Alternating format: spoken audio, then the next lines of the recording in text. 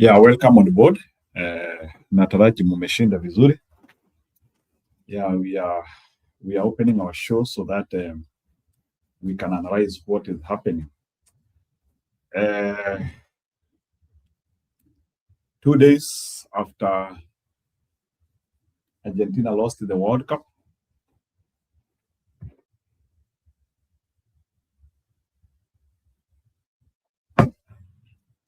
today the catching scenario is Sifuna has launched. I'm hearing it's like Sifuna has launched an M-Pesa number to support his campaign, which is okay. And what else? Akina Gachagua, they are continuing with their platform. Today there were duos in the parliament showing their green colors, as well as there was a catching scenario of Medo and Sifuna seen together. Big things. Sifuna team seems to be forming. Sifuna team seems to be forming based on what is happening.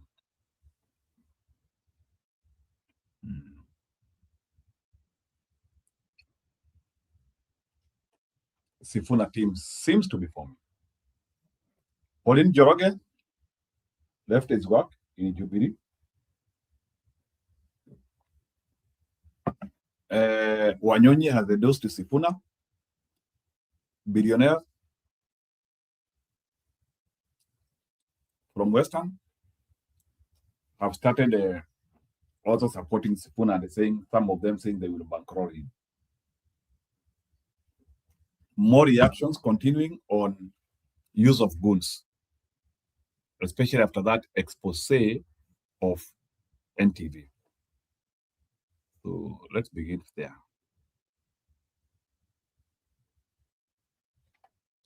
Yep. Budi is talking about that. So, in fact, Budi hata ndiye amenionyesha hiyo video. Acha nione kama naweza ipata hapa.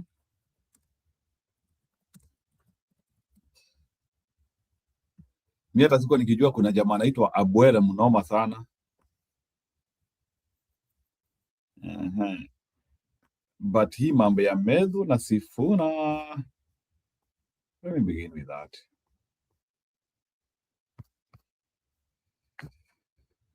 Let's see.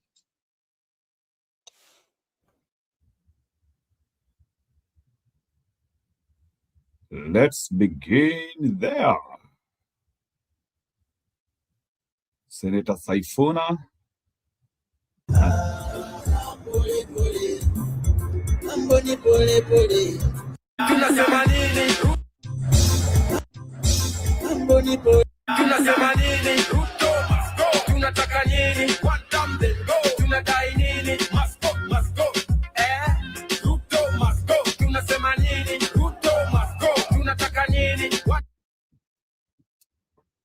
Images speak 1,000 words. We always say that. Images speak 1,000 words. Sifuna and Medho, we know they are in one term, but a lot needs to be decided there. Some new chemistry, it might bring a lot in the future of unknown politics. So here, that one is quite amazing. First of all, seeing that collaboration, they seem to, if you look at the body language, they seem to be having some freedom to each other. Hawakai ni kama ni watu wako na friction. They seem to be guys who can be able to understand each other. There is a lot. If you analyze that image, it has a lot. Iko na mambo mingi. If you analyze that, whatever is happening in that image is a lot. Yeah, so let's see. What else is there? Let's see what else is there. So maybe we can begin with this maiden story of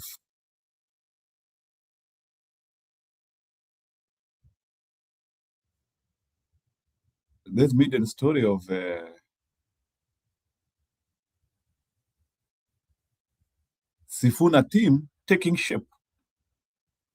Go ahead. Good.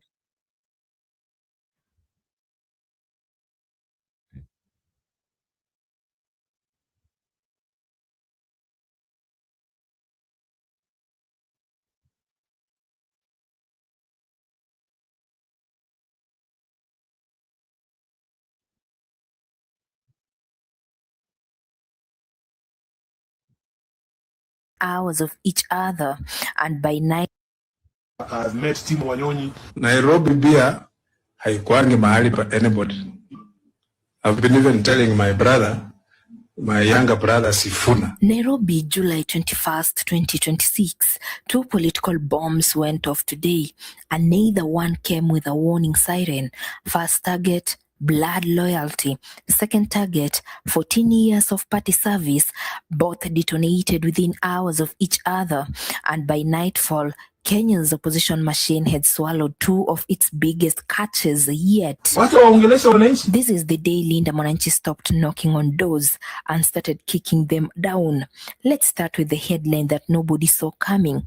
Tim Wanyonyi, 3-term Westlands Member of Parliament, walked into the Linda Mwananchi camp and publicly endorsed Edwin Sifuna for the presidency. Here's why that single sentence should stop you in your tracks. Wanyonyi is the brother of Moses Masika Wetangula, the Speaker of the National Assembly, and one of President William Ruto's most loyal lieutenants. In Kenyan politics, blood is supposed to be a fortress. Today, Wanyonyi blew a hole straight through it. But this isn't just family drama. It's a chessboard move. Wanyonyi has his eyes fixed on the Bungoma gubernatorial in 2027 and is not walking in alone. 8 of Bungoma's 9 sitting MPs are already behind him, except his rival Didmas Barasa. Even the ACK Bungoma diocese has thrown its weight in. That's not an endorsement, that's an army. And who's standing in his way? Didmas Barasa, the man widely read as the UDA approved candidate, tied at the hip to Governor Ken Lusaka's status quo. So, make no mistake, this isn't just Wanyonyi picking a president. This is Wanyonyi borrowing Sifuna's grassroots wildfire to light his own gubernatorial campaign. The cracks were already showing. Mind you, Wanyonyi had publicly slammed leaders for imposing themselves on Bungoma, and Ford Kenya had already put distance between themselves and him after he refused their ticket. Today was simply the moment the marriage was declared officially over. All my interest is in Bungoma. My business is Bungoma. Everything. Bo Nairobi tulienda kasi. Alafu Nairobi beer haikuangi mahali pa anybody. I've been even telling my brother, my younger brother Sifuna. Nilimwambia Sifuna, I know you are making a political statement, but for you to be more established as a politician and you want to play national politics, you must have a base. Nairobi is nobody's base. His base is wapi? Bungoma. Lazima a retreat, arudi Bungoma, chenga base yake from here. Then from here, build yourself going out. No. Because ukitembea Malawi ya nyuma bantu bobo sibemile no manya soli I am safe. Ebana Nairobi manye balisa ba shift ba jamaa shift ba korro. Mheshimiwa Raila Odinga was a Nairobi politician. But his base ilikuwa wapi? Nyanza. And that's what built him. Because nobody will shake him. Na you touch him, Nyanza in a vibrate. So, ukikuja hapa, we want to see. Wale wetu pia wanataka kuplay in the national arena. tuwashenge from nyumbani. If Wanyonyi's move was an earthquake, Pauline Njoroge's was a landmine that had been buried since February. Njoroge, a sharp digital strategist and Jubilee's deputy organizing secretary and NEC member, resigned today, effective immediately. 14 years gone in one statement. Her words carried the weight of a door closing gentle, not slamming. For the last 14 years, I have walked an incredible political journey. I believe the time has come to embrace a new chapter. She thanked former President Uhuru Muigai Kenyatta for mentoring her and walked away, in her words, with gratitude and respect. But here's the twist that changes everything. Njoroge revealed she has secretly been part of the Linda Mwananchi since February 2026. That means for 5 months, while still wearing a Jubilee badge, she was already marching to Sifuna's drumbeat behind closed doors. She wasn't defecting today, she was simply coming clean. You may remember her from the Thika rally in June, standing shoulder to shoulder with Sifuna and Babu Owino, delivering fire so hot the supporters nicknamed her simply "The Lady is Fire." Earlier this month, she'd even shot down rumors that she was ferrying Uhuru Kenyatta's cash to bankroll the movement, calling it cheap propaganda. Now she's free of the party leash entirely, and Jubilee's left holding an empty chair where 14 years of loyalty used to sit. Zoom out and you'll see the bigger storm brewing. Sifuna isn't chasing the deputy president's seat. He wants the top job. Full stop. Linda Mwananchi crowned him their 2027 flag bearer at a strategy meeting at Governor Natembea's residence just weeks ago. Now the campaign trail is picking up speed. A mega rally in Kitale on July 25th, followed by the big one, the Bungoma Homecoming, on July 26th, where Luya elders from every sub-tribe alongside Teso representatives will formally release him to the nation. I have met Zakaria, all of those people, including the Senate aspirants from Bungoma. We have very many aspirants from Western Kenya. And our hope is that because watu wametuamini na wametutegemea. Unajua sasa hivi leo kuna shida ya njaa. Mtu achukue shilingi 10 ya kutumia kwa paybill yenye labda angenunua mkitu wa kule. Umena kule. Huyo mtu huwezi kumwangusha. Wacha waongelesha wananchi. Na lakini ile kitu mimi najua kiongozi yoyote ambaye atachaguliwa na wananchi pale kama candidate wa Linda Mwananchi ndiye anaenda kukuwa governor wa Bungoma. Hiyo naye nataka kukuhakikishia. Kwa sababu angalia tu quality ya watu ambao unazungumzia, alafu compare na wale wengine wako pande ile nyingine. Mimi naamini kwamba iwapo tutafanya mambo yetu transparent. Tumezungumzia hapa mambo ya transparency. And we don't want to be hypocrites. Unasema hii na unafanya tofauti. Tunataka wananchi wenyewe wapate fursa ya Out west, there is a new political currency, and it isn't the shilling. It's a phrase. Mimi ni Sifuna. Say it at a rally, a funeral, a public gathering, and the crowd rose. Forget it, and you might as well be talking to a wall. Locals aren't shy about it either.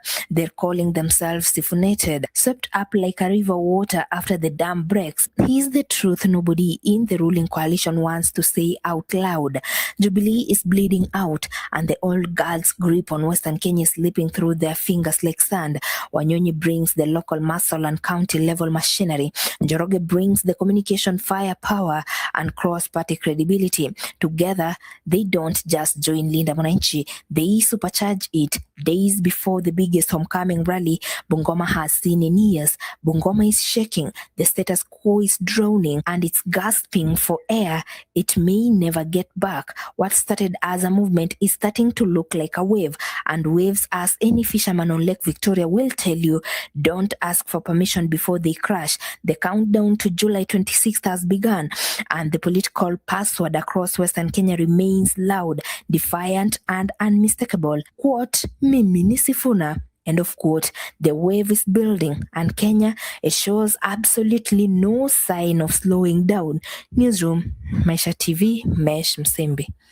Imagine being able to build anything just by thinking about it. Meet Base 44.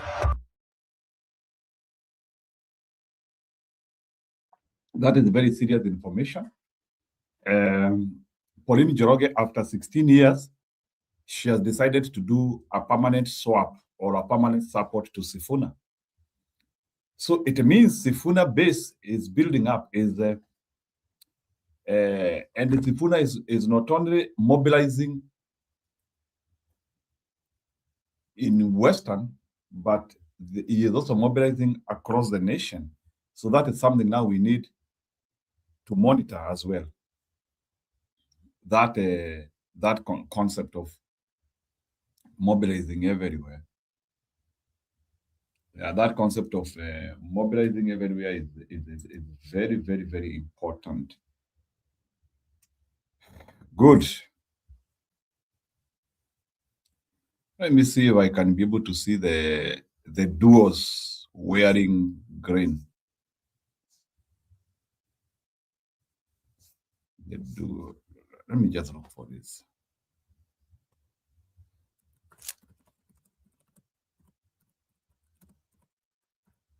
Let me look for them. Let me look for them.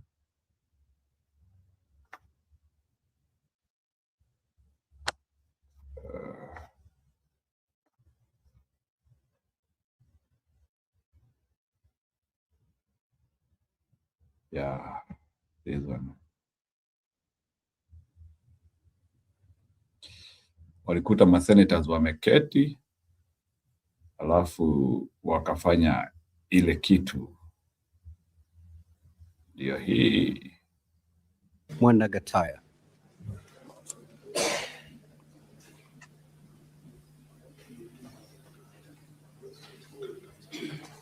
Thank you, Honorable Speaker. Mr. Speaker, sir, I rise pursuant to Standing Order 53.1 to seek a statement from the Standing Committee on Health on a matter of nationwide concern regarding the persistent technical glitches in the healthcare digital systems across the country.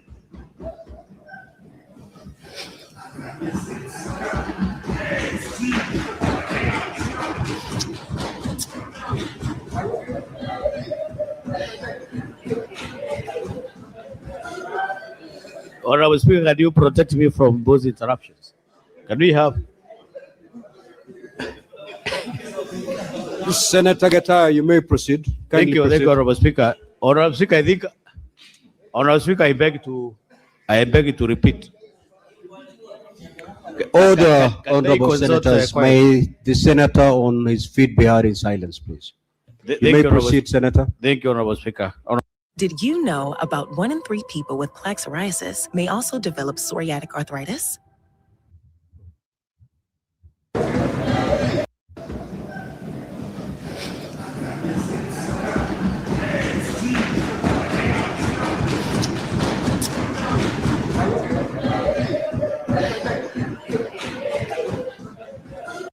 That is the green color. Walikuja hivyo.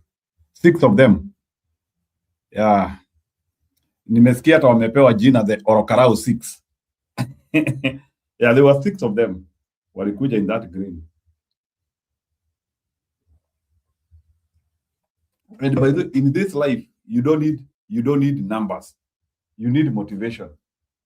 And these guys are a true definition of you don't need numbers. You just need guys who are motivated. And I now come to believe that Gachagua is having a battalion which is working very well. These guys, they are 6, but ni kama wanasimamisha hiyo Senate. I think according to me, they are the only guys who are doing serious work in Senate right now. Let's hear what Medho said there in the parliament today.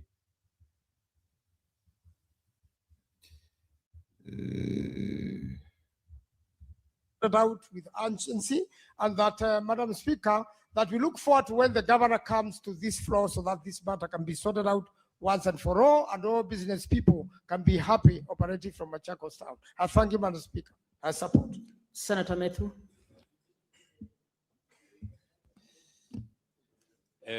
Thank you very much, Madam Speaker.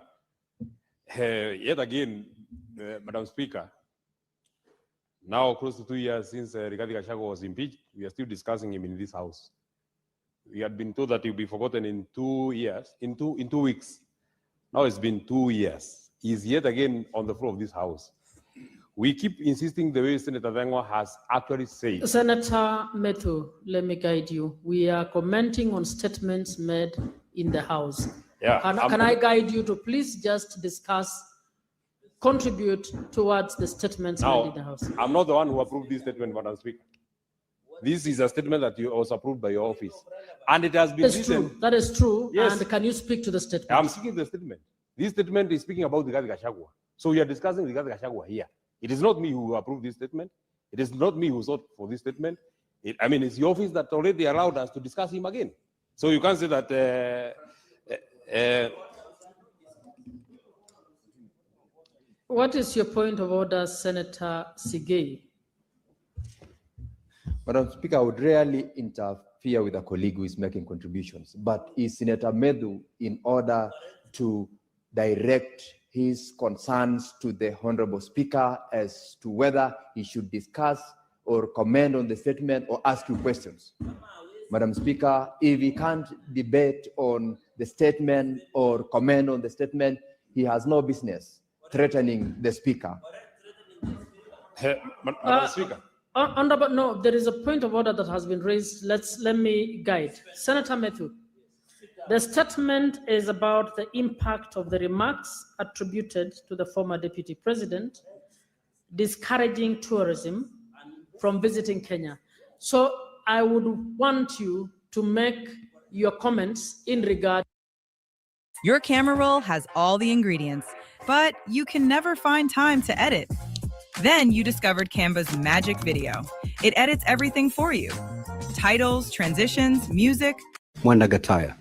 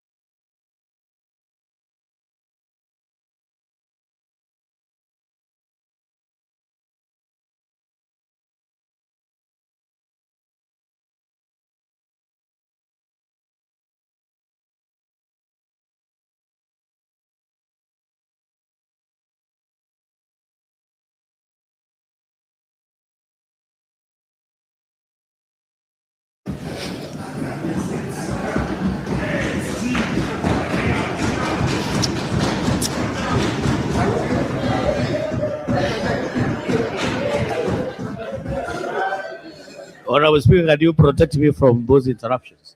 Can we have?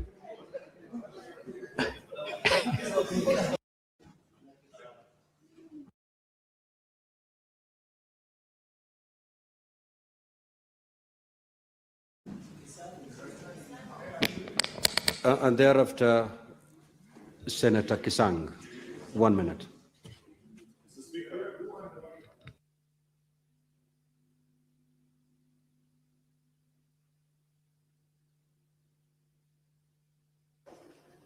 I can use this mic to save time.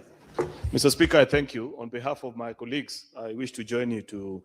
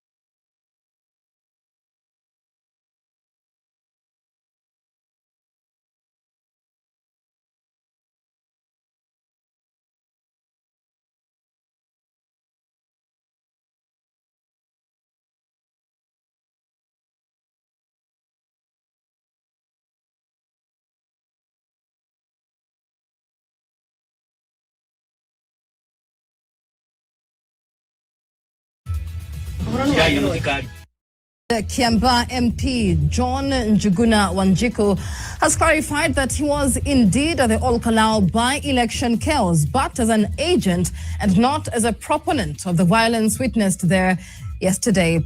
And a cooking oil company whose vehicle's number plate was spotted on a luxury SUV carrying a gun-toting hooded man in Olkalau now says that registration number was duplicated illegally and misused in the incident. Here's NTV's senior reporter Gina Kirori with the details. The law is clear, and under it, only one registration number plate shall belong to one vehicle. However, the events in Olkalau this past Thursday reveal how shadowy individuals replicated number plates in order to conceal their identities and intentions. On Thursday, NTV revealed this registration number, KDW 600Q, is listed under Vipingo Industries Limited. The company produces dollar flour, Golden Drop cooking oil, Vipingo cream soap, among other products. However, Vipingo Investments has responded to the claims, ascertaining that they do not have a black Toyota Land Cruiser under this registration number or any other. Instead, they have this white Toyota Probox registered under the same number plate, KDW 600Q, which implicates the black Toyota as an illegal element that was introduced to unleash chaos in Olkalau on Thursday by impersonating the Vipingo Industries Limited vehicle. The company adds that, "We have no affiliations whatsoever with the vehicle used during the Olkalau by-elections acts of violence by the hooded men." Further, Vipingo Industries had no vehicle, staff or representative at Olkalau on the date in question or the events. We have reported the matter to Eldoret Police Station under OB number 14/18/7/2026 for authorities to investigate the use of our number plates. We put these queries to the National Transport and Safety Authority (NTSA), who are tasked with issuing these registration plates in order to understand how a number plate could be replicated in violation of the law. They state that the National Transport and Safety Authority allocates only one registration number to one vehicle. Cases of fake plates, forged or ghost plates are rampant, criminal, and a threat to safety. This is one of the primary reasons the authority proposed mandatory inspections for all private vehicles. This black Toyota Land Cruiser, registration number KDL 477Q, is listed under Kiambaa MP John Njuguna Wanjiku. He, however, says that while videos of him and his vehicle were captured in the middle of chaos, he was not part of it. One of the areas I was supporting the UDA candidate was on the two polling centers that were very messy in terms of goods. And I know you had some people covering those areas before. So I was even going to check whether our agents are okay and whether our mobilizers are still fine. When asked why some hooded and masked men were seen in his car, even when you look at the heights and everything, you'll be able to see that's not even a police officer. That's a very young man who was trying also to hide his face. The person in the video footage is me. Okay. My personal bodyguard. Okay. My personal aide. And my cameraman. Okay. And in the video, we got stuck on the road because it was barricaded. There was the stones on the road. So when we were coming out to remove the stones. We also reached out to the National Police Service to inquire why no suspects had been arrested if they had indeed ascertained that the individuals are not police officers. They reiterated their earlier statement, stating that the Directorate of Criminal Investigations is carrying out investigations to establish who the hooded individuals were and what their motive was. Kenyans have lashed out at law enforcement agencies for altering registration number plates during protests, with the events at Olkalau showing how this vice is seeping into the democratic process. Gina Kirori, NTV.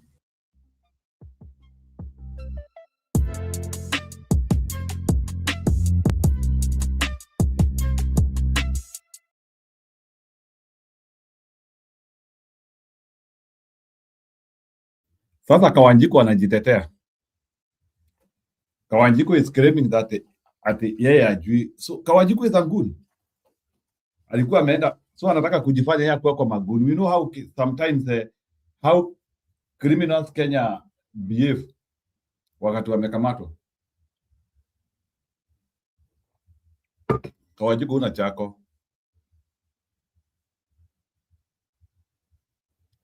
Kawajiko huna chako.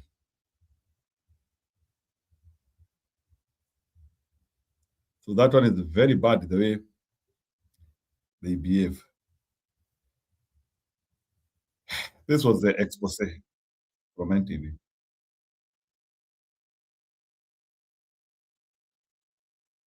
Wacha tu naonesha tu kidogo the goons paradise.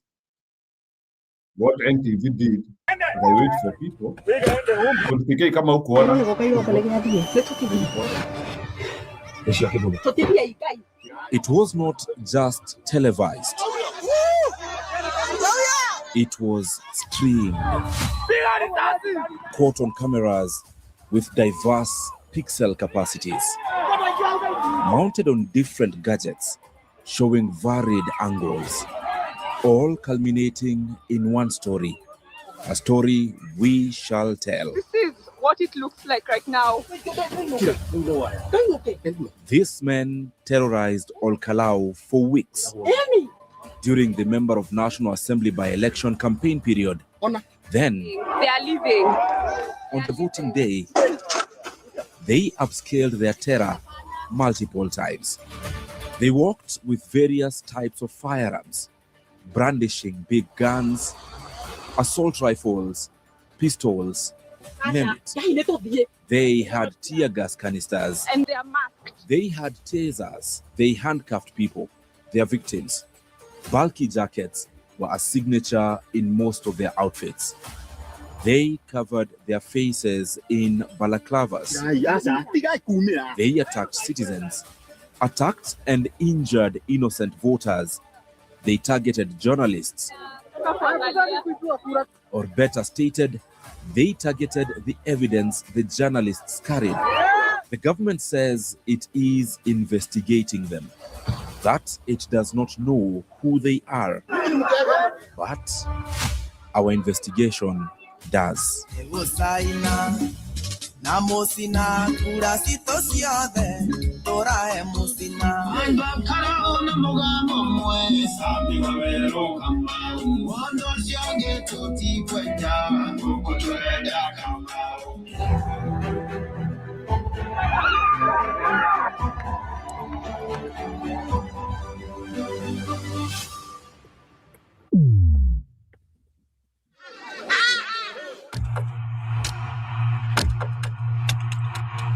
The queues snaked in. Wacha nisimamishe niache kukubo. The reason why nimeamua kucheza hii kitu is the Stone PK said yesterday he was not aware of this expose about goons, which was done by NTV 2 or 3 days ago. But you can react to what has happened today. Pauline Njoroge is now extremely siphoned. Wanyonyi is with him and he wanted to go to Bungoma for governor. And the Green Army. Go ahead. Leo niliona watu wako wako na uniforms. Walikuwa wamevaa uniforms. Your people. Were you excited about that? No, it's just communication. You don't need to be excited, but they are trying to create. I am excited about it. I am. No, you have to be excited about it. You have to show yourself. You have to show whether you're with Ruto or against him. That was good. Watu wa sita na wanasimamisha the whole of the Senate. 6 people but dangerous. Watu sita. Yeah, that was good. So you should be excited about it. Usijifanye hapo. Were they sending signals that they want? I think walikuwa wanatuma signal kwa wale wanataka kukuja usiku. Wanasema hata nyinyi mkuje mchana kama sisi, right? Yes, exactly. How many counties are there for Central? Gamma. There are 11. So we need to see 11 of them. I think 11 or 13. 11. We need to see 13 blue The green jackets. Waembu toa hapo, Senator Waembu huyo ni psychopath. Senator Wameru mutoe. You see? Sasa Senator Wanyeri. Those are dangerous.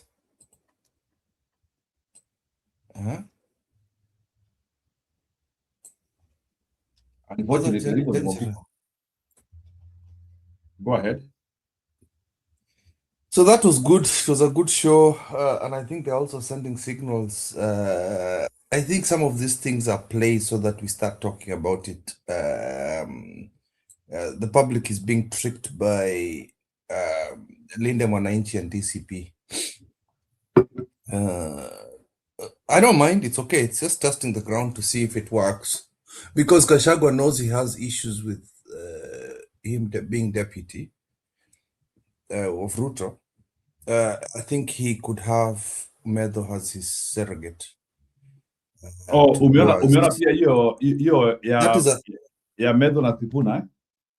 Yeah, that is a signal. That is actually a signal for us to start discussing as the Wananchi. So, you know, like the way the Sifuna discussion started. It's just coincidence. You want to say it is not a coincidence? No. Au majamaa wanaonekana hapo kwa parliament alafu na picha inasambaa.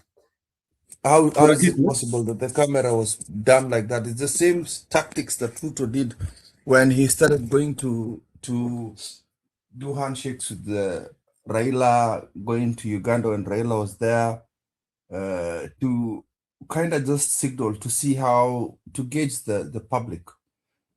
Cameramen are not there just by accident. Kwani hao kutanangi kila siku wakienda Senate pamoja? These people talk. It's just that was orchestrated to see how the public will react. Even the public right now, I know we are not going to do that in the show. The public is right now also hitting on Kalonzo. Meaning they want to hit him so hard. They're talking about his finances. They're talking about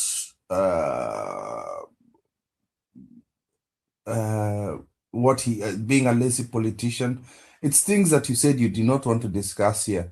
But I'm saying that is what the public are talking about right now. The public has been discussing that for the last 2 days. All over TikTok, YouTube, umeongezo vitu. They're propping up Sifuna. And then Gachagua is not stupid. He's not going to put himself in front there. He's going to put Medho. Gachagua, you remember when I was telling you he's got a list of things he wants to ask for before he joins people. Those are the things we're going to do. There's also the thing about Pauline Njoroge. Pauline Njoroge has been with Jubilee has been out of Jubilee since February, my friend. Then now akaandika barua jana ama ilikuwa juzi kwa TikTok kusema kwamba ame resign from Jubilee. Are those also signals that Uhuru is going to be? This is actually from, I think it was a Bold was the one who's doing this analysis. He was stating that, is it a signal that Jubilee is going to be funding Linda Mwananchi, or Jubilee is joining Linda Mwananchi? Because they're also reducing the cost. Ometo office Olkalau and some places in Central, meaning that they've bowed down to DCP, and now they're going to focus more on other regions and also Linda Mwananchi. So the things are cooking out nicely. Right now, it's the big egos we have to be very careful about. I think Natembeya has been tamed, which is good. Natembeya's ambition, because remember, we are really scared of Natembeya a few months ago. We did state that Natembeya looks very slippery and he could go and negotiate with Ruto. Remember, he was the first person who went to say that, oh, Ruto, President Nini ametusaidia, what, those was year 1 and 2. Then I think Ruto tried to arrest him, EACC, and then I think the relationship went sour after that. So that was good for us. I'm not saying that governors are not corrupt. let's just be realistic here as Kenyans. We are not there yet. Let's just talk about removing Ruto. So for me, I'm seeing 2027 playing out. We just need to kind of, how do I put this, iron out these issues. We've got threats from Makinau Paranya. We've got the coastal threats from Joho. Ruto is very confused right now. Kalenjins are actually saying, some Kalenjin leaders are actually saying, deputy. You know, some stupid things like that. Watoe Kindiki warudishe Gachagua until they discuss it. Some very unrealistic things that I don't think can happen. They cannot. I mean, Gachagua, would Gachagua want to be deputy president for a year? You can see signals from both Gachagua and Kindiki, meaning that in a couple of months, probably in December EV or towards the end, it's not as early as Ruto, you will start seeing them working together, moving around, and Kindiki as DP will help. And I'm also seeing a fact that definitely Ruto is moving towards Western. But I think Ruto is also, you know, we give him too much credit sometimes. He's just a ruffian. He bulldozes things. I don't think he's ever thought of Western, because every time there are several people who've been promised that position since 2024, even when Gachagua was there. There was Anwai Guru, there was Gladys Wanga, there is Njoho, there is Oparanya, there is Kalonzo. Kalonzo is also somebody that was to be given that seat. So we don't know, you know, his head is all over the place. We don't know what he's thinking right now. The exposure, things are being exposed right now. The pushback from this is the kind of stuff we wanted also from the media, right? I think even the media are really pissed off with this guy, is the fact that other than just us as the people who also want the media to actually assist. The media was like, no, we can't, you know, we can't do this. So as you can see with the expose, Ruto has come now to say that, to state that, oh, sijui Gunism, sijui nini, because it's exposing him. These are things that if ICC is ever to be presented, there's a lot of evidence to show that. There's actually, that the media has placed itself towards producing those things because they've done an investigation. And if they asked for those evidence in the ICC, they can provide. And nowadays there's facial recognition. Those people are in trouble. It doesn't matter. Your eyes are your eyes. The shape of your head is your shape of your head. Even the height is you. They caught the guy, they followed, they've caught a lot of people in America just by that. So for me, I think in Kenya, things are moving very desperate, but also it's desperate for us because we know who this animal is. I think we've been saying this on the show very many times, that Ruto is an animal. I'm glad Metho is saying the same words. This is a different animal. This guy is going to intensify the kind of situation we're going to be having in 2027. I am excited, but I'm still very fearful about the sort of man we're dealing with. Sort of man we're dealing with is a fact that has not even acknowledged that 2 people had died on Karao. He doesn't see human life as human life, you know. We lost people in Olkalau. People have been injured. And every time in Bere, we lost also some youth in Bere. In Malava, some people lost their lives. It is, I think sometimes even us as Wananchi, we brush off that people have been dying in these by-elections. It has become daily normal stuff for us, that even when we have protests, people die and it's normal. We move on. It's never discussed. It's never, you know, it's never done that. There was somebody else who also talked about the Raila Amolo Odinga family, or the whole Jaramogi family. Let's start from the top. Tokamze. Ruto's main aim has actually been fulfilled. That family has been made impotent. I can tell you right now. The kingpin of Luo Nyanza, as far as political heads are, is Raymond Omoli. It's Raymond. Because he's controlling every single politician. I don't see Bini Odinga anymore. We're only seeing Raila Jr. dancing around here and there, doing some events here and there, dancing, being a comedian, maybe a social media somebody. That's not what makes leaders. What makes leaders is actually trying to help the people. Maybe he wants to be MP for Kibera, but we don't see him there. Same with the daughter.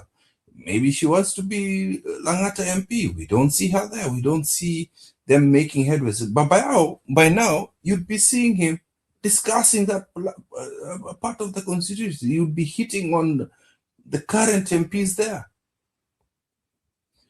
The Raila's wife was never ever allowed to take any political positions by the husband. Immediately he died, she became ambassador of I don't know what. The only thing that he would allow was clergy. She became bishop of the Anglican Church, Naiye Katosh. But now you can see Ame Shiba Akosawa, she's risen herself, she's having events with events that are classism and stuff like that. So the legacy of the Raila family has dropped because the man did not train an apprentice in the family. You know, you have to train them. You have to show apprenticeship to kind of, you know, pass the baton. Moi did that with his youngest son, Gideon. Gideon was the one who was trained to take over the baton from his the father. Jaramogi, I mean,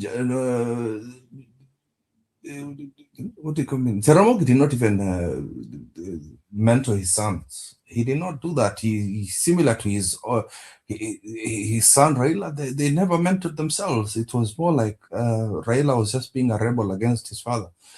If you look at the Jomo family, Mamangina has split a family into two. There are those who are going to be mentored politically, and there are those who are going to be mentored in business. And you can see that is why there's a success in the Kenyatta family for over 60 years because of that. So for me, you have to kind of look at how, if not careful, the legacy of Raila is going to be destroyed by the likes of Gladys Wanga, Mbadi, Opiah Ndai, Raymond Omolo, Ruto, Njoho, Paranya. These people are going to destroy that party. It's now Karatasi Matope. There are only a few people here in Migori, Kidogo Upper Migori and Siaya. And then we've got also Uko Mombasa peke yake. The rest of the coastal region is not to do with ODM. Anyway, now Budi Amenda, and I wanted us to give him a chance. Budi, you can return. Please come and react to what is happening in the airwave. Please don't do so. Yeah, I really wanted Budi actually, to come. Kirudi ntanwacha endelee. Hapo I agree with you, Roba. This is a very delicate situation right now for Luo Nyanza, and I like the fact that there's remnants of Raila, and also him in his own capacity. Orengo does not need the name of Raila to actually command some power. And Babu obviously has remnants, but Babu, I hope he has matured. I think we said that about Simbarati, but I'm not going to step into that topic because that's a sensitive topic, because I still do not, I don't see somebody that commands goons as being a person that should take the country forward. At the moment, we're in desperate times. The top city is being maliswed by somebody. You know, at least even with Uhuru, when we saw Raila, what do you call it? Nairobi County going into the dogs, what did he do? Yes, he is. No, Alex, you're right. I'll come back upstairs. Nitakuacha uongee, please. I'm sorry. Babu is a good. And it's going to be the same mistake as Kisi. Most definitely, if we're not careful. And that is why, Njeru, sometimes it's good to talk about these things. It is good to talk. We need to see alternatives. What are we going to do? What deputy are we going to give him so that he's checked and we have checks and balances there in case you guys decide to put him as governor? I know we want him so that he can take care of the Kisumu part, but you know, why doesn't Babu go to Kisumu bana bro? Anataka tu Nairobi, eh? O unataka tu atuwe gavana Kisumu, akatoa Anyang' Nyong'o. Anyang' Nyong'o zinamaliza. Anyang' Nyong'o is finishing. Ama kuna term mingine? No, is Anyang' Nyong'o doing second term ama first term? I don't know, you check. Okay, nitaangalia. So kuna vile mnaona aondokee tu Nairobi roho safi. Atoke hapo bana, please. So for this time around, people want sanity in Nairobi. Sawa, wacha tukaribishe Roba, maybe Roba to react to this political party and their hard work maneuvers. Yeah, let me a little bit because how do you analyze coach kasema ba aenda kana wacha ni niongea kidogo akiingia na mimi nitaenda kwa sababu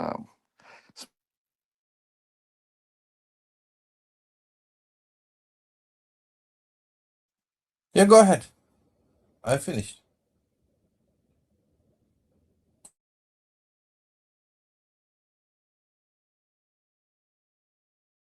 Mkubwa, tumekupea nafasi. Endelea.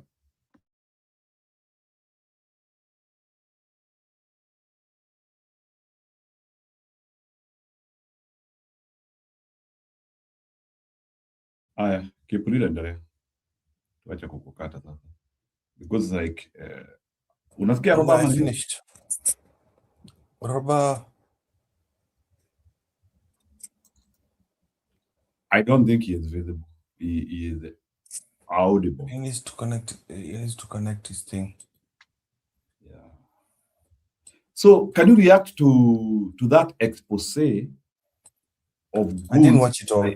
But no, even if you didn't watch it all, but can you react to media and that expose? That, like, can you imagine NTV giving a over 1 hour expose of media? And you can see that was my reaction. The unfortunate thing is the media personalities that went to Olkalau were roughed up. Even in places of war, you do not touch the media. They're usually actually. You remember when Israel threw a bomb and then it hit a journalist? How the whole world was pissed off, and they had to come and apologize about that. Go ahead, Alex. Good. Yeah. Okay. Driving back home, so nitaongea machache. Nikifika home ndio nitakuja tena vizuri.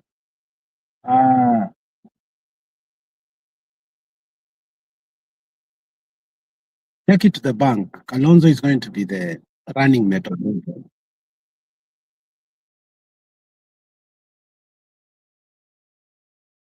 Kalonzo is going to be the running mate of who? Kalonzo is going to be the running mate of Ruto. Huh? Yeah, Kalonzo. Kalonzo will run with Ruto, and it's a sealed deal. Now, Nairobi will split Linda Mwananchi with the DCP. The Luyas are going to be unreasonable in demanding, because they are not. The Luyas are not going to vote with Luos no matter what in anything. I think it's divided. It's a done deal. I think the way they've come, I mean, they will never, ever, ever. I don't think there will be any Luo who will win the Nairobi seat. currently as we speak. The other thing will be the Matiang'i factor. Even if Pauline Njoroge has gone, there are people in the caliber of Madam Julia who will stick with Matiang'i no matter what, whether he wins or not, and they will vote for him. Now, when that comes to play, I'm looking now on the threshold of declaration of a president. And that is the threshold of counties. We're going to be in a big trouble if we are not able to contain our coalition. And it's a high time now. We'll go back to what Stone BK was saying. Let us celebrate this win with humility. Might end up being actually what will tear us apart. And I hope Rigathi Gachagua will be humble enough to understand, and I think Kip, you have said the demands of DCP in the coalition are going to be a little bit tough.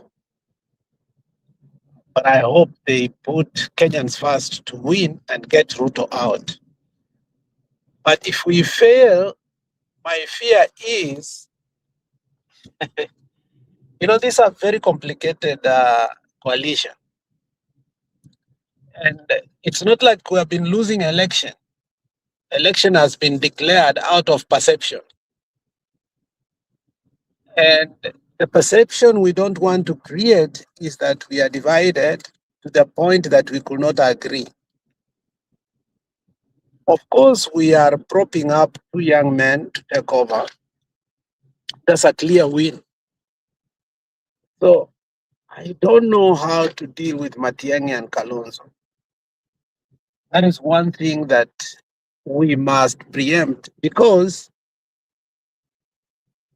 without a doubt, I think Roba got it wrong here, that if Matiang'i makes a mistake of going alone, he might lose. He might not lose. I think the better thing for him to do is to stay alone and garner the votes for 2 counties, and that will help them when it comes to the committees in parliament as they build their own coalition. I think we are in a more precarious position than before in terms of how we are going to negotiate. Sifuna is a gift, but also a complication. A deep complication, I'm telling you. And the fact that now Sifuna seem not to be having financial problems, because that's what they were looking at, there were people who were gouging and expecting that his presidential bid will flop. But I've already told Njiru that Mudi Awori and Ambuere, and you know very well, Mudi Awori is loaded. My friend, the Awori family is just, they own Kisumu itself. If you look at the whole street, kutoka kule juu, the Mudi Awori and Job Omino owns Kisumu. That's one thing people don't know, And then if they are going actually to bankroll Sifuna, then I think the equation of our brother Uhuru Muigai Kenyatta bankrolling Linda Mwananchi is out of context. People like Karoli Omondi, who have been actually the main contact here now, Eliud Owalo. In fact, Eliud Owalo helped Ruto extremely last time when they came with Mudavadi here and through George Soros, and they got that funding. And today Eliud Owalo is not getting along with Ruto, and Karoli Omondi was actually to the US, Yeah. When they came last time, I mean, remember that meeting that we went with Ule Mzee Texas, we went to Dallas, Ile Mudavadi, only to find that George Soros was there, and we were wondering what the heck is going on. That's when we said, you know what, this thing is a done deal without our knowledge. I mean, those trips of Mudavadi to the US and Eliud Owalo. So the issue of bankrolling Sifuna, I think, has been sorted out. The problem for me I'm having is, how do we sort out the imminent fallout? And because, we are looking at it, you and me are looking at it from the point of what? Election and winning. But parties look at differently. And we ought to understand how parties run. They're looking for power and leverage. So you're not going to say or to tell a party to mortgage its power. Okay? Because right now, as we are talking, we have edged out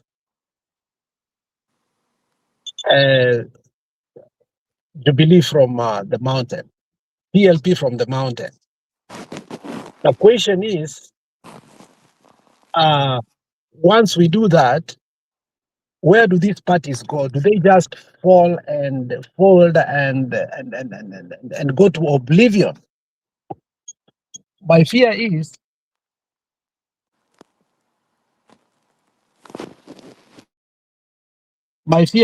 it doesn't just happen like that. I don't know if you saw a clip of our party leader, Nani's party leader, actually congratulating Ruto. I don't know why he did that. I mean, Martha Karua, there's something she said, and I thought it was AI, only to realize, you know what? It might be true. So I think this is a moment whereby DCP must handle itself with humility, because obviously they must know they are now the biggest opposition party and they are not losing it. So they shouldn't even be talking a lot. If I was the DCP now, I will leverage on how to treat parties as brothers and sisters and working to harness and convince Martha Karua to run for Kirinyaga gubernatorial seat, and we support her to the man. We must find a way to hold this coalition. But my fear is my party leader may not be willing to do that. Yeah, anataka akule peke yake. And he must know it can't work that way. If it's that way, we are going to find people who actually will say, then this is worse than the other. Because coalition making is not a wedding. It's a war, it's a battlefield. And the other person will ask, what am I here for? But as we said, if we start openly saying, utachukua speaker, utachukua hii, again, we will have a fallout. Why? Because again, we have seen before. So how do we cement this coalition? Ruto understands right now he doesn't have numbers. So he will do everything in the capacity to make sure that Kalonzo runs with him. That alone gives him the perspective. And I am fearful that if we start too early 1 year to election like that, I think then again the media we start running narratives that we wouldn't want. So as we go to this pact, I think we need to be more humble, retrospect, and I think this is the first time that we really need a meeting of the principals to go and understand that it's do or die. They have the numbers. Azmia has always had the number, CORD had the numbers, but containing and the perspective was our mistakes. And we must remedy that. Elections have been won by 200,000 votes and declared by 200,000 votes. That should worry you. And again, the issue of the counties is going to be very critical. If Matiang'i decides to run alone or Kalonzo decides to run alone, then the issue of counties again is going to come in. And we must be very careful about it. Somebody may rebel by just refusing not to be in the coalition and run alone. That is detrimental too. So I think we have a big problem coming up. And Gachagua must understand that his rhetoric and his character in terms of how he will treat those parties is going to be very critical.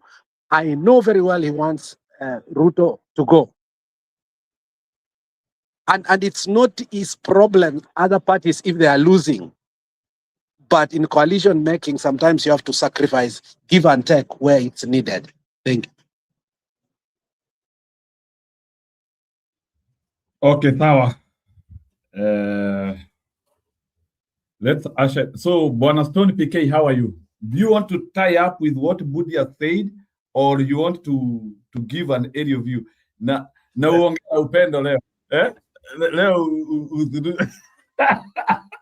I want Jiru, I wanted to call you on the other line. I realized I distressed you last night. It was never intentional. You know what I do? Let me say it here openly. Because it's what I was taught that in my profession. You do two things when you're going to talk to people, or to anywhere you're going to talk. And Alex, how are you? And keep karibuni, asante, pole. Njiru keeps like anapendanga kufanya jump start mpaka unasahau kusalimia watu.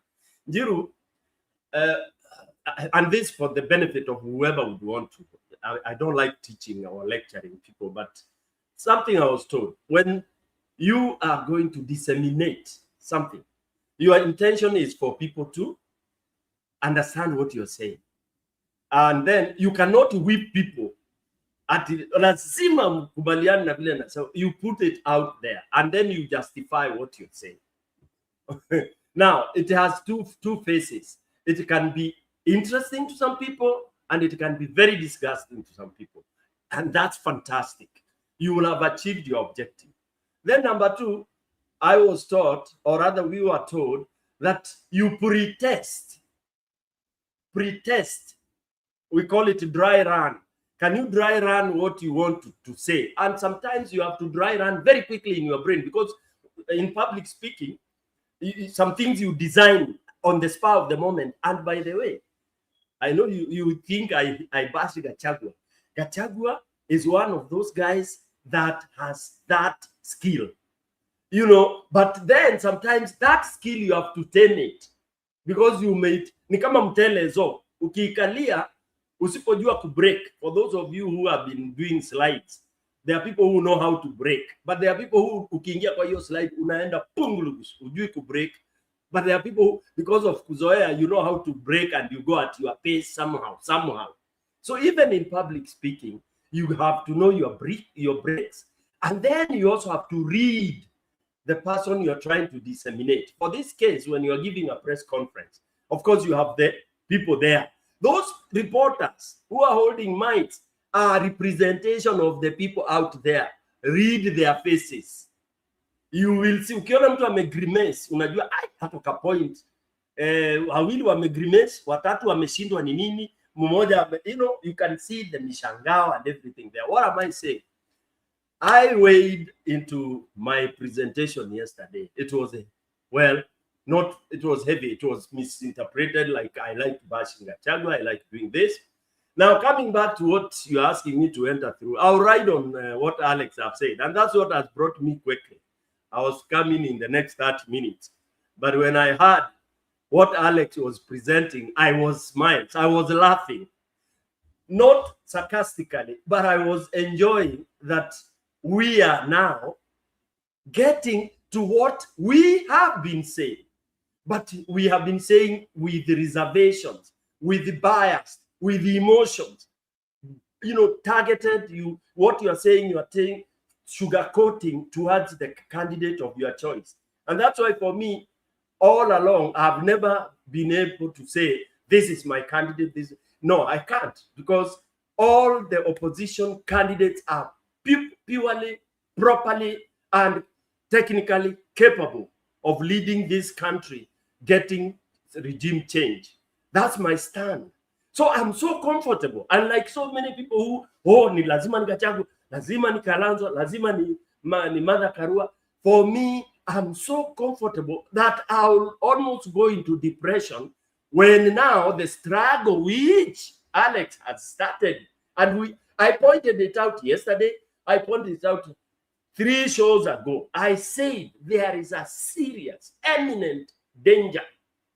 And unfortunately, mimi ninatandikanga kitu openly. I enumerated where the danger lies.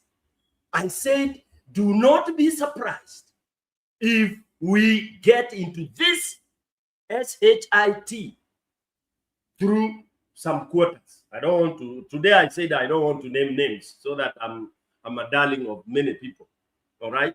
So that which, Alex, you are articulating, that is not even the elephant in the room.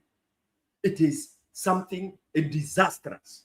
It is what might kill us. We will be like the way Raila did to us, and we went into depression for so long. Why? There is one thing, as I sit so that somebody else can say. There is a litmus test in leadership. Only one litmus test in leadership. Kabisa, if you are a true leader, you have to pass that very difficult litmus test. Because people say in politics, it's about interest. For me, I don't think so. About interest comes second. Okay? If you are going there because of your personal interest, then you are not supposed to be a leader. Because if it's your personal interest that is driving you to seek for a leadership position, you most of the time you'll be a failure. Because once you don't achieve that personal interest you are pursuing, you become somebody else. Munakosana na watu. But if you are people interest driven, if you are going there because you have seen a gap you can bridge to help the mass, to help the people, then you will survive. Because your personal interest should be a periphery. It should, of course, because for you to do what you're going to do, you have to earn a salary, you have to be facilitated, you have to do that. So for me, that should be the secondary for a true leadership. And in this, therefore, litmus test now comes. As a true leader, are you able to put that forward and be able to even seed ground? You know, seed ground. Or are you there saying, mimi ndio na command kila mahali. Nikienda mimi ndio ninajaza stadium. Nikienda mimi ndio.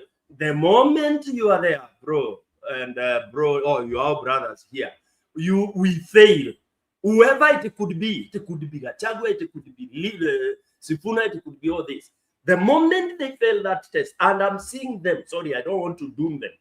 I'm seeing very serious indicators, and Gundi, you have indicated, very, very, very dangerous indicators, that if they don't meet them now, if not yesterday, if they don't come out clean, condemn, and Gundi, I'll suggest here what you are fearing. I would want them to come out now. Then we deal with the press. We deal with everybody in the next 15 months. Or is it 15 or 14? We can deal with every nonsense that will be brought around. We have enough time to do that. And we will be able to hold. Tukisema ni Njiru, it will be Njiru. Tukisema ni Alex, it will be. We hold together. And we stop this idiotic routine, the political idiotic legacy, where at uende ukafanye huku na huyu aende huku na huyu. Kenyans are together, if there is that word, in terms of removing Ruto. Hakuna science mpya hapa.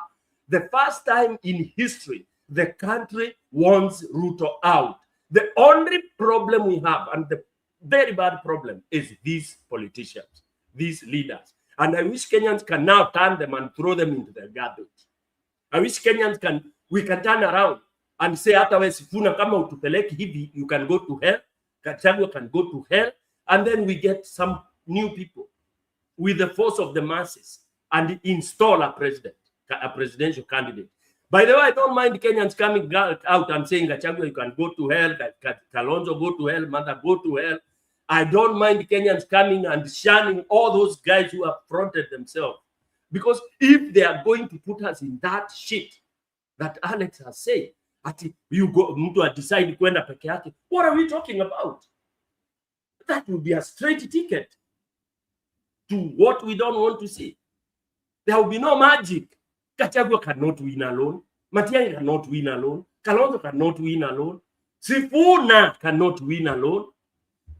Wacha he cannot win alone. Never. It's not possible. The moment he bolts out as one, you will see another chemistry. Ndio utasikia maneno ya mtu wangu. Ndio utasikia maneno ya watu wa kwetu. I think I'm a little bit, I've been in this space for quite a while and I've seen so many transformations in terms of policy. So, PK, in other words, what you are trying to say is that but we have not faced the test of what we are supposed to do. We are still in the preface of everything. Is that what you mean? Exactly. And you can see it if you ukiangalia na micros utaona. That is it is. Bundi amesema kitu noma sana hapa na ndio nataka I want you to ride na hii kitu. Bundi amesema kitu noma sana because based on Bundi's statement is like he has in quote, he has given Ruto a very serious principle. Amesema based on the way the matrix is, Kalonzo anaweza gravitate kwa Ruto as a deputy.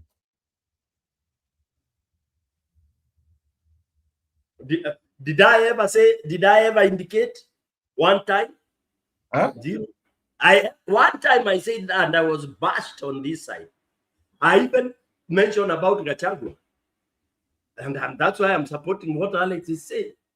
Those are the possibilities, my friend.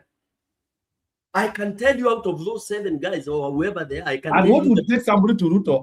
Ama ni sisi tunachukia Ruto sio wao. Is that what you mean? No. Zero, when you heard Gachagua say, when you heard Gachagua say, wachaneni na huyo ni kijana wetu, huko ndani analimwa. Yes. He meant exactly that. Unajua? Alex, yeah. Not to cut you short, I was so disappointed by that statement. I didn't say that yesterday. I sat down and I said, Kaimwadhani, kwisha. Hani, mtu anakuja anasema, sasa, unajua, huyo ni wetu. Na the other day, what is this guy saying this one? What is this? What play is this? Sure, atunajua. Akarudia mara million. You can replay that clip. Then I said, okay, I see. Terrible. Sorry, Alex, endelea. It was bad. That's terrible. Yani, you guys, unajua PK kuna kitu hujanijibu and I want to understand here ili sasa hata tukifanya hii siasa nikuwe nikijua. So according to them, sisi ndio tunachukia Ruto, wao wachukii Ruto. Is that the explanation? According to them. Yes, according to them. According to Gachagua, sisi ndio tunachukia Ruto lakini wao wachukii Ruto. Number 1, kubali hao wote ni mikora. It's self-interest. Agree. Weka hiyo tick. It is self-interest. It's on record. Nipe pesa hii, nipe pesa. When you bargain for a price, it is self-interest.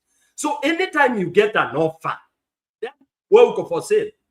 Anytime you're given an offer, which all these guys can get, they will get any whatever offer.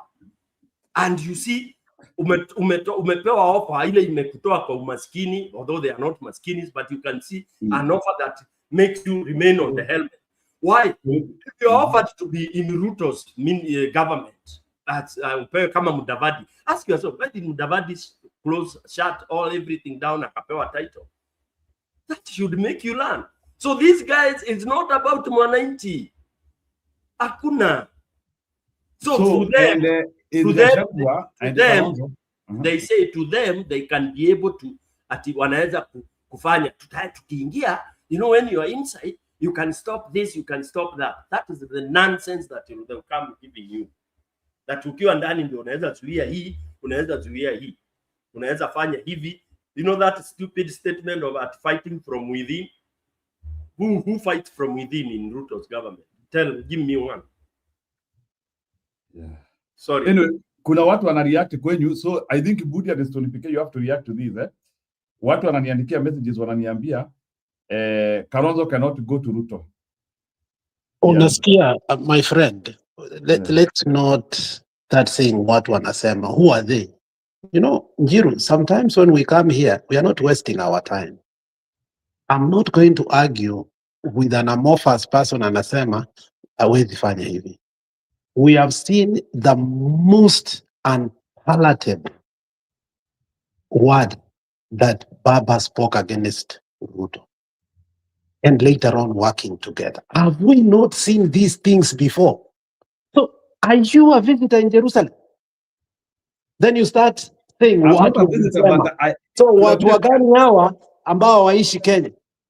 No, Who what I'm trying to believes that feel, Baba what I'm trying to could feel, ever work with Ruto?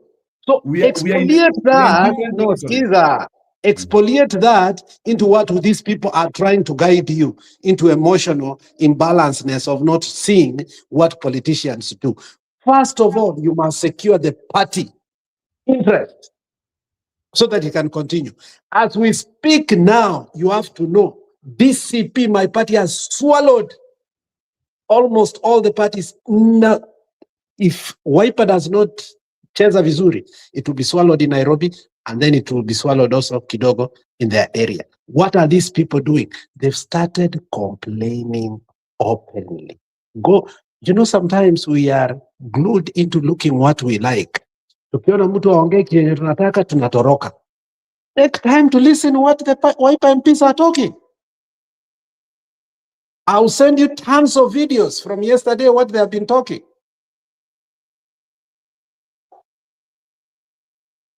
Mimi kuna swali najiuliza, are these people not aware of the problem which we want to deal with? So that ifike yani them The problem is people did not tell you. It is your emotions. You cannot even accept a reality that politicians can do anything. It is you. Radio ya Timo, wachana na ya Robert, wachana na ya Roba, my friend Roba. Ebu read ya Timo Njiru, alafu Alex anakuambia huyo tusomee, huyo anasema Kalonzo can't. Tumuite hapo aandike. Atupatie 2 reasons why he thinks Kalonzo cannot be tempted to work with Ruto. Atupatie 2 reasons.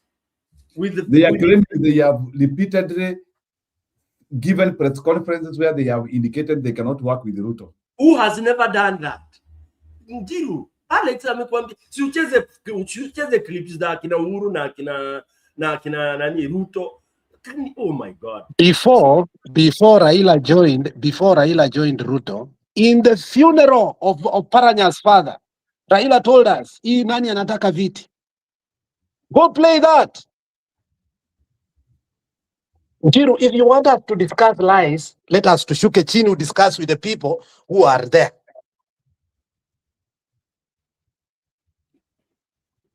No, I was just giving a reaction of what people are saying based on what we are saying, but I'm not saying that unajua, a discussion is the subjective. Yeah. Anything is right. And you are right to question. Yani, hawaoni vile wa Kenya. Mtu kama Kalonzo anaenda kwa Ruto na venye tumeumia. Ile kitu hiyo kitu imenisumbua kwa kichwa. Yani venye tumeumia. Yani alafu jamaa ajisikie kwa Ruto. It's genuine. So let's interrogate that. Na Roba waje kusema watu wana guess. Roba is like he doesn't live in this country. You know, people are guessing that none can join Ruto. Are we having the worst times than when Raila was leading us? So maybe even if it were not true, let us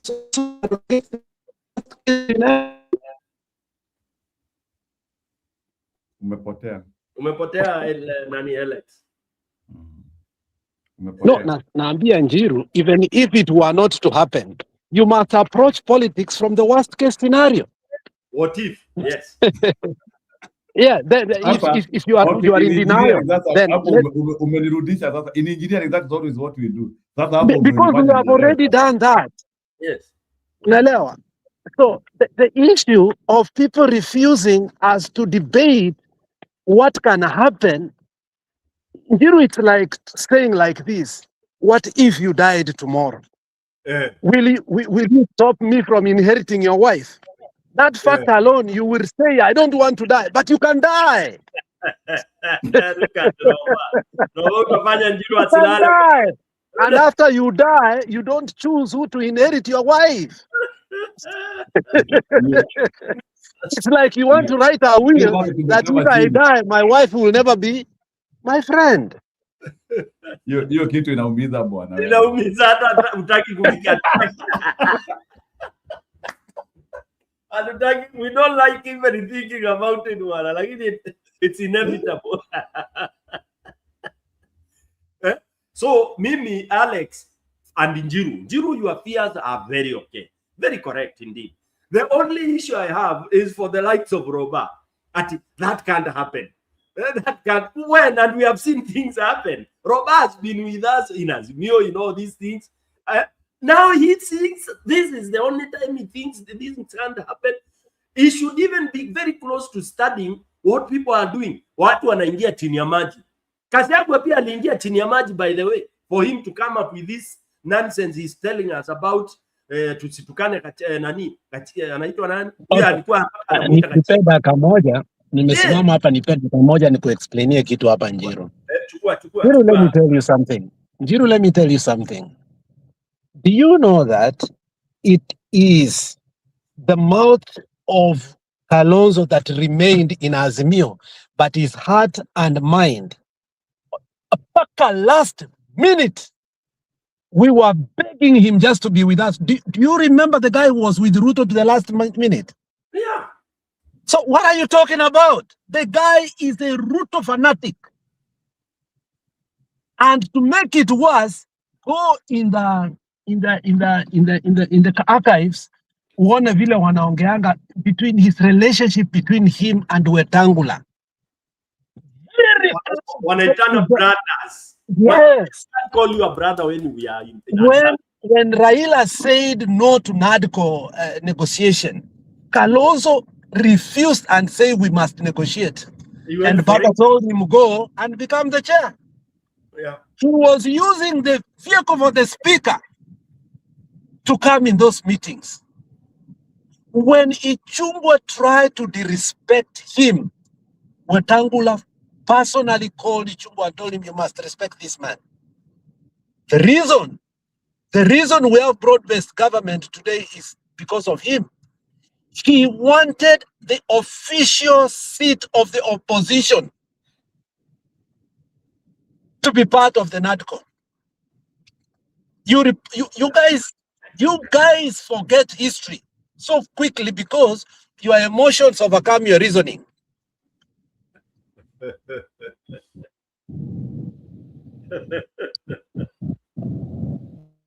Wow. You know, Alex, reality is so bad.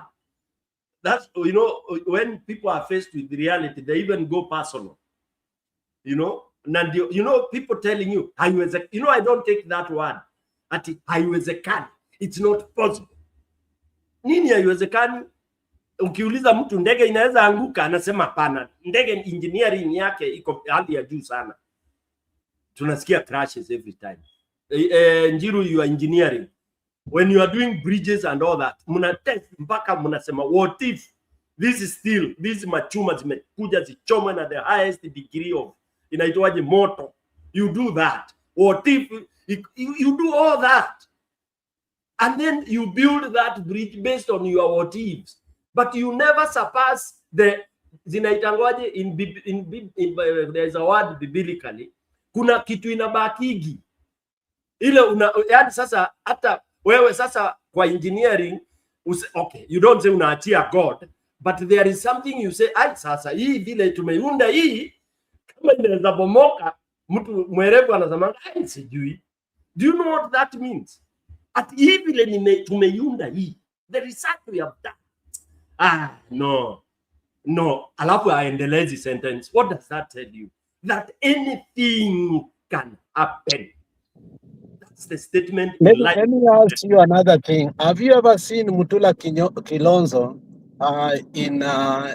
with the DCP or with Linda Mwananchi? Hell no. Have you ever seen Wambua openly going to these meetings? No. The position... He was going, he stopped. Nani, he went, he used to, what was this that he used to represent Nani? No.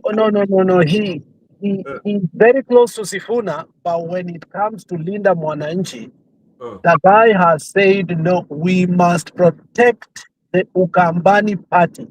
Aha. He has, Yes, he has I said remember. no. He has said there is no way Wiper will fall, even if we will run our own. That's the only way we'll negotiate because Ukampani has suffered for years. With all its votes, we were only being given relief food. He has reminded his party leader all the time that. I have listened to this guy last time when Raila was negotiating with Kalonzo. The biggest problem we had was Wambua actually is a shrewd negotiator. He's a man who knew how to frustrate everybody in the room. Mutula and the rest, we didn't know that they didn't know how to negotiate. But the Wambua guy, the guy who is in the senator, kutoka sijui ni Kitui, I nilimbebea mikono because he understood where to take a party. As a party, he negotiated for the party very well. Makau actually was selling. Makau Mutua all along has been selling Kalonzo for his own political benefit. But the guy Mutua was chasing naye. Now, and we are giving worst case scenarios, okay? But I am saying there is a way we can handle ourselves to stop this. But currently, the way things are going, a good friend of mine from Luo Nyanza told me this. Well, we have been quoting and believing we can come to Linda Mwananchi and work with Gachagua. But the problem is this.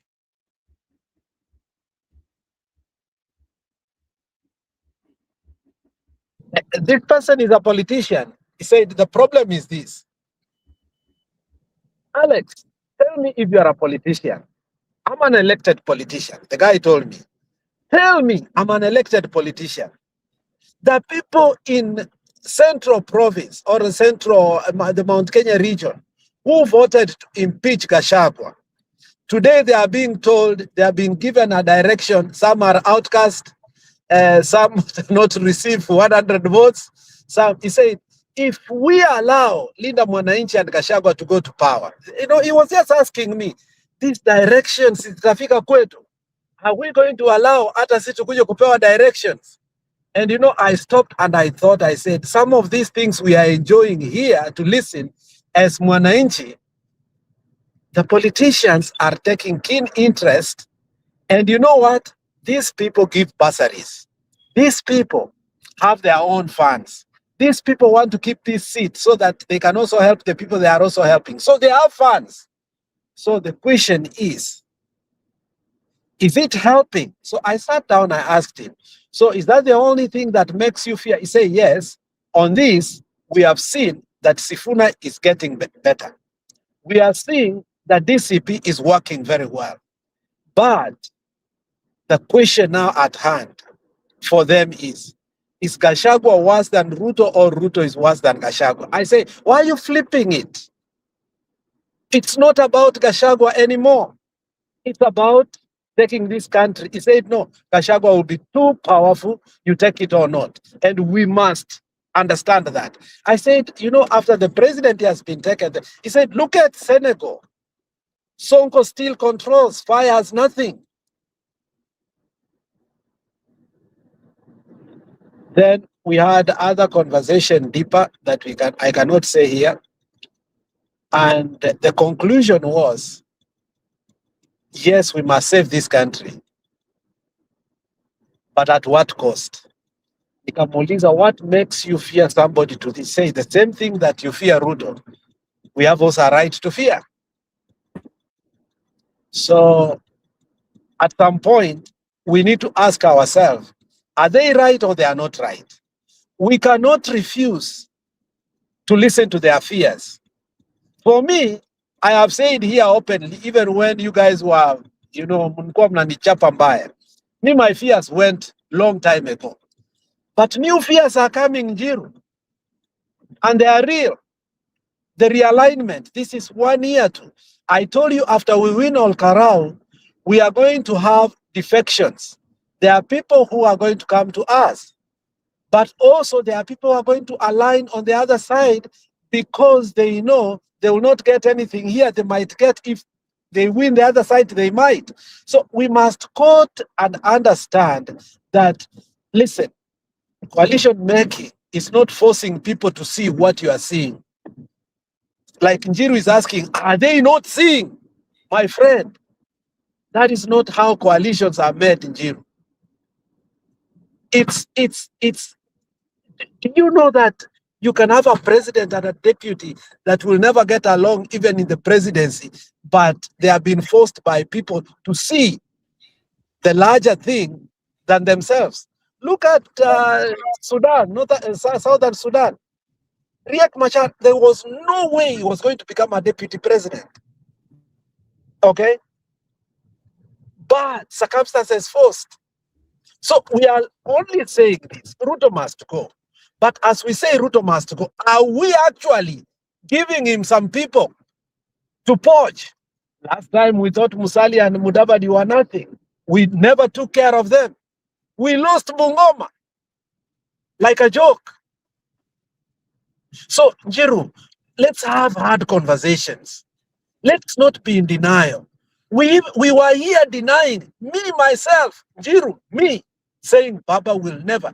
When actually a clip was taken by Dennis Itumbi saying Baba is going for the AU seat, we call them daydreamers. Baba came out and said, for the last 3 months, he has been talking with who? Olusegun. For the last 3 months, to Kipiga Sufuria, he has been talking. Go get that clip. When Koome went to speak with Ruto in State House, we were making noise in Njiru. And Baba told us actually what happened in State House. That, you know, Chebukati is going to become... Baba alicheza akili na sisi kama watoto wajinga kabisa. Ati, Chebukati is going to become the Chief Justice. Hassan is going to become Court of Appeals. Koome has been given a certain seats. That's why he's went to State House. Kumbe Baba is paving a way of going to AU. Then Baba announces it. He says it's not yesterday, for the last 3 months. Olusegun Obasanjo. And he has talked with the president. The president has given him a fork because the president is the one who nominates him. The president has actually nominated him. Hapo ndio tunachukia Ruto, tunatukana Ruto, tunasema hizi ujinga zote, and we want to repeat that nonsense. Sijui Nyakango wako hapo chini kwa comment section is directing me not to remember the history that we just saw this year. I want to ask a question. No, stop asking questions. Can you look at that history to guide us? Let him ask. We are embedding history that is concrete. No, he's moderating.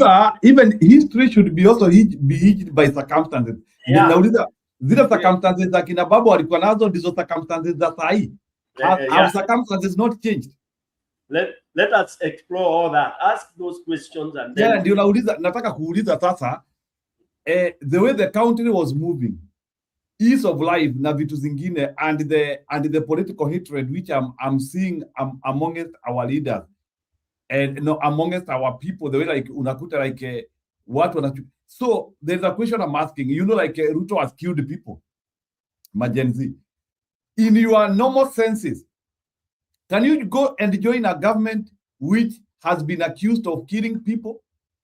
In your normal senses, okay, let me ask you a question on that. On normal senses, was Raila supposed to donate his experts to Ruto government?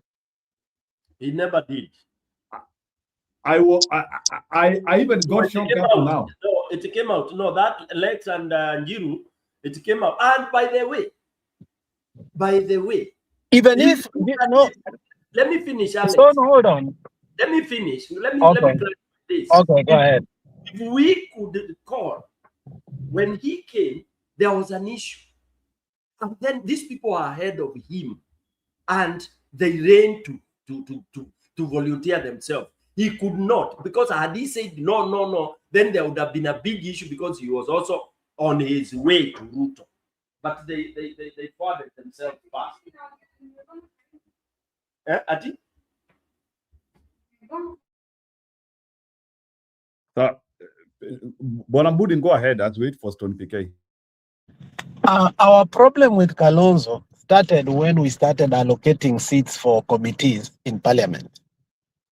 And the issue of East Africa community came, ikakuwa kisungumkuti. I don't know why history evades us. I don't know. If we could be good political students and understand how the NADCO report started, how Mutula Kilonzo started aligning with Sakaja immediately and started demanding, if you look at that span between winning and how we got to where we got, Papa stood so firm. This is the way forward. Electoral justice, open the server, and all of a sudden, everything failed. And, I'm not here to school anybody. And I'm not here to even remind anybody what happened. I'm here to remind myself that Kalonzo can go anywhere he wants and he can go with his people the way he wants, because in the end of the day, what we have realized, Oburu has told us, we want power. So if this one can look for power, this one can look for power. And even if they were not, we must ask ourselves the hardest questions here. Not every day, tunataka tu sema 1 term, 2 term. I think time has superseded that. We must look at difficult situations that we must overcome. At the moment we are looking at those things, situational ethics, it's not like we are agreeing with it. We are only saying, if we find ourselves in this situation, do we have a contingency plan? Is Sifuna not a contingency plan? Sioni Sifuna akinunuliwa. Wakienda tubaki na Sifuna wetu basi. Just asking. Sifuna alone will not win the presidency. But it can cause resistance, because if you go to Ruto... And that is why we have said all of a sudden, 2013, 2017, 2022, election was won by a small margin. So we are not going to go there. We want to go in 2002. We win overwhelmingly to a point, like Njiru, we are not tiptoeing here. You see, the problem, Nile, we are refusing to take this seriously, because if you want to know that Ruto is connivery, wait until when he takes Kalonzo. That is when you will want us to start a conversation that will have started long time ago. But if you don't want to have that conversation, it's okay, Njiru. Stay, talk about Sifuna, talk about Methu. Let's finish it there. If this is all about, if that's all about your people in the comment section want to talk about it. For me, I want to talk issues that will prevent a collapse of what I always say, lose opposition. Njiru, I have always said we have a loose, in quotes, opposition. I've never said we have opposition. I have always refused this word called united opposition. I've come here several times saying we don't have a united opposition yet.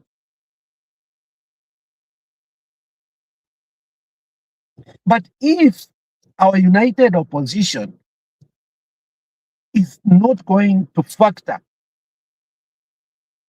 tough situational ethics that might come, then let's fold our hands and say, okay, we have won. Guinea Wasekao.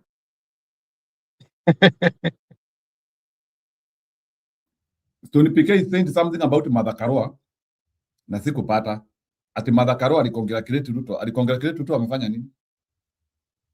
If you don't, you can't be a moderator if you don't read these things. If you don't know it, let's not discuss it. I'm not here to tell you what happened. Go read, go understand, and ask questions. I saw it and I was shocked. Okay, well, let's talk about the reshuffle bus in the tower. Wacha tuachane na hiyo ya Mother Karua. I will find information in my own time. I think it's the first purge for after Olkalau. Nasikia Isaac Mwaura amepelekwa kwingine. And they are amepelewa, Wina ameletwa ndani. As I told you the other day, the Luos are going to be given position and money to court them because Ruto is not going to take a Luo to become his running mate. It will be catastrophic. It will be Nilot, it will be so bad because Gachagua has already set the narrative. Our cousins, our cousins, our cousins. So if they decide to go with cousin, that will be catastrophic. So Ruto understands. For him, he has to choose a Bantu to run with. Kindiki has flopped. There's no way he can go with Kindiki. Ahmed Nasir has told him, everybody has told him that Kindiki is not an asset. In fact, Nani ame confirmed. Gachagua has confirmed kwa analimwa kule ndani. So anything, is just lame duck. Is just lame duck. Okay? Now, the Luos are going to be appeased and be given more things so that Ruto can have the liberty of ignoring them in the deputy presidency so that he can find a liberty to choose from somewhere else. And I think he will want more to choose Aluya this time around because the effect, he has lost completely the mountain. He wants to understand how he can leverage the Luyas. So where you are going to see him is the Luya community. And that is why the coalition in the opposition cannot afford to put anybody as a presidential candidate other than Sifuna. Okay? Sifuna, if we don't, then Ruto will put a paranya on another person and we will divide these counties. And that is why if you look at Mulembe FM, the conversation that Sifuna had with the people of Mulembe Nation, including the Teso people, he said they have chosen leaders from every sub-Luya community. Go watch that. I mean, it was a very beautiful conversation and showing that these people have not been sleeping. Actually, they have gone to the ground. And I think they are set on what? On Sunday when they are going to Bungoma. So, and Ruto understands that.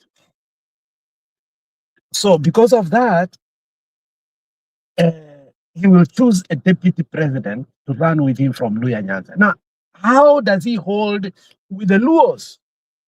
This is now where you see Isaac Mwaura must go. And niliona mtoto wa Oburu Odinga aliwekwa aipoa ama aliwekwa wapi? Mtoto wa Oburu Odinga aliwekwa aipoa, something like that. You saw those things. You're going to see that because Murkomen is going to be moved actually. Murkomen is going to be moved. The Kalenjins are going to pay the price, pave way in for a coalition that will look and structure nationally so that Ruto is not going to be attacked. Too late, but somehow he will do it. So what will you see? Development in Kisii and in Kisii and the mountain down. You're not gonna see any money. In fact, 3 months now, KTRH has not paid these people. The nurses are on strike. It's not news anymore. It's not news anymore. Kisii Hospital is not working anymore. It's not news because money is not being remitted to the county of Kisii. Even though Simbarat is just being given money, kukula peke yake, and to make sure it frustrates Matiang'i. So the mountain is going to be frustrated too. But the Luos must be appeased by all necessary means. That's why you find relief food in. How do you find relief food in Wanga's father's house? Because they are being given too much. Neleo. Yeah, so that is where we are headed to Nkiru. So this is the new Kenya you are going to see. Let me ask you a question. Based on the Luya unity, who is that man, if Ruto decides to choose in the Luya community, who can actually assure him, even with Akina Atuorie and other some high stakeholders who could be there, who is that man who can be a deputy from Western and still manage to give Ruto at least 50% of Western right now. You know, the problem is that you don't see the game. Sometimes you just want to be pragmatic. The question is, who was that madman who took over from Gachagua? There is always a person. Jim, there's always a person. But do they have support?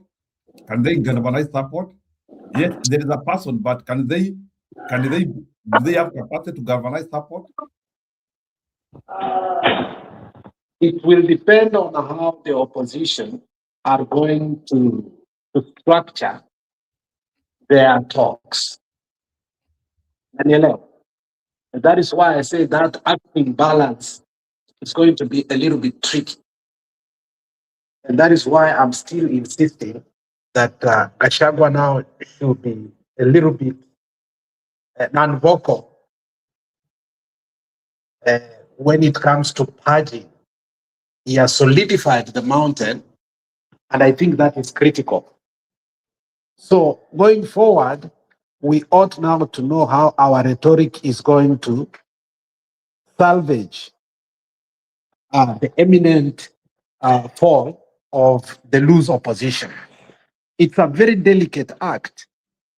So people will take advantage of the current situation.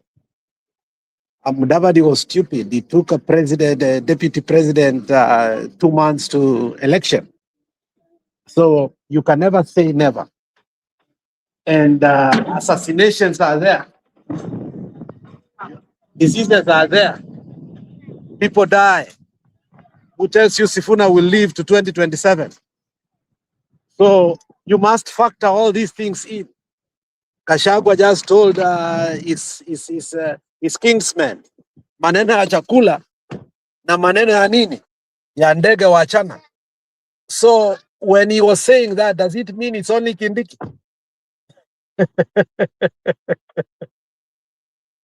Is it only, you saw the what greeted somebody in the aeroplane and somebody died before elections.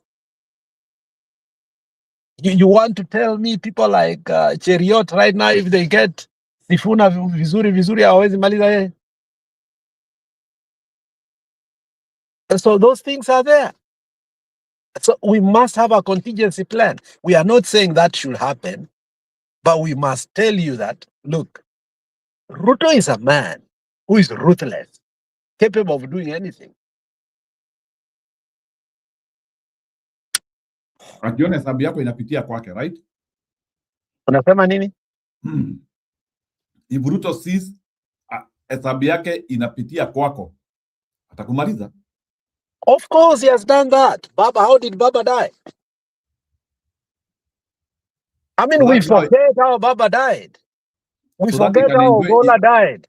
We have become so tone deaf to reality that, like, even the recent history does not guide us to 2027. Even the recent history doesn't guide us.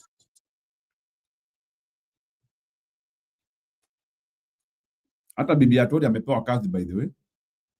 Kitambuzi is saying that. Bibi yake ama msichana yake, niliona Maloba ama ni nani, ilikuwa ni niliona. Yule ambaye anatangazanga. I saw that. So, I mean, there's a lot going on. I mean, the thing is, there will be divide and rule. But do positions stabilize the government? Do positions stabilize the government, or do positions give a government new energy when it is being rejected by people?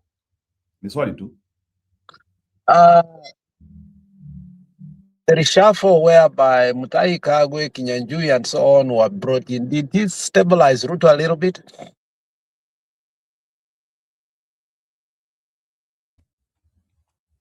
At that time during Gen Z, I can say yes, it did, because yeah, I mean, it's a short-term thing that contains, and then people forget. I mean, that is what actually you want to do. It's a quick fix.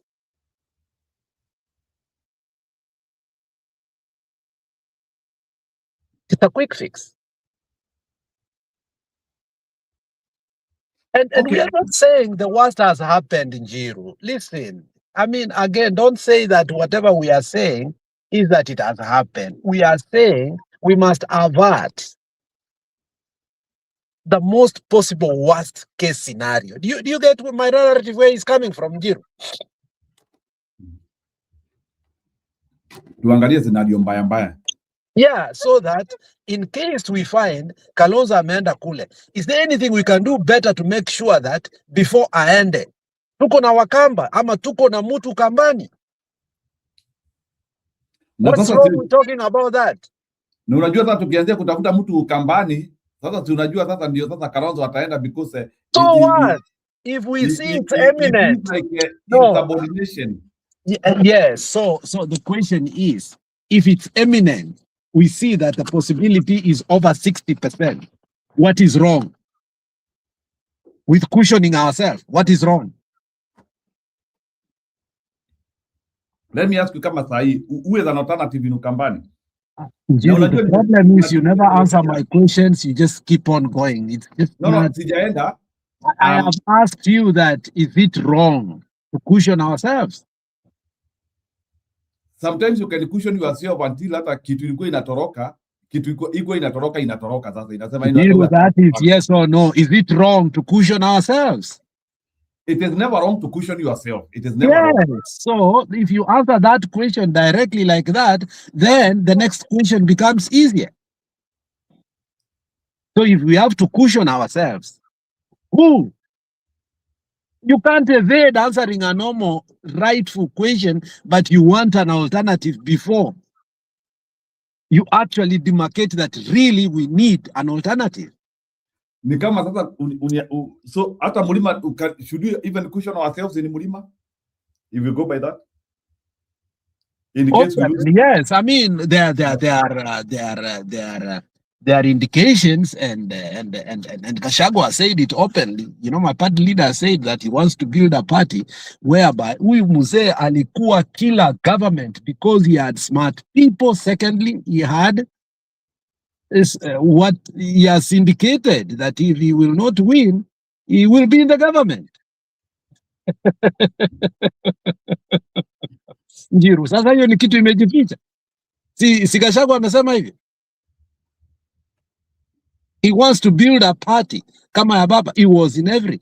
Is actually inaitwanga aje? Eulogy ama inaitwa nini? In terms of giving when somebody dies, this is a man that built a party that I admired. He spoke politics and politically in terms of what he took from Raila and why Raila was who Raila was, and he's working on he stopped toying on his steps. So these hard questions, if we can't ask them, we will fail again. You know, we should never have lost Bungoma to Ruto. We should never have lost. But because we kept on saying, hata akienda, huyo ni nothing. Mudavadi akienda, huyo ni nothing. We kept joking about it. But we lost by 200,000 votes. And Bungoma had more than that. Ona Ken Lusaka was with us mpaka anapeana pages kwenda kwa Ruto na watu wake. But last minute, what happened? You know, last election taught me a lot, Mr. Njiru. Taught me a lot. Do you know that Sakaja alikuwa in one party na ID, another party with a passport? Boni Kalwale, the same thing. So all this history, we have erased it because we've never been talking, we have never been topical here. All we do is one term, two term. Sometimes we ought to be topical to the core, and we disagree to agree agreeably that some things are meant to repeat again if we don't actually talk about and warn politicians. And the issue of people actually having registered in two parties is another problem. I thought we have solved political conmanship after the wave of Gen Z. I thought Gen Z. Let me ask you a simple question. Now you bring another heavy question that I will disagree with everybody, and even if I die, what is Gen Z? No, they might what not is Gen Z? They might not be there. They might have Who mutated. are Gen Z? Answer me. These are morphers outfit that does not look at Olkalau. Old people. Where were the young people? My friend, this thing we are holding on to, some mist called Gen Z. Look at Olkalau. It made me understand. Hii ujinga tunaangalia nga Gen Z tuache kabisa, my friend. Wamama, wazee were always with Methu. Angalia videos. I told you there's a day, the whole day in the office, I was just watching Methu. Wamama, wazee, wanaume, middle-aged men were actually are the one who solidified. Hii vijana yote tunaongeanga bure kabisa. Even these elections that we talk here, when we talk about Florida and Ohio, Florida, it's always the old people that actually votes for Republicans. So this issue of Gen Z, we need to interrogate it more so that these children must understand ni mdomo tu perepere wanapiga piga and they don't want to do the work. In fact, they ought to be warned that, my friends, hii mchezo na hii hype inakuanga mzuri sana mtandao. But on the day of voting, tutakuja kulia sana. Because we have so far banked on this. But every by-election, they are not there. Every by-election, they are not there.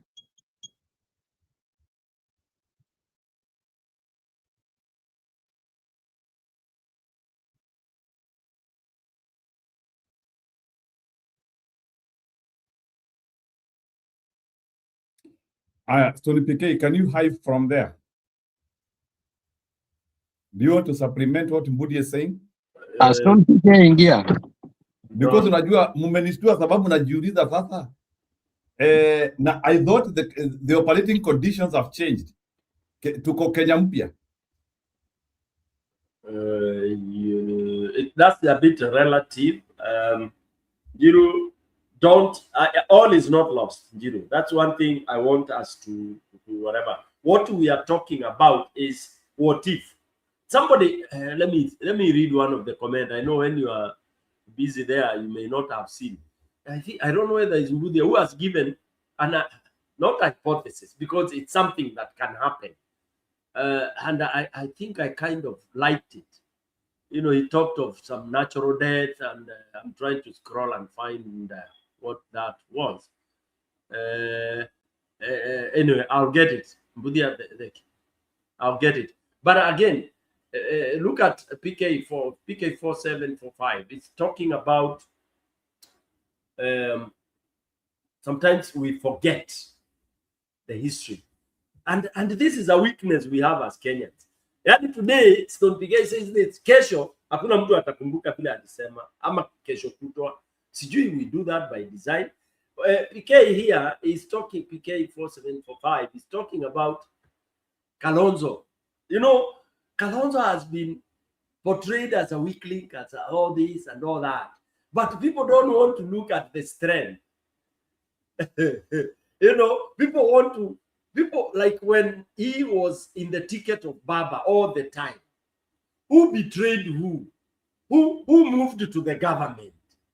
Who dumped the cause? Why don't we ever look at that? And I like that comment that he has brought forth. Okay, so is that not a strength? That I'm with you as a running mate, but you bolt, you go usiku, unakat deals bila mimi kujua. What do you call that? People don't want to talk about it, and even then, people downplayed it.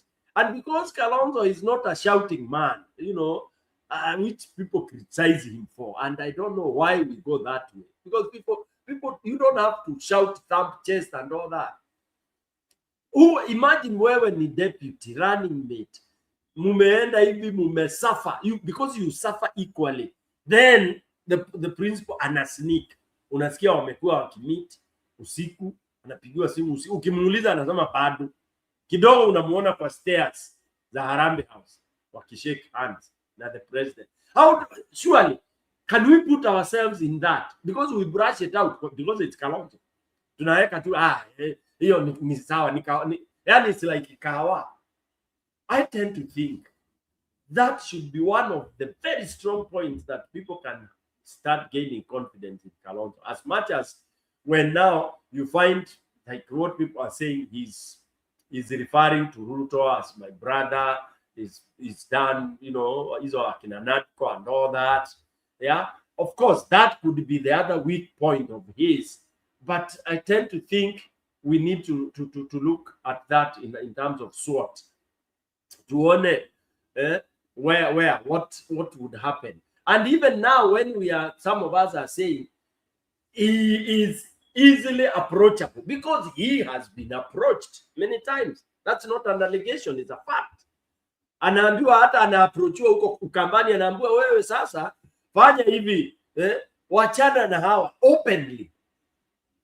Do you shoot a woman openly in jail? Any woman you go shooting in public, unamdharau. And this is now the fight, the bitterness we want Kalonzo to have. That anadharauliwa mpaka president anamsuit in public.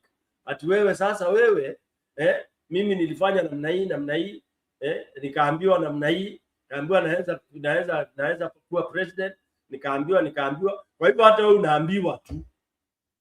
Madharau gani kuliko hiyo? So again, as much as people think he's soft, is this, because like that statement in your backyard, if it was anybody else, he should have come and hit it hard. But he is not confrontational, and I want Kenyans to accept that. He's not confrontational. He is not, he doesn't even use hard words. He uses, akitumia word nika inakaa hard, he apologizes immediately on public hapo kwa hiyo stage. So he goes forward, he comes back. And that's why I think Kenyans say, oh, we are ways. They want a fighter. They think he cannot be a fighter and all that. That's my own, through my eyes and my ears. That's why I think Kenyans have categorized him the way they have. And that's why Kenyans, by the way, all the polls, most polls are showing Kalonzo candidacy is acceptable. Lakini unaona walakini awekewe a fighter. So it's a good thing. So Kenyans are analyzing the correct way. All the polls I've seen, hakuna poll imesema that he's useless, he's worse, he's acceptable. He's been, I mean, all those polls are there. By the way, they are those credible, they are ones that are okay. But take 5 out of them. I mean, 5 polls, 3 out of them are in his favor. What does that tell you? Yeah. And the other, utasikia tu flimsy excuse, oh, he's old, he's been there for long. For me, when you give such a stupid reasoning, who will not grow old? We should play clips here of Akina Njonjo, I mean, of Akina Njoya, Akina there, when they were vibrant young men. Even in Njonjo, when he was oppressing everybody else, and then play when he's in his dying years. Life is a what? Huh? It's a vanity. You don't have to base in everything. He's young, he's old, he's young. We want the brain. Because we want what can that brain offer at that particular moment when it is working. Then we forget when it stops working. Yeah. So for me, I tend to think the debate should be, we should harakisha them watoe mtu hii wana delay, ndio unaona hizo complications zinatokea. Mtu anaanza kujifikiria, anasikia haya mimi nimetosha. Watu wako wanaanza kukuambia hapana, tuko fiti. Sasa alafu tunasahau the cause. Tunasahau we are looking at the ball where the animal is. Tunaanza hasa kupigana because most of the time nimesikiza people have been fighting, discrediting each other, you know, ile oh, wewe huwezi, huyu anaweza, huyu hawezi, huyu anaweza. But hakuna siku moja nimesikia ikiambiwa can we tell these people to meet now. Tunapewa dates 45 days, tunapewa ngapi na tunapewa ngapi. So I'm wondering who will now fight for Mwananchi. We had embraced Sifuna. We thought Sifuna would take us boom, boom, boom, boom, boom, bam. And we get the arrow. We have gathered the arrow, and then we start slaying the giant. But again, pia ametupatia, amerudi, akatemiwa, akaingizwa kwa mtaratara ya kawaida, ile kwenda polepole, rudi Bungoma, fanya hivi, enda hivi. Sasa ameambiwa na Wanyonyi, fanya hivi, enda Bungoma, ndio kuwe nini. Sasa hiyo mtaratara hiyo, it is indoctrination. Unabatizwa into this conmanship ambayo ya legacy politicians. Thank you. Nimeona Njeri ameingia.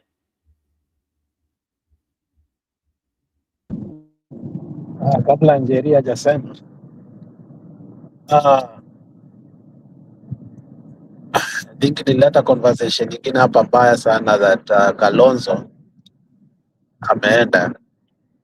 And I was not belittling Kalonzo, if people think like that. Kalonzo is a formidable force that if Ruto got him and the loyalty of his people to him, and unajuanga hizi pact zinakuanga za watu sign, wanamwambia wewe ukitoka na mimi nitaingia. It will be more reasonable for the people to believe that Ruto akimaliza Kalonzo ataingia than if Kalonzo is not on the ticket of the united opposition alafu mumupea kwe running mate wa Sifuna. Sifuna has to go 2 terms.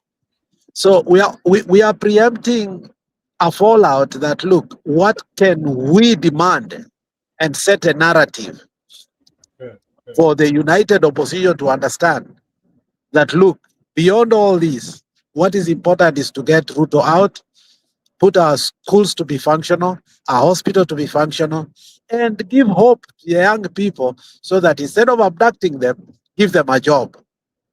But as of today, as we are talking, we don't know tomorrow what it will bring. The ticket that will sweep Ruto down before even 7 a.m. is Sifuna Methu, unfortunately. So if that is the case, where do we leave Matiang'i and Kalonzo so that they cannot be poached? Do you think they are just going to fold their hands and say, oh, this is the ticket, the way wanatudanganya, that ikiwa ni mtu yoyote si tutanyamaza tu vile watu wanataka? Do you believe that if they are not part and parcel of this, there will not be a fallout? That's the question we are asking, and it's legit. And the reason we are saying Kalonzo ameenda is if you look at the purge ambayo nani amepewa, Ruto amepewa in the mountain, and also that is going to happen in the western, the most formidable person he can take to resuscitate a hope of winning the president is Kalonzo. You think we are the only one who is looking at that? They are seeing it too.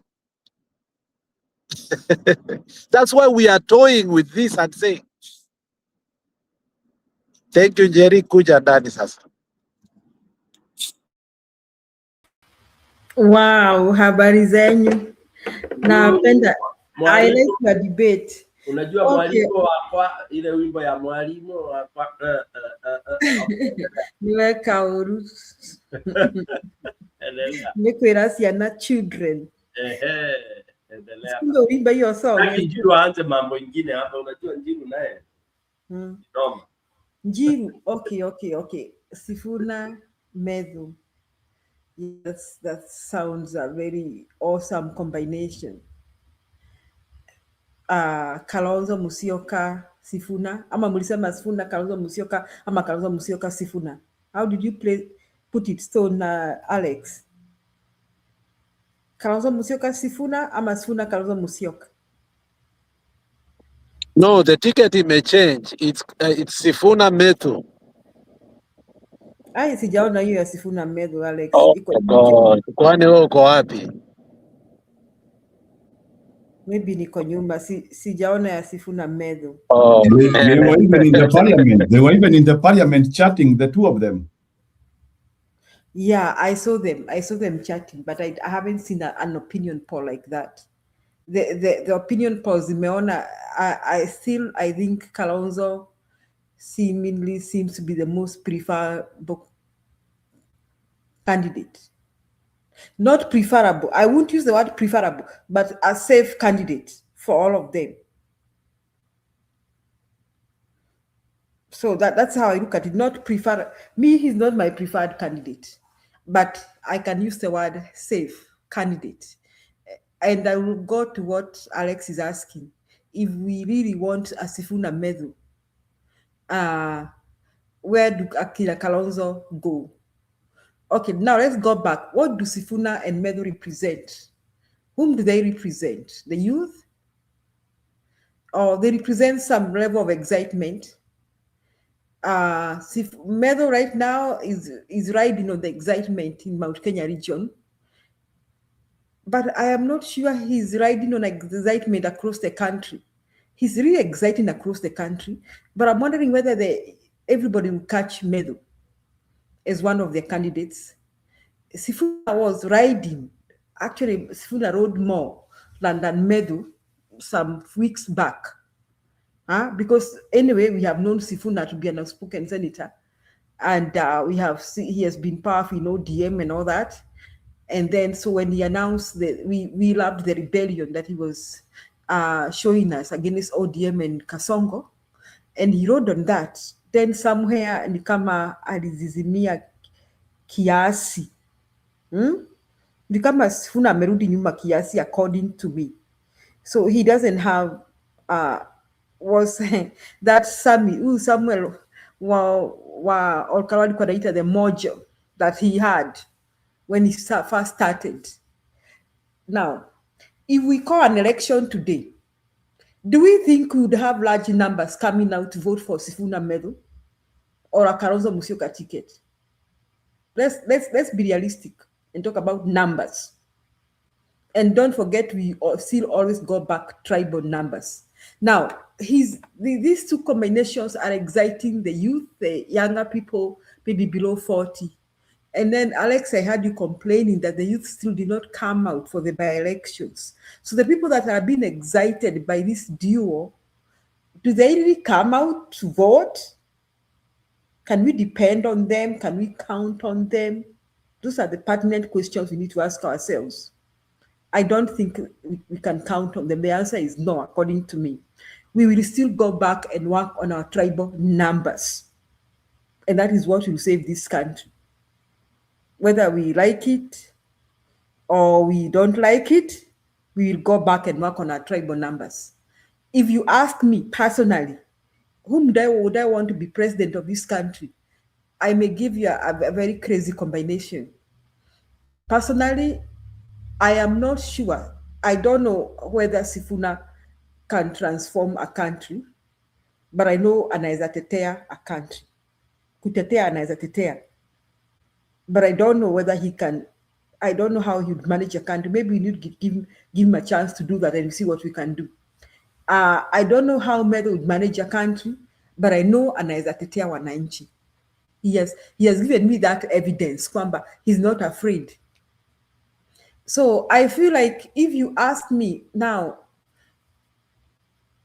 personally, I would still go back. My combination would be very weird. There are two people that I feel can successfully put structures that can change Kenya. One of them is Martha Karua. The other one is Fred Matiang'i. So those two people working with either Sifuna or Medho, I think we have a good combination according to me. Not Sifuna somebody. I would rather have Martha Karua Sifuna or Matiang'i Sifuna. Now, But now when I say Matiang, now people will start asking me where are his numbers, where are his numbers. Let me say this. Matiang will be one of the best presidents that Kenya might never have because of these questions, where are his numbers, where are his numbers. Why? Personally, I can provide a lot of evidence that Matiang has performed. In wherever kazi alipewa, the guy made implementations that worked. And the Matiang ni mtu wa kusema na kutenda. Whether museme ati kesi ya wapi, those cases are neither here nor there, and no evidence, and nobody has taken him to court so far, even to the Ata Kasongo, hajampeleka kotini. So I would refuse to buy those allegations against him. He's one of the guys that has worked, and we have seen him work. And even now, if he's given a job, he can work. He can say, kutoka kesho, hamlipi fee. We have evidence that he has done that. So personally, I would not jump to Sifuna somebody or Medo anybody. I would start with either Matiang somebody or Mother Karua. Mother Karua, I trust her. Kunyeshe, kusinyeshe. Whether it is raining or not raining. I know if she says we are not paying school fee, we will not pay. If she says that I'm going to arrest you, she will arrest you. Come rain, come sunshine. She has proven that. She has given us evidence that she can do that. Now, for Sifuna Namedo, I think not yet. That is me. According to me, I may be wrong. So. Okay, now after that, the question was, be carefully because you are a teacher.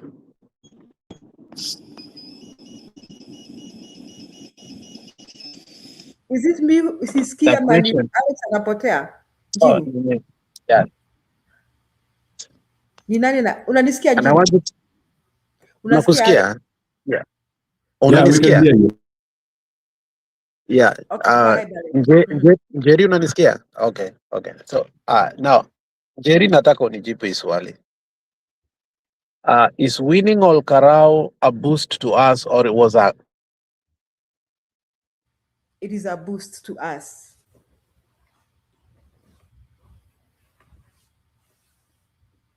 I've answered, it was a boost to us. That actually you think it's progressive and can make change. Do you see Martha Karua progressing beyond where she is, or she has deteriorated after the win of Olkalau? If so, are Kenyan interested in transformative government, or our one agenda, as Sifuna said, is to take Ruto out? What is the effect of Olkalau win?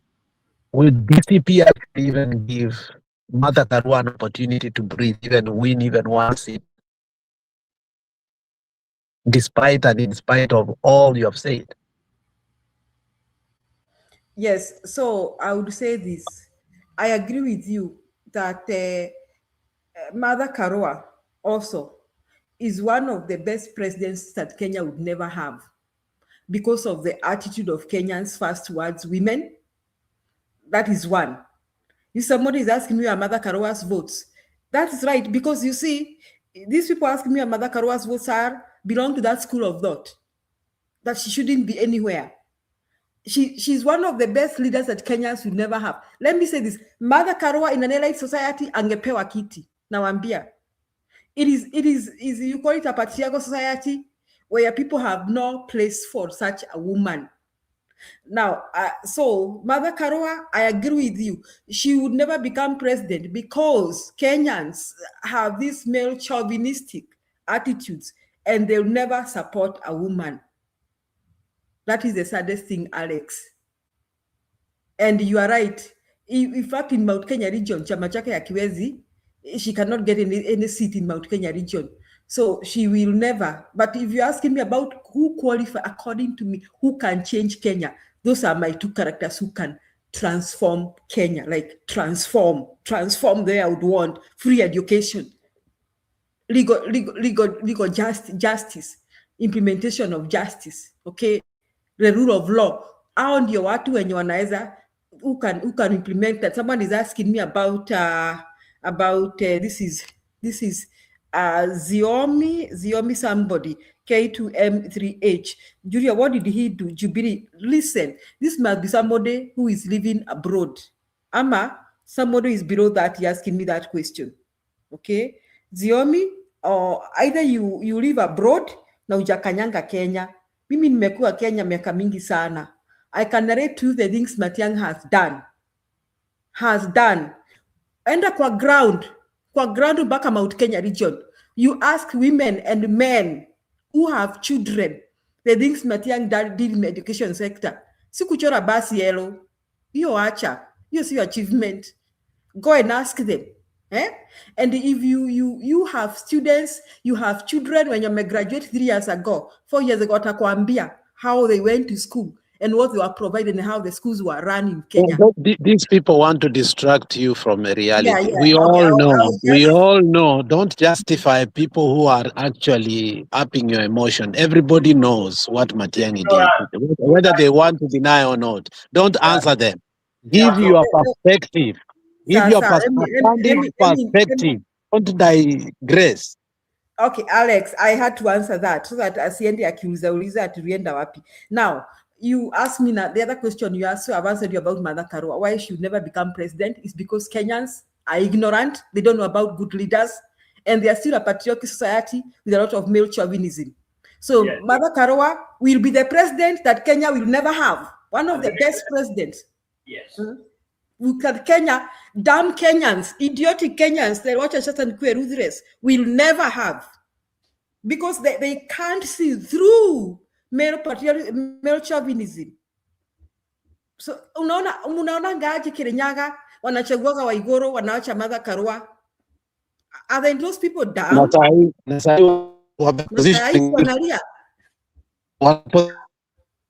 Are they not dumb? Not vote for Martha Karua. They are dummies. Big dummies.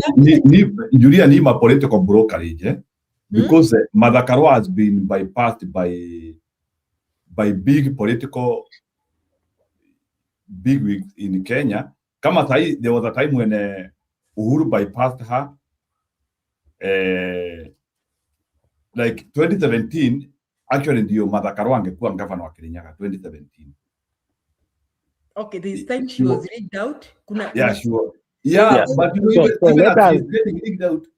Even as she's getting we are digressing. We are digressing now. Wacha tuendelee to your point uko nayo, because I wanted to get you to where I saw a conversation that was exciting to some people. Now, is it a high time? And I want you to be honest, because even before you were here, I quoted you and I said there are people like Madam Julia who you will never take them from administrative roles of a president, not emotional weeping, to elect a president. There are those people who have said, Liwe Liwalo, they will vote for Matiang'i. It doesn't matter whether he's winning or not. I've seen that, many people saying that. A sizable number of people. Now, the question is this. Madam Julia, I want you to tell me, is it a high time that Matiang'i should just decamp to offer an alternative leadership with Martha Karua so that people can actually decide what they really want, or it's okay for them to continue being in here and get swallowed? And later on, Kenyans will blame we always blame that, these people never gave up for leadership. Do you think it's a high time Matiang'i and Martha Karua should just get out of united opposition and position themselves as alternative conservative leaders? So if they are denied by Kenyans will not cry to anybody. Now you're directing the conversation very nicely, Alex. That's the direction we need to talk about. Yeah, now I want to say yes to your question. Yes, it is a high time. They defied the odds and decided hata kama nyinyi munaenda hivi sisi tutaenda hivi, because obviously speaking, Alex, they are the two people that can change Kenya. I'm telling you. And if we go by at who has votes, who has support, the Gachagua people here, I know we want to eat me up, But I'm telling you, Kenyans, listen to Madam Julia. You risk having a Gachagua presidency. Na mutarudi pale pale tu mulikuwa kwa Kasongo. I'm telling you, there will be no difference. There will be no difference. Because as much as we want Kasongo out, what did we want for Kenya? We are all complaining at watoto hawaendi university. Children are not going to school. These people who are complaining, some of them live abroad. But I want to tell them this, that in 2022, before this government took over, Kenyans were paying 16,000 shillings to go to the university. 16,000 walikuwa napewa help. Njiro, am I exaggerating? Najua you may graduate juzi. Or you people, you have children, you have people, your relatives who are in school. Now, we are excited about DCP, Gachagua. We are appreciating that Gachagua is putting all anaweka he anasukuma Kasongo vile tunataka. And personally, I appreciate him very, very much. But at the back of all this fight, we must not forget where we want to go. So even as we look at all these candidates, I've mentioned 4. I've mentioned Martha Karua, Matiang, Sifuna, and Medhu. I have said that I am not sure that a Medhu Sifuna combination or a Sifuna Medhu combination can take us where we want. I am not sure a Gachagua, somebody else combination can take us where we want. Yes, they can help us kutoa Kasongo, lakini sidhani watatupeleka penye tuko. Nyinyi watu niwaulize maswali, mutasikia namna gani tukitoa Kasongo, alafu tuanze tena shareholding, tuanze kugawana viti, tukianza kuhesabu kwamba sisi Mount Kenya ndio tuliwapatia milioni 7, sasa tutakuwa tukisema milioni 7. Kwa hivyo tunataka nusu ya cabinet iwe sisi. How does that help Kenyans? We want to kick Kasongo out, but we want Kenya to change once and for all, for good, to work as structures. Structures, no matter who becomes president, we'll never remove them. So these people we have mentioned, tukiwangalia wote, we have really to think who we want and what we want and how we are going there. So Alex, you are right. Mimi, however much I appreciate all these youngsters fighting na DCP na nini, I am stuck. I am stuck to somebody who will put proper structures for Kenya. Julia, before I forget on what you have just said, and Alex and you, have you, personally, I've been observing it, because this I have to reveal to all of you. You know, I have deep interests, which I will declare very, very soon. So I have been observing. Do you know who are swimming? Let me give this analogy. When there are floods, what does the water carry? Julia, wewe ni mwalimu. Maji ya flood. When you say kuna flood, maji ina flow. Inabebanga nini? Does it select? That force carries everything. Mizoga, things. And do you know what DCP is carrying as of today? And this is, for those who are supporting DCP mtashtuka, it is inabeba Gogotia, kama vile UDA ilibeba Gogotia, in Mulima. I'm telling you, look at those that Gachagua now thinks will be candidates and who is declaring already. You'll be shocked. It is somebody who has money. It is somebody who has this. So the moment you start looking at huyu ndiye analeta pesa kwa chama, huyu ndiye anafanya hivi, you lose it. And Julia, that's why now you are saying, when you start looking at, sasa sisi ndio tumeleta 40, 50, 60%, so the government will be, we will be going into the same vicious cycle of shareholding. And that is what we want to terminate, so that we give chance to even this song of Gen Zs and all that, young people being able to get the bridge that will be able to allow them to cross over into the transition that the country wants. That is what people are losing. That wave, that party wave is not a good thing. It will be good to remove Kasongo, but you can imagine what it will carry forward. What it will carry forward. I'm telling you, let me challenge you guys. Analyze the candidate of Olkalau. You'll be shocked. You'll be shocked what kind of a guy he is. Sorry, I know people will start, this kind of a thing. And you wait to hear what he will be saying in parliament. You know, so guys, there are things we are supposed to look at intensely.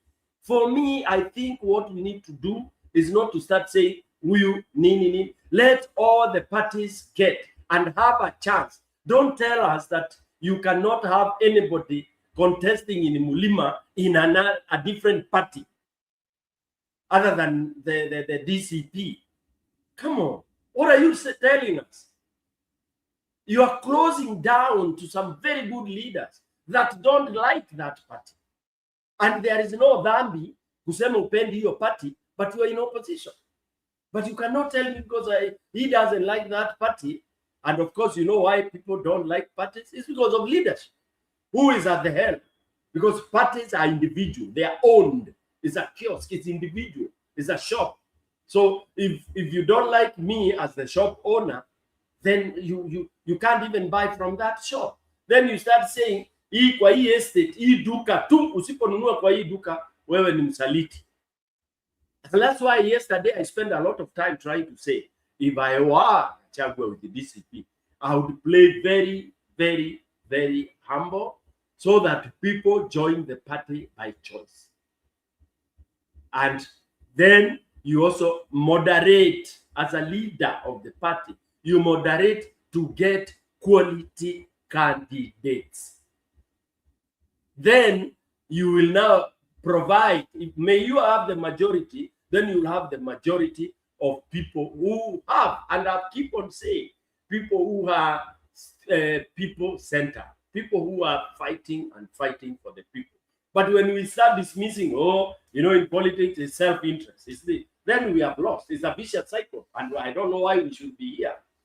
If we want to repeat the same thing, we UDA wave, DCP wave in a certain region, Wiper wave in a certain region. I'm so happy when this matter, what was the name of the party, Kabaluku. There is nothing wrong with him opposing Kalonzo there. And there's nothing wrong with the parties in Luyala. But what we want this time around is that those parties should be geared towards removing Ruto. For me, that's cool. Back to So me my take is what a DCP simamisha watu wake Mount Kenya region, and this is the likely scenario. Are they gonna take Mount Kenya region and probably a lot of Nairobi seats and a bit of from Pengine Narok, Kajiado? I mean, they are most likely to have the majority of seats if they are not rigged out. But hao wengine wang'ang'ane pia. Yeah, Sifuna should balkanize Western vile anapanga, apate Waluya wote nyuma yake. Now let Matiang'i get his few seats wherever he's getting his few seats in Kisiland, and Kalonzo needs to push from all the seats in Ukambani. Now ng'ang'ania Coast Province. I hope Sifuna going to Coast Province. He should try and get that. You know why I'm saying this? So that when they all add their seats, okay, even though DCP will have more, they will have more than him, you see, in total. So that he doesn't have to bulldoze them in parliament. You know, the other day, Gachagua was saying that he has been saying that he appreciates Raila Odinga because Raila Odinga's representation are sharp-minded people, watu wamesoma. Lakini saizi ukiangalia Stone PK, si Gachagua akona uwezekano wa pia ku-attract Ruto together again. You read, and Jay has said it. And this is what is going. Jay, thank you, because this is what people are saying. Look at Gachagua's candidate in Nairobi governorship. Sincerely speaking, hata mkisema tusibashi watu, truly speaking. Now, that candidate wa Gachagua, what is his qualifications? Why are people saying your DCP candidate? And why Stone Pikesori kukata? Why can't he even go for people like Mwangi wa Equity? Yes. Kama wakikuwa kusaidia Kenya, Kikuyus have people who have performed, professional managers who can move the economy of Kenya kama watu kama Mwangi wa Equity, isn't it? Yeah. Bona hichi chama kina attract. Unaona, me, I'm not for Babu Owino. Is another fag too. Look at that. He's another jambazi. Babu Owino is another jambazi. When ananichukua nichukie. Babu Owino ni jambazi tu, jambazi lingine tu. But I'm saying this, Gachagua has learned a lot. He amekuwa administrator na DO, and he knows what Kenya needs. Why can't for once he decide, Mimi, I'm also looking for change. Nairobi needs a manager, an administrator, mtu mwenye amepanga uchumi ukapangika. There are lots of Kikuyus, hata kama Ngugi anataka, there are a lot of Kikuyus who have performed and he knows them. But because I think he also suffers from superiority or inferiority complex, he cannot work with people who are qualified. That is the challenge that guy is having. So me, I'm saying this. Yes, me, I accept. Let Gachagua push his DCP as much as he can. Let his wacha afinya Kasongo vile anataka. Lakini mwishowe, guys, Kenyans needs to decide. We want somebody who will transform Kenya, who will put structures the I fail. Exactly. And that's the space we are crying for. Yeah, yes, yeah, I agree. Because the moment unatafuta ule wewe unataka tu mtu ule anado akuje kwa pati yako. So hata kama ni nguruwe, kondoo, haina king'anyi, ikuje tu iko na pesa, unaivalisha hizo green. Come on. What are we talking about then? What transformation are we talking about? Surely. Ati unaambiwa sijui kama utaki Gachagua. Sasa, what is it about the individuals in terms individuals' interest? Wale ambao wanaleta pesa mingi kwa nini?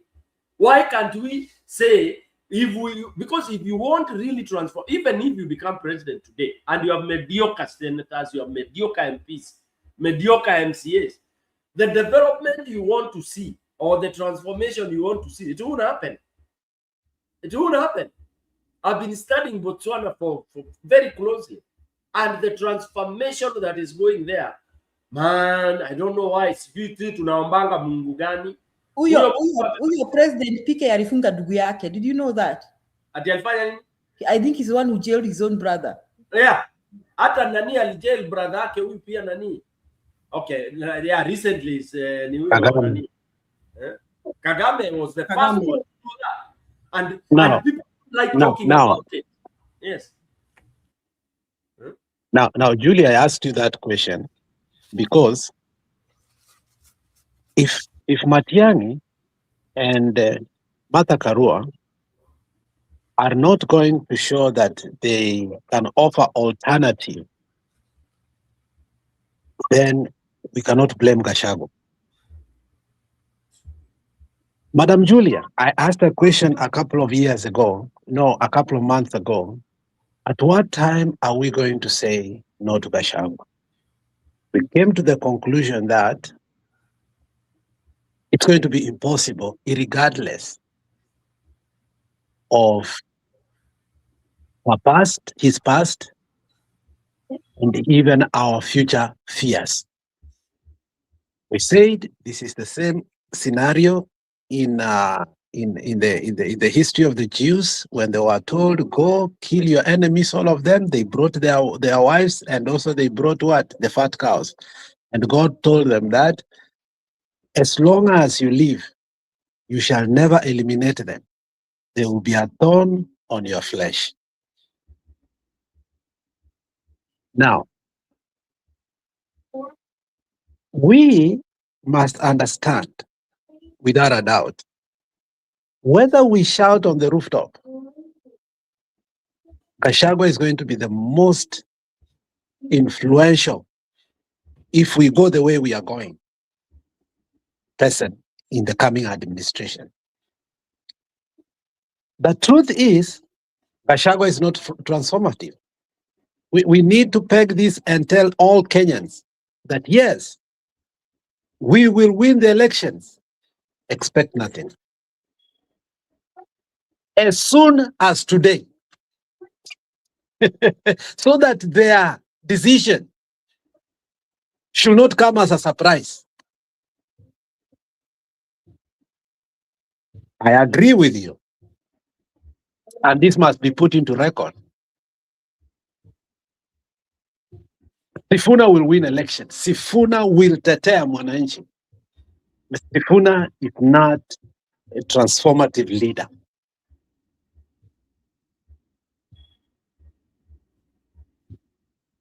Lastly, for me, where we are headed to is DCP has become very powerful.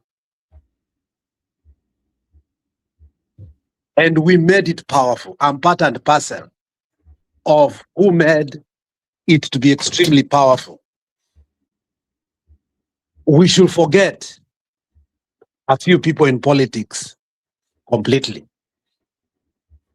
And among them, in Nambia Keep is Martha Karua. And it is sad. It is the saddest moment for women who cannot see beyond. You finished Ngilu, you're finishing, but the people you're prompting are not kind of the mentors that future women leaders are going to ape. The crops of Mbarire are not the people who stand firm, not only for policy, but for posterity. We stand as the crossroads, whereby we have an opportunity to ask two questions. Can we win this election? Yes. But can we win it with a transformative leader? We have them. What do you want? Is it to win an election? Yes. But do you want functional government? Of course. Lastly, why are we saying Ruto must go? It's because we want hospitals to work, we want schools to work, we want service delivery at all cost. Whether we pay more taxes, as long as our services are delivered, we need that. Have we secured the votes that we need to win the election? Yes. Are we confident we can be declared the presidency? Yes. Then I think we should now start questioning ourselves if we are ready to be transformed. If we are not going to have this conversation, then we rather continue to embrace the very question that I asked: at what point are you going to say to him, when administration starts, it will be too late. It will be too late. We have examples, HH in Zambia, transforming his country. They chose to kick Edgar Lungu out, but choose a leader who will serve them. Botswana chose to kick Masisi out, bring in who? Boko Duma. You are seeing what's happening. If Zambia and Botswana did it by looking at both points, picking the incumbency and purging all of them, putting them in the dustbin of politics, but again, propping up leaders who in policy and implementation understand government.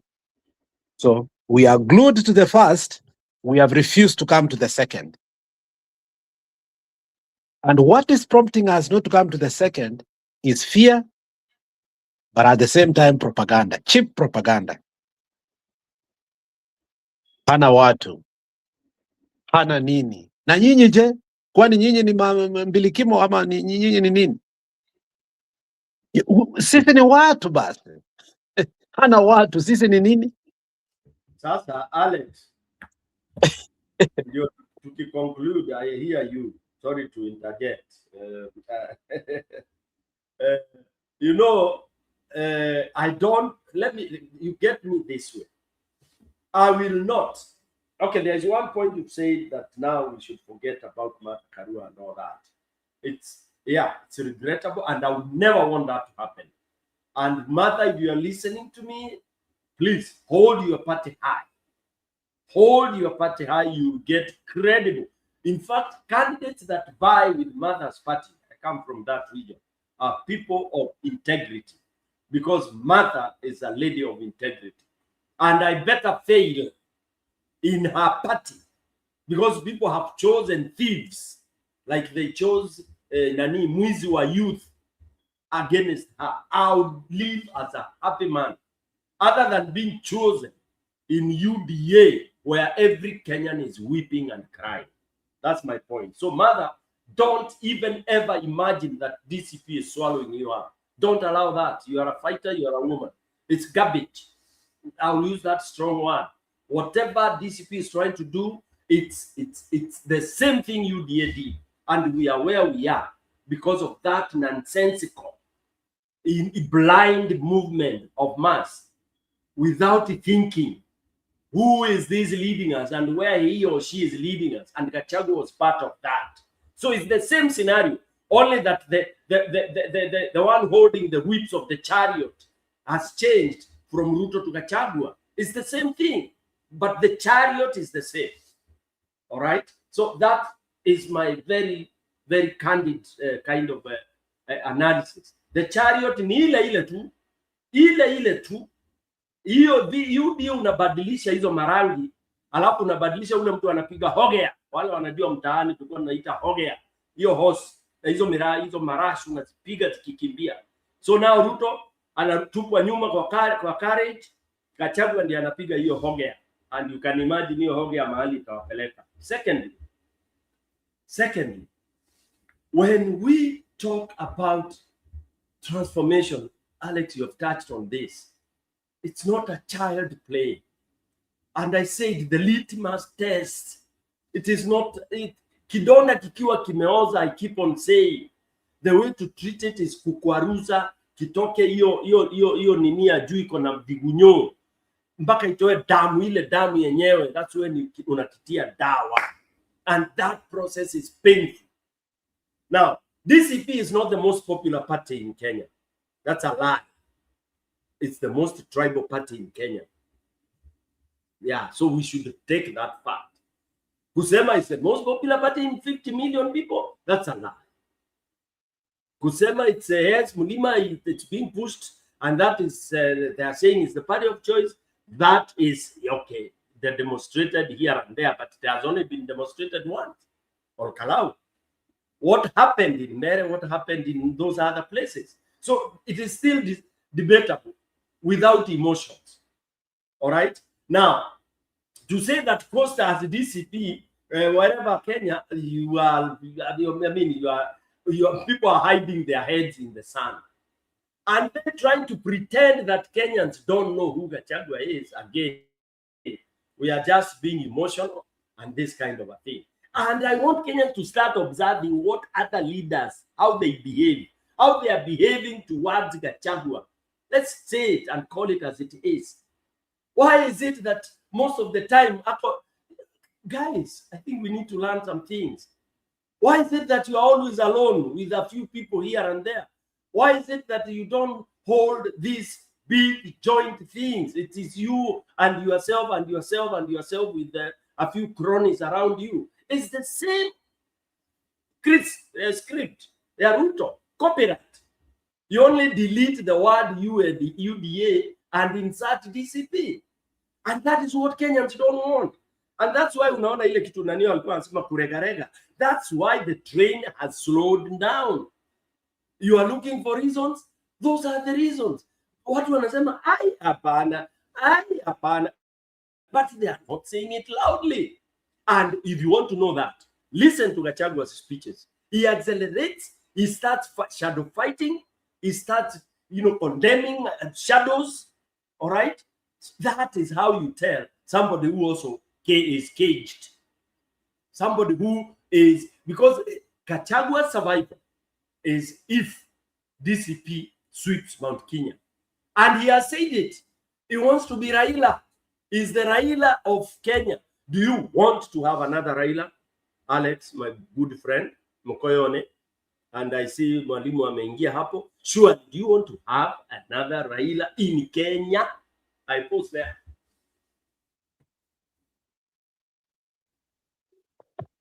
And Stone, that's why today I brought this tough conversation. And because we have been not having this tough conversation, we have lost panelists. I don't know if you see that. but mwalimu, karibu, sikuwa nimekuona. When my economics teacher anakuja hapa juu, mimi na nyamaza bwana. Asante. Lakini atuongei mahesabu. Penina anatukumbusha mwalimu, as you come in, kufa makanga, kufa dereva. Why did people use that slogan? Again, tulisahau. Thank you, Joe, for reminding us. Njiru, ulienda wapi bwana moderator? Usomi hizi vitu. Kisomi is a diehard of Gachagua. He's saying, what has Gachagua Rigiji stolen? This man must be a 22-year-old guy. Where Njiru? This must be a very young boy or woman. When he starts asking what has so and so stolen, he must be a really, really, really toddler in either in politics and all that. X, whatever your name we can't pronounce, but you must be very naive. You better do your research about your country, if at all it's your country.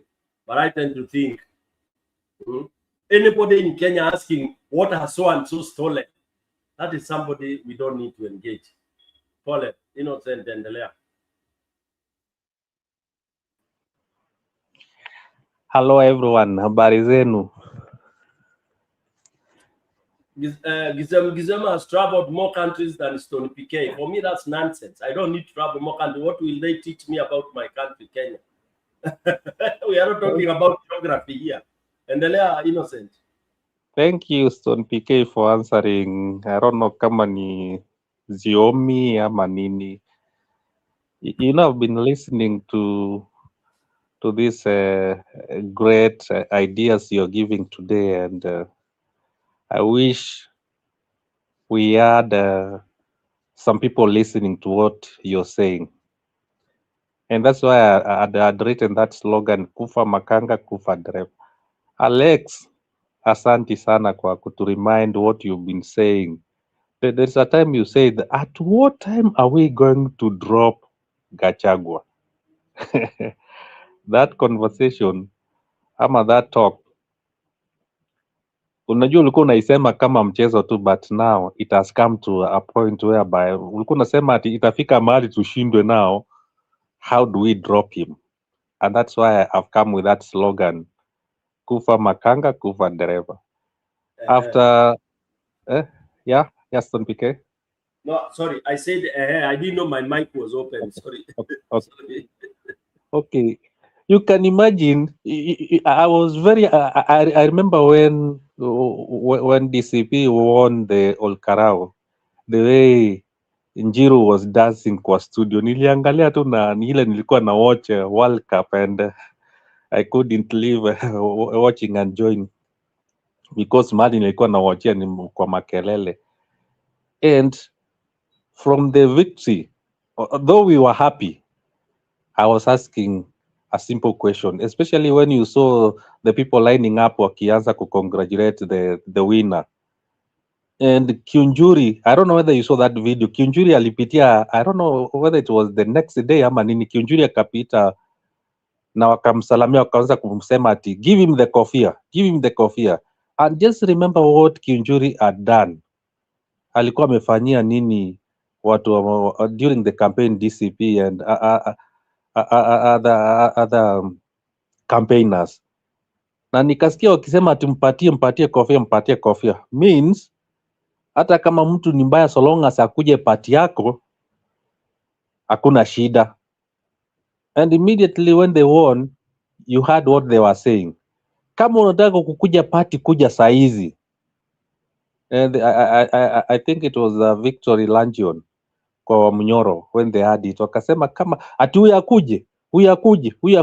And the people they are saying wakuje are the same people wenye wanatekana ama the people who have been organizing goons and other things. Just remember what Rigiji said. If it's Yomi, I don't know, is Yomi ama nini, what he's saying. You remember what Gachagua said? How do you call them? Tourists should not come to Kenya. Wasikuje paka election. And imagine that is the leader that you want. If it's Yomi, that's what you want us to tell you. It's not the kuiba ama nini, but the kind of leaders wakina Njeri and Lexi are saying, what kind of leaders ama what kind of a leader is Gachagua?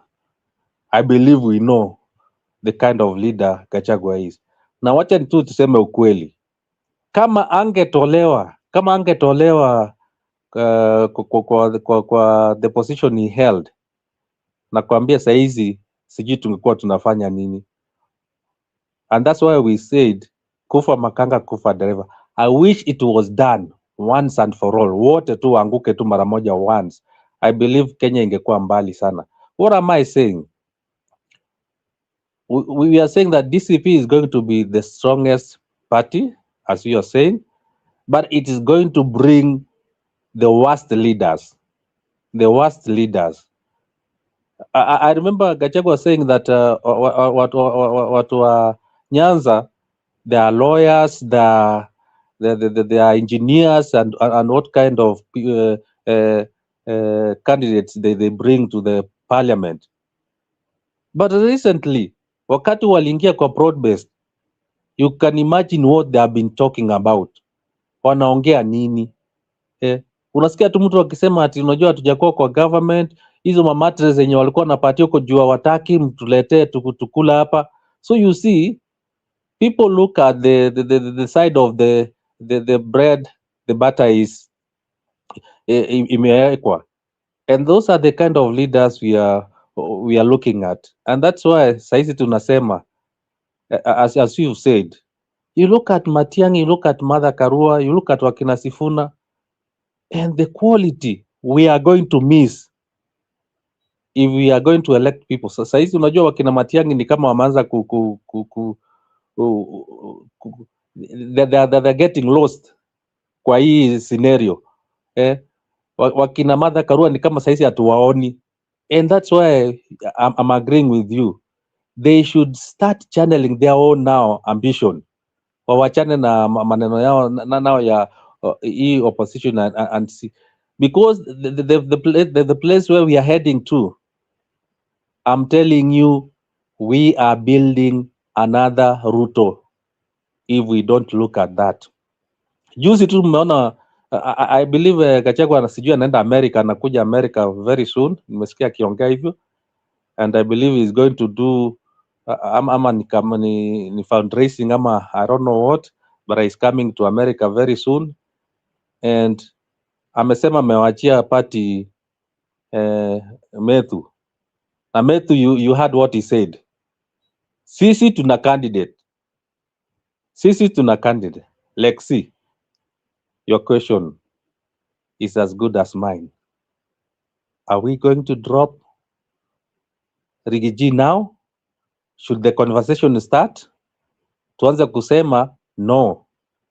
If it's Gachagua being the presidential candidate again, no. That is what I can say.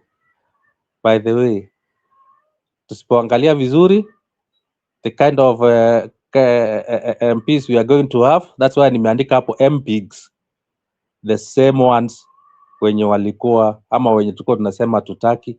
Finance bill inakuja huko, wanasema wanaenda wanaichukua from ODM, whatever you've seen. Saizi what is happening in Nyanza, hawataki kwenda maandamano, hawataki kufanya nini. These are the kind of people we are going to get, and that's why wanasemanga drain the swamp. Thank you. That is my introductory part. Innocent, I don't think we shall push Gachagua out, otherwise Ruto will win. So we have also to accept that we are between a hard rock and a what? What do people say? What unasemanga aje? A hard place and a hard rock. A hard place and a hard rock. So tuko pahali mbaya. We need the only bulldozer right now we have is Gachagua. He's the one giving Ruto sleepless nights. The others that me and you are our favorites.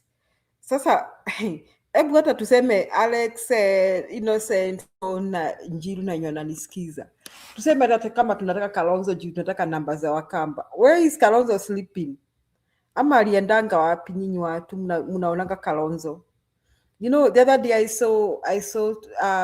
saw Linda Mwananchi wamejaribu kwenda Taita Taveta. Nikashanga huku Taita Taveta ni kwa Kalonzo. Si huyu jamaa angekuwa ametembea mkoa wa Pwani, watu wangekuwa wanaimba Kalonzo. At least we would have said Rigiji ame balkanize Mount Kenya region, Kalonzo balkanize Lower Eastern and Coast Province, and I would ask Sifuna to balkanize Western Kenya, na tungesema sasa tumejipanga vile tutatoa Kasongo.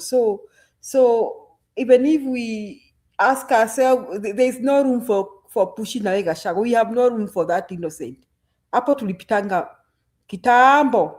Julia, before you proceed, we are not talking of pushing away Nani. That's not the discussion. We are not pushing Nani Gachagua away. What we are saying, he has to be in the team. It's a must. We are not pushing him off, but he cannot be a good president. That doesn't say, is he vying for presidency? Is that what he wants to have? I don't know. Exactly. So what we are saying, let him be in the team. And if he thinks he has balkanized Mulima, he has to remain with that vote, with the people to remove Kasongo. That is the bone of contention. Is he committed to that? Okay? Removing him, let's not discuss that. Hakuna mtu anasema atoke ati opposition. He is needed badly because there are fanatics there. He has some following. He has balkanized some people who are die-hard.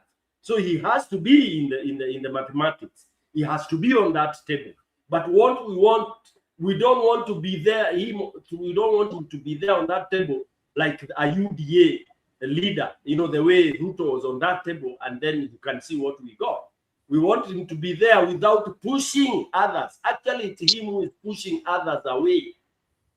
He's the one who is pushing everybody else away. Unfortunately, he's so drunk, he thinks he can do this thing alone, which is a serious problem to us, Mwananchi, who have decided that we are getting rid of Ruto. So our what we call it, there is an English word. He becomes the problem. He's a problem. I don't know what others see. You know, he's good in doing what he's doing, but he becomes a problem. He's the cyanide in the pool. Okay, I don't think he's yet a problem yet. He's I think hatujafika hapo kwa sababu hatujasikia kwamba they discussed na wakakata kubaliana. The only challenge we'll have that penye DCP itakuwa Njeri soma mbele. Iko disagreement mingi sana. Ni vile sijui sana. You're asking, sai unauliza, where is Kalonzo? Why are you asking those questions? I don't know. Exactly. That's the answer. There lies the answers. There lies the answers. Umesema unachunguka unaenda kambani kusema DCP. You want Kalonzo to stand on the same stage and start saying hapana, huko ni he can't play those kind of childish games. You come say what you want to say. Go to Taveta, do what you want to say. Go to Coast, do what you want to say. It's okay. Then when the rubber hits the road, we will see what happens. That is why now we have Mwananchi. You see, I keep on saying Mwananchi, and yani sumu ya Mwananchi ile inaharibu Mwananchi ni akina Gachagua. Mwananchi is decided. Akiambiwa kesho apige kura, Ruto is gone by 8 o'clock, like the way it was in Olkalau. That is, hiyo hata we need to research. We all know that. But who is spoiling? By bringing in maneno mingi, sijui scientific, sijui nini, upuzi mingi, ujinga mingi. If you all think you are leaders and you are saying we will look at this story, ile ya Raila, Tuesday, sasa ile tunaambiwa na hawa, soon, very soon, we are deciding, and I'm supporting I support what the others will support. That's a political statement. It's neither here nor there. You can simply say that, but ukirudi bedroom usiku naambia bibi yako akiangalia tekera no maadili ile nemiego koro, lakini kule nje ulisema support. That is the problem. We want to hear them say it quickly. Use whatever formula you want to use, but tell the people that yes, we have decided.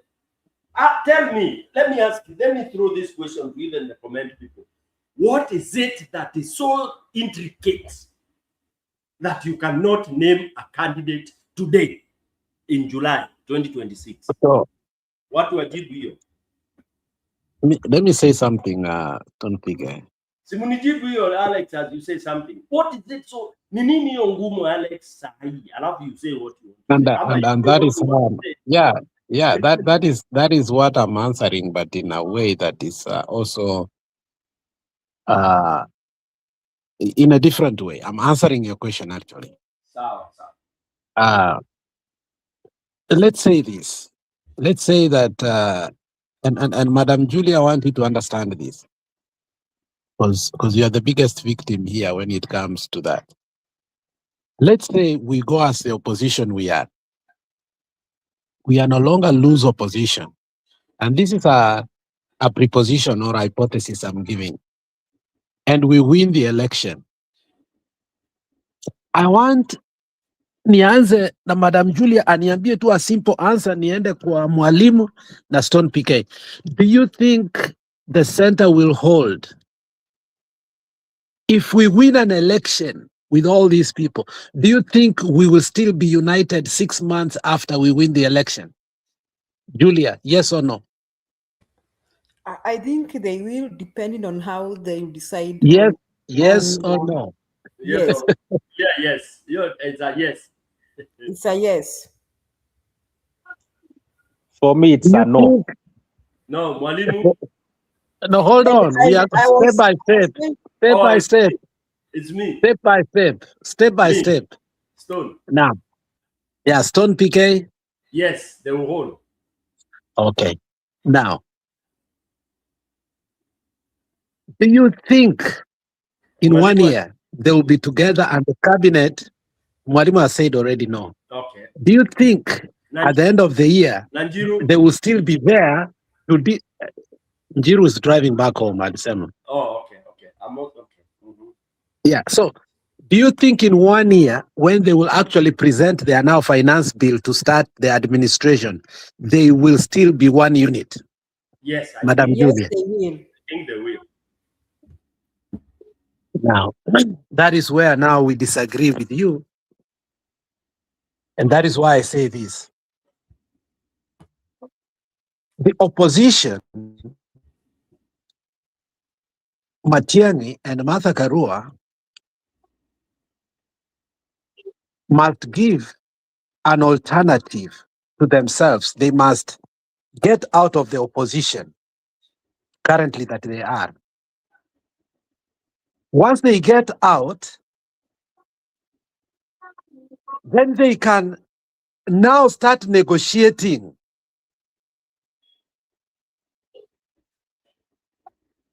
on administrative terms. Because the moment they move out, Kenyans will start asking the deep question. Will this team deliver what Ruto failed to deliver? It will bring people into senses to start discussing policy implementation and success vis-a-vis winning. So this team will see we can win. But the people say, yes, we can win, but we want to be delivered from all these purge, this independence. But you thinking that coming with a candidate right now, by them being together, is going to be easy, that's a wet dream, my friend. Let Matiang'i, Martha Karua, and the rest who think that policy is too critical for them than winning. They rather win to deliver or lose if they will never deliver.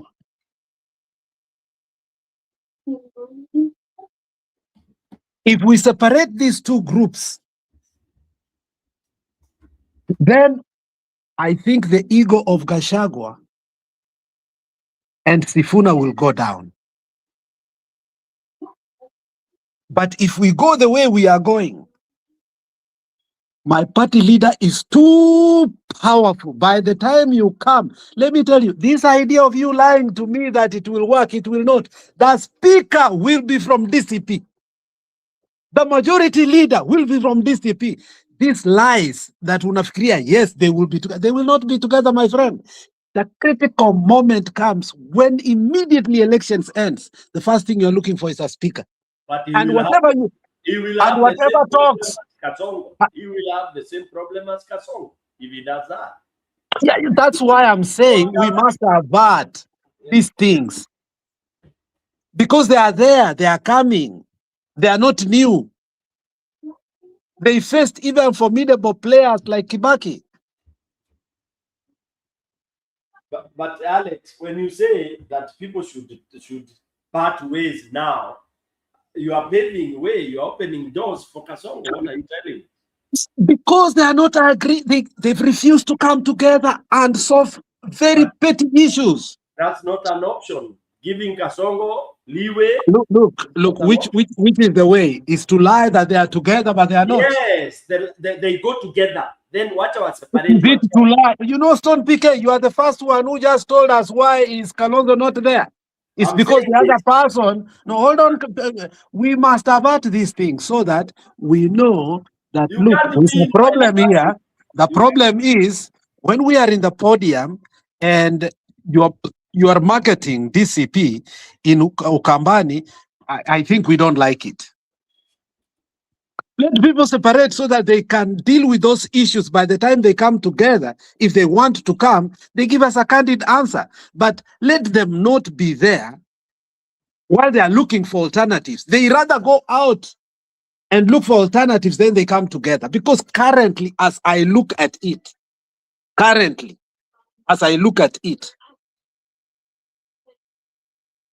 who dares Gachagua in those talks?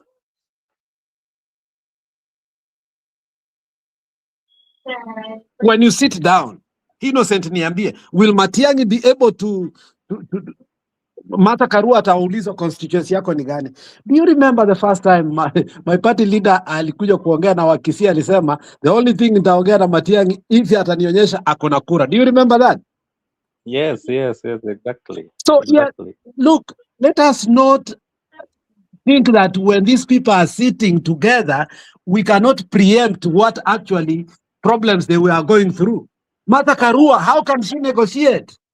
Now, Madam Julia, tell me, how does she sit down to say, now I prefer Sifuna than this one? Does she have a voice? Alex, pause. You've talked about Gachagua making those statements in Kisii. I kept on saying that he flows and blunders to death. He regrets later. You cannot go, the things he's been selling about, you know, you have to go to Kisii consolidate. I don't need to consolidate people in Mbere. If they hear I'm contesting for presidency, take that to any bank. They will read my name, even children who are not born, so long as they are in stomachs of their mothers who are Mberes. They hear that so and so from Mbere is contesting for presidency. They go and vote even with their eyes closed. So you don't go to Kisii to tell Matiang'i to consolidate Kisii. That is what I'm saying. Gachagua is sharp in some things, but he's dumb in many other things. All right? And that's why I would not agree with you saying that, we separate, then come to meet. We are not supposed to be controlled by Gachagua. No, and I would say, Martha, don't be. Kalonzo, don't be. Everybody else, don't be. Go to that table and let it ata fadhali ibast. You don't give way to idiocy.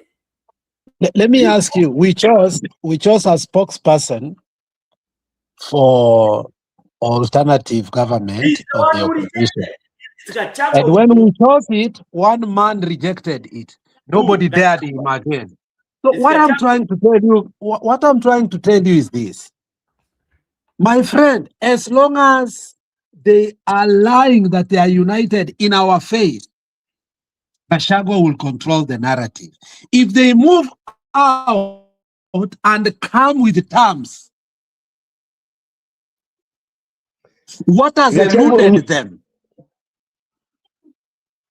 Not Will now them. starting. It's Gachagua. Alex, it's Gachagua who is eluded. The rest of the guys have the will of the Kenyans at heart. Gachagua is on business. Gachagua ni Okay, biashara. I was Yes. giving a solution to it. How do we do? Do they just stay there and act like you have demanded they give us a candidate? Imeshindikana because Gachagua wants to be the candidate. No. By the way, very soon they will give. Then Gachagua will go wherever he wants to go. Let me ask you, Yes. do you know Take that that to the Gachagua bank. wants to be the candidate? Listen, Alex, na uandike mahali sahi. Stone PK nimekwambia. They are going to name a candidate. Gachagua will do whatever he wants. Take that to the bank. When we are saying And that Gachagua decision, wants to be the candidate, we are not saying Gachagua per se will be the candidate.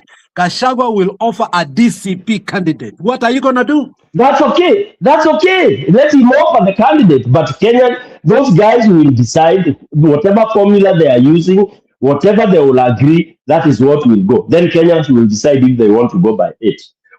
Alex, usituuzie hii maneno ati DCP will bulldoze things. Nothing. Hakuna kitu kama hiyo. You just said I can tell you that is Mukisa strongly. Kitui asikue. You just said yeye ndiye Mukisa Kitui alimkatasha. He has been bulldozing. But he is alone. He's alone. He's alone, Alex. He's a lone fighter. Yes, Nani. PK. What Alex is saying is exactly what people are fearing. Let me tell you. Usisema that it's not a bulldozer. Very soon you'll hear what DCP will decide. What will they decide?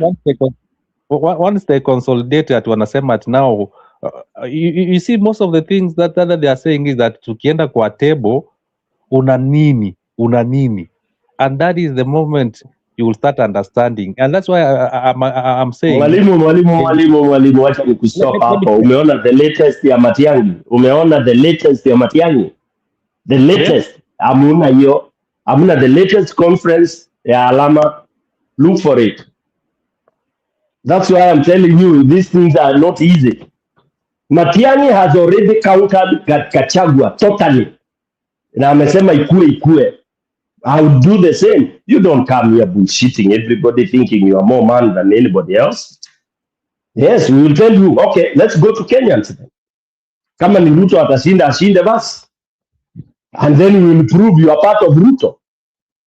That is it. Which will come to what I've been saying. Yes.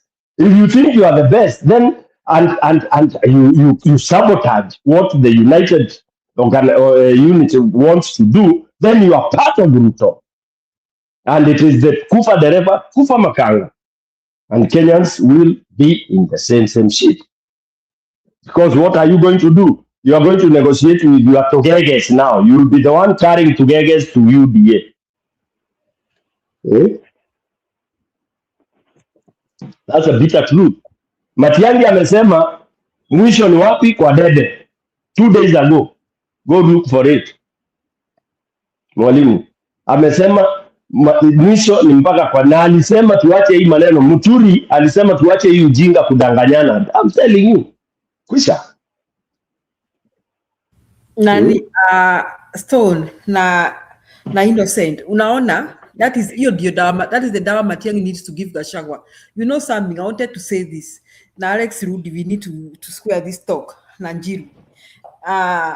If even Mother Karua and people who disagree with him waseme kwa comment section, wakisimama na Gachagua, tuseme we only have 2 candidates, PK, Mother Karua na Gachagua. Mother Karua will beat Gachagua. I'll vote Gachagua 100. I mean, I'll vote Mother Karua 110 times. Because Kenyans, however much they are cheering Gachagua, they cannot fathom the thought of him being president. I'm telling you, even those who are in Kenya region wakubali tu hiyo ndio kweli. That's true. Yes. The song was Kufa Dereva, Kufa Makanga. Yeah. Why? Because they know that we are coming from where we are coming from because of these 2 people. So people can Exactly. or tolerate him because he's fighting a battle that we think others are not fighting. And we are impressed that he's doing it. I'm a balkanized Mount Kenya region now, Mefkuza Kasongo. But I'm telling you, even Mother Karam Nasuma Yuko popular. By the way, she's very popular. She was Baba's presidential candidate. You know, Yes. The president. Ujinga, hawezi mchagua kama governor. It is not that she's not preferred on a national level. She's a preferred candidate on a national level because Kenyans can trust her. Kenyans can trust her. Sai ata Madhakura Kinuma na Gachagua, she can beat him pants down. I'm telling you because Kenyans hata kama wanataka kutoa Kasongo. Na huwa nasema hivi, Stone PK, I always say this. If a state arises na Kasongo asisimame ama hayuko, let me tell you, I would ask all those candidates to run so that Kenyans get the best candidate. Exactly. Yes. Mungu achukue Kasongo saa hii, tubaki na hao na tuambie wasimame wote. That is how I would do. Yes. Yeah. That would be the best. You're giving a good scenario, which some of us cannot see. That is the situation. If saizi tunaambiwa ati we only have 2 candidates, Martha Karua na Gachagua. Martha Karua will beat him pants down. Because Kenyans, they are not so dumb. When it comes to whom they want to run their country, they know what the kind of a person they want. They know where we are coming from. We are this because of Gachagua, Ruto kind of people. That is where we are. Tuko hapa hivyo kwa hiyo sababu. So we are appreciating the efforts he's putting. We are very impressed that ametoa Kasongo Mount Kenya region. Ndio walimpigia kura. Lakini kuna unaona ile ni alimleta. Yeye alimleta. Yes. Yes. So lakini unaona kuna lakini iko kwa capital letters. LKIN. Lakini pale juu, if you hear people from Mount Kenya region can say that innocent, I think me and PK will be the most unbiased people because we are not arguing on tribal basis. We are thinking about the Kenya we want. What Kenya do I want? Kenya watu wanakuwa abducted. Yenye unaingia PK na innocent. Unajua tunaenda nyumbani, we sneak into the country and sneak out. Do you know that is what we always do? Kabisa? Because you think I've done that. Yeah. You don't feel safe. Why? We always sneak in and sneak out. We don't want to live like that. We want a place where we will say, Mimi narudi, Mimi nimezeeka, I'm going back to my home country to live there. Hapo ndio narudi. So we know what we need in Kenya. Okay, we know we need to kick Kasongo out right now. So we need Gachagua. And I hope Gachagua is smart enough. I hope he understands where Kenyans are coming from and what they think about a president. Okay, I believe he's a smart man. He's intellectual. Akona brains. Anaona na nasikia chenye Wakenya wanataka. That is why when Alex asked me whether I think they will hold together, they will. And I am happy to hear Matiang'i amesema mpaka kwa debe. You know, Matiang'i may not be shoutious and disrespectful, but when he stands his ground, I think he stands his ground. Ametumia MP wa nani anaitwa Alama, the brother. He had a 2-hour press conference. 2-hour press conference. Na akasema, he even criticized the merry-go-round ya our opposition, merry-go-round ya kina Onyoka, jumping Linda, naruka hapa. Akasema, tuache hizi sarakasi. Very stupid. Akina Onyoka, they look very stupid. Mara, yes. Linda mwananchi yenyewe, wacha decrease hizo Linda mwananchi sasa. Watu wenye kwa Linda mwananchi. I heard Sifuna is still fighting to remain as SGODM. That's the most. Hiyo ndio imenitoka na Sifuna. Hiyo. Huyo ndiye Sifuna. Ati Sifuna medal presidency. How? Mtu mwenye hajui where he is and where he's heading to. Is another docile. Let me ask Kenyans who are saying Sifuna can become president whether they have ever heard Sifuna articulating what Kenya needs. Ever. Hata juzi amekuwa Taita Taveta, alikuwa anasema vile baba alimwachia, vile baba alimwambia, vile baba alimwambia. He's obsessed. Yes, obsessed with the Baba. That's what Baba. Raila Odinga told him. Raila Odinga said, he has never articulated what Kenya needs. Utoi mingi sana. The other day he was fighting someone in parliament. Physically, he is very childish. He's very far from becoming president. And personally, he was pigia kura. I can only give him deputy. Angalau akuje. And then akomae kidogo. The same thing, the akina nani wanaitwa nani huyu? Akina Babu. Can you imagine people ati Babu akuwe governor wa Nairobi? Kenyans, are you serious? What do you look for in leadership? Babu Owino, governor. Nyinyi ni matope pia. You are just like your leaders. Telling you. So, yeah. Anybody? Said and done. And let me say this. That is why finally, I will not be disappointed if I hear that they have been fronted Kalonzo Musyoka. Hata kama ananibo that is lazy. There is some level of sobriety in that man. There is a level of sobriety. Julius, not to cut you short. Do you know, I know Kalonzo personally. Do you know that guy is not lazy? I don't know what Kenyans want him to do. You know, Kipchoge Keino, the first Kipchoge, ndiye alivunja rekodi Kenya. So you want every Kenyan to run like, every Kalenjin to run like Kipchoge Keino? No. Kila mtu ana mbio yake. Even in class, when ni mwalimu, you have 25 students that you expect them to perform the same. I've given them this mathematics question. I'm expecting a uniform answer. Surely? Really? Okay, I've asked this oral question. I expect them to answer with the vigor the way student A has answered. No. Kalonzo, by the way, once you get to know Kalonzo and his affirmative and the assertiveness, you will appreciate it. Okay? Other than people thinking, oh, because he participated in this, he's not that. Those are the perceptions that people receive.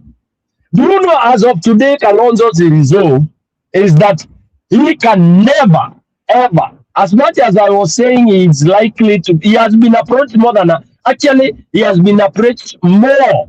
Because Ruto knows, if he can manage to pick Kalonzo, yani itangazwe kwa anapiga handshake na Kalonzo, Ruto ameingia with or without Kikuyus, because that impression ya Kalonzo following, remember Kalonzo following is Raila Amolo following. So what Kalonzo might have lost after death ya Raila is maybe 60%. There are still 40% that believe Kalonzo was the best for having supported, and they empathize with him for that. Mtu anakufa na wewe 4 times, sijui 3 times. Sincerely, unless you are not human, for you to dismiss that, then whatever. So, and that's why all the polls zinaonyesha Kalonzo anapewa mtu. Kalonzo president anapewa mtu. You know, kuna kwingine anapewa Sifuna, kwingine anapewa, niliona ingine amepewa nani, amepewa Martha, mwingine amepewa, wanajaribu kumweka na Gen Z. Kuna Gen Z mwingine sijui walikuwa wamemwekea na somebody strange. All right, they are saying it should be that Kalonzo there and then somebody from the younger generation. Yeah, who was that? I'll go back to my notes and see. Yeah, and it looks good. People are thinking. People are saying Kalonzo, as much as you know, they know his principles, and then after deputy unampatia deputy mwingine, and then the law. Oh, Kalonzo. By the way, the one that scored very high was Kalonzo Sifuna.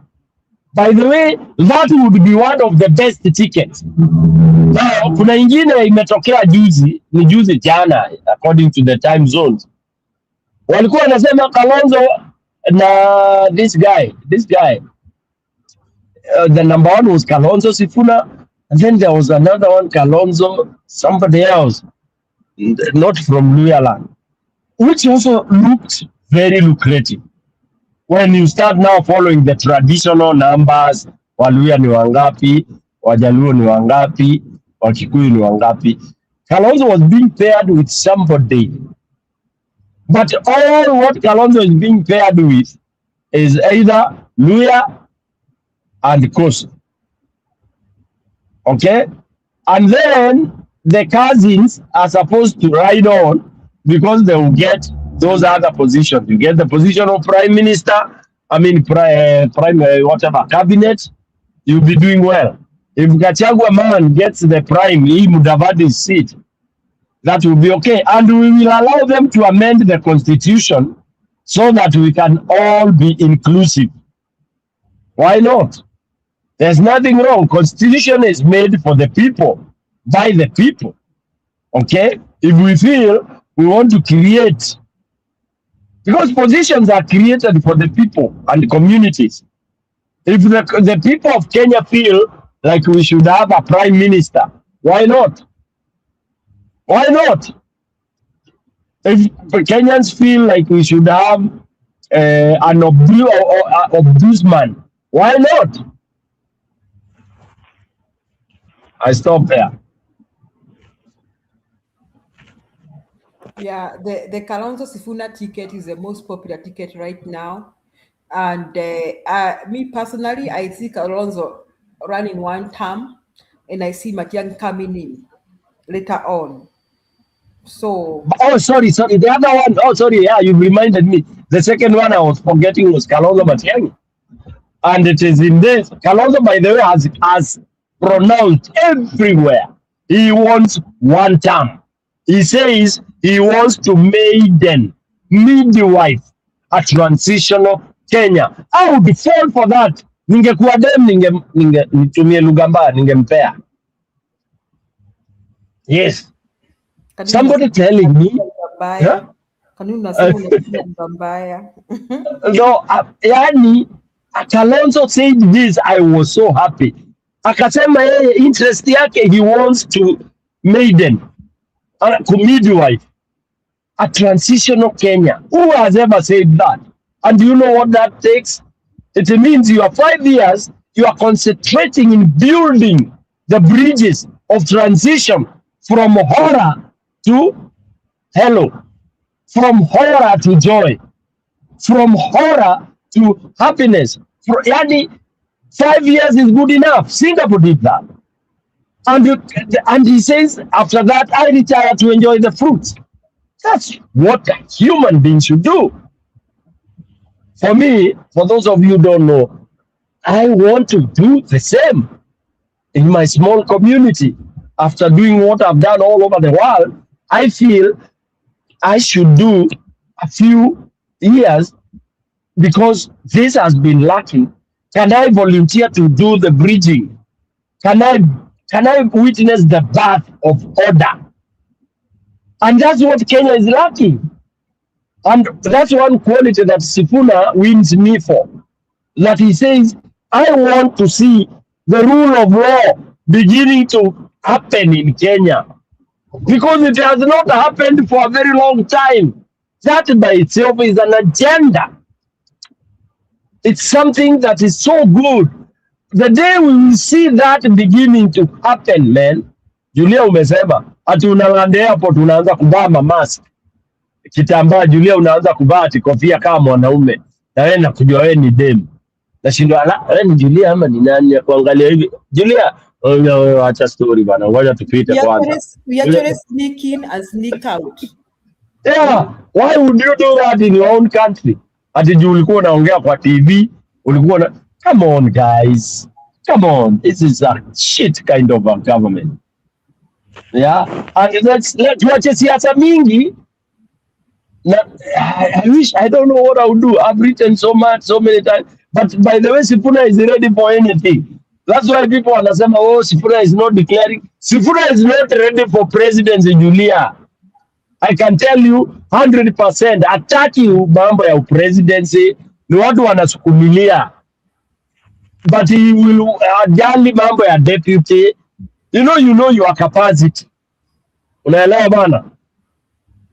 Ataki kupewa kiti kubwa He's I not love even for presidency. He's not. yes. He doesn't even know what to do with the presidency, by the way. Yes. Oh yeah. Ukiulizwa atafanya nini? What can he do? But you see, we have Kalonzo has been there. Has run as deputy president. Now, Vice let me say president. this: we don't have challenges with having Kalonzo at the top, and we also now we are trying to combine what Alex was asking. We need the numbers, we need to remove Ruto, but we need sobriety in our government, we need structures. So what will make this government work? The only thing that will make this government work, our incoming government, is Gachagua to accept Kwamba. We are appreciating that his work is doing a good job, but we don't want him very to good be at the top. Yes. Now, Yes. Mimi, I'll be fine if he's given me kiti ya Mudavadi. Okay? I'll be fine with that. Wakipatia Gachagua prime cabinet secretary. But then, if the law allows, yeah. they need to give critical ministries to Watuawiri. One is Fred Okemo Matiang na Martha Karua.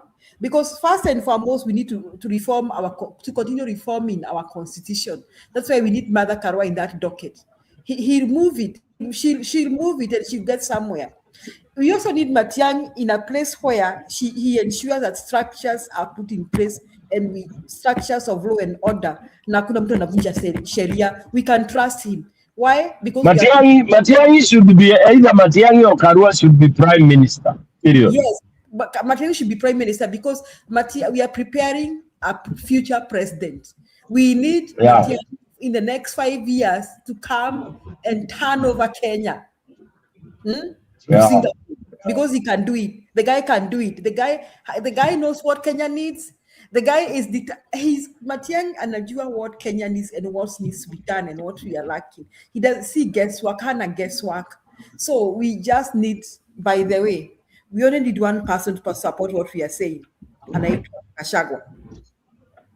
You know what, Julia? Yeah, you are right. You know what, Julia?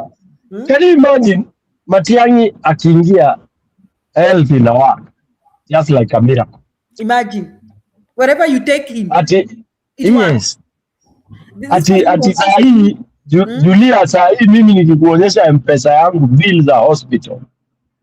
Julia, by the way, I'm not discouraging you, but when I get there, you can now come and try to contest because I will guide you.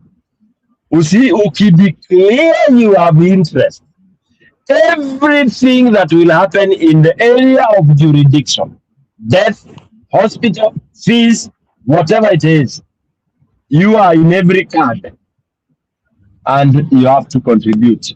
I would be so happy when Matiang'i fixes that mtu anakuwa mgonjwa anakimbizwa na ambulance kwa district hospital, level 2, level 3, level 4, and you don't bother people asking for money to buy dawa.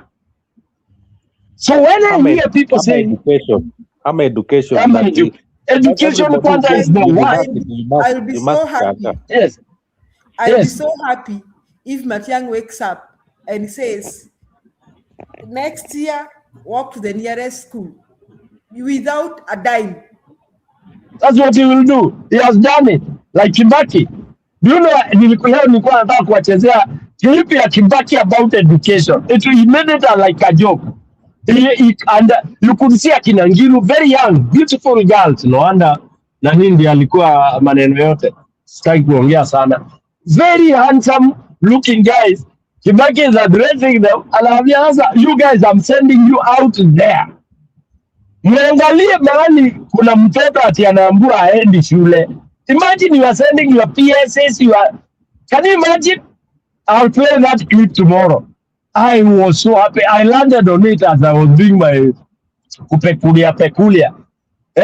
Kibaki anasema, for me, before we hold any other meeting, you guys go out there into the villages.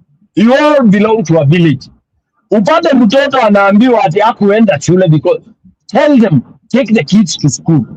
The way they are at the whole uniform. Do you know? No wonder he won that. No wonder that thing impacted the world. He was talking to his cabinet. Yes. People are annoying me so much. people like Ziomi siju somebody asking me at Matiang'i alifanya nini. They are annoying me so much. It is aggravating. Unashanga mtu Ni watoto. huyu mtu anaishi kwa msitu ama anaishi wapi? Ni watoto achana nao. Wewe kumbuka the days of digital tukitoka nini analog tukaenda digital. Do you remember? Yes. Watu waje mnatoka. The next day mnatoka watu walikataa, akasema by the way, mkiamuka kesho asubuhi kama hujanunua hiyo utakuta huna kitu. my TV was off. I was a victim. Because as a Kenyan nilikuwa nasema hapa. You know I did that. My TV was useless. Sasa wife akanisho, huyu mkisini hatari, nikamwambia haya. Alisema hakuna cha hiyo. Imagine. Now people are so happy about it. Unaona, akaanza hivyo, watu wakasema ati hawahami, ati KBC ikampeleka kotini sijui nini. He said he didn't care. The next day nobody was watching TV in Kenya. Watu wakahama. Haya. Matiang'i akapelekwa kwa education. Me, I was in Kenya. Let me narrate to Kenya this. I was in Kenya. Akapelekwa kwa education. First, hiyo ungeshikwa na chief. Kama watoto ungepatikana na mtoto mwenye haendi shule, you would be arrested by the yes. You remember chiefs were arrested? Exactly. For taking their children to school. Haya. Exactly. Mtoto anafanya nini nyumbani? 2015 ndio hiyo mtihani inaibiwa. Guess what? Matiang'i woke up on 2015. He fired someone called Resonga. People do remember Resonga, the neck boss? Yeah. The guy was fired. Matiang'i akasema 2016 amuibi mtihani. People say dai atafanya nini? Goja. Mikatel kubwa. Akasema you wait, you will not. First I hear Matiang'i had more than 6 sets of KCSE. 6 sets. Then Matiang'i akajua na kina nani wanaibanga mtihani ni principals na teachers. Matiang'i akasema first and foremost the school principal you'll be the supervisor. Mtihani kibiwa Kenya ame. That is what he did. Then he decided, teachers, you are the ones who leak this exam and revise in the evening. Walimu, teachers will not be in school when exams will be going on. Period. Yes. Innocent. Just go home. Teachers just go home. The police are the ones sending this exam. Atimtihani naika kwa police. Akasema hakuna nini. Mateka akaeka container. Every headquarters, and the container had keys, and only the county education director had that key. Na ikipotea umefutwa kazi. Bas. The next thing Matiang'i akaweka hizo papers ziko na trackers. Yes. Ya Murang'a High School ikifunguliwa, the tracker goes to neck. Mtihani ya Murang'a High School imefunguliwa saa hii kwa sababu gani? Murang'a High School principal fired. Yes. The next thing sasa Matiang'i akahakisha mtihani imefanywa without cheating. The next challenge ni marking inakuanga smooth because teachers are very objective. 2 weeks. Final kuanalyze results, ma principals wanapeanga neck pesa, results zinabadilishwa. Do you know Matiang'i took the raw data. Hii raw data walimu wameka kwa computer raw data. Akandayo na Mombasa aka-announce after 2 weeks. Ni watu wakaanza kusema hapana sisi wakasema no, those are the results. There's a school called Chevakali High School. Chevakali the previous year had 300 A's plain. The next year after being plain hawakuwa naye.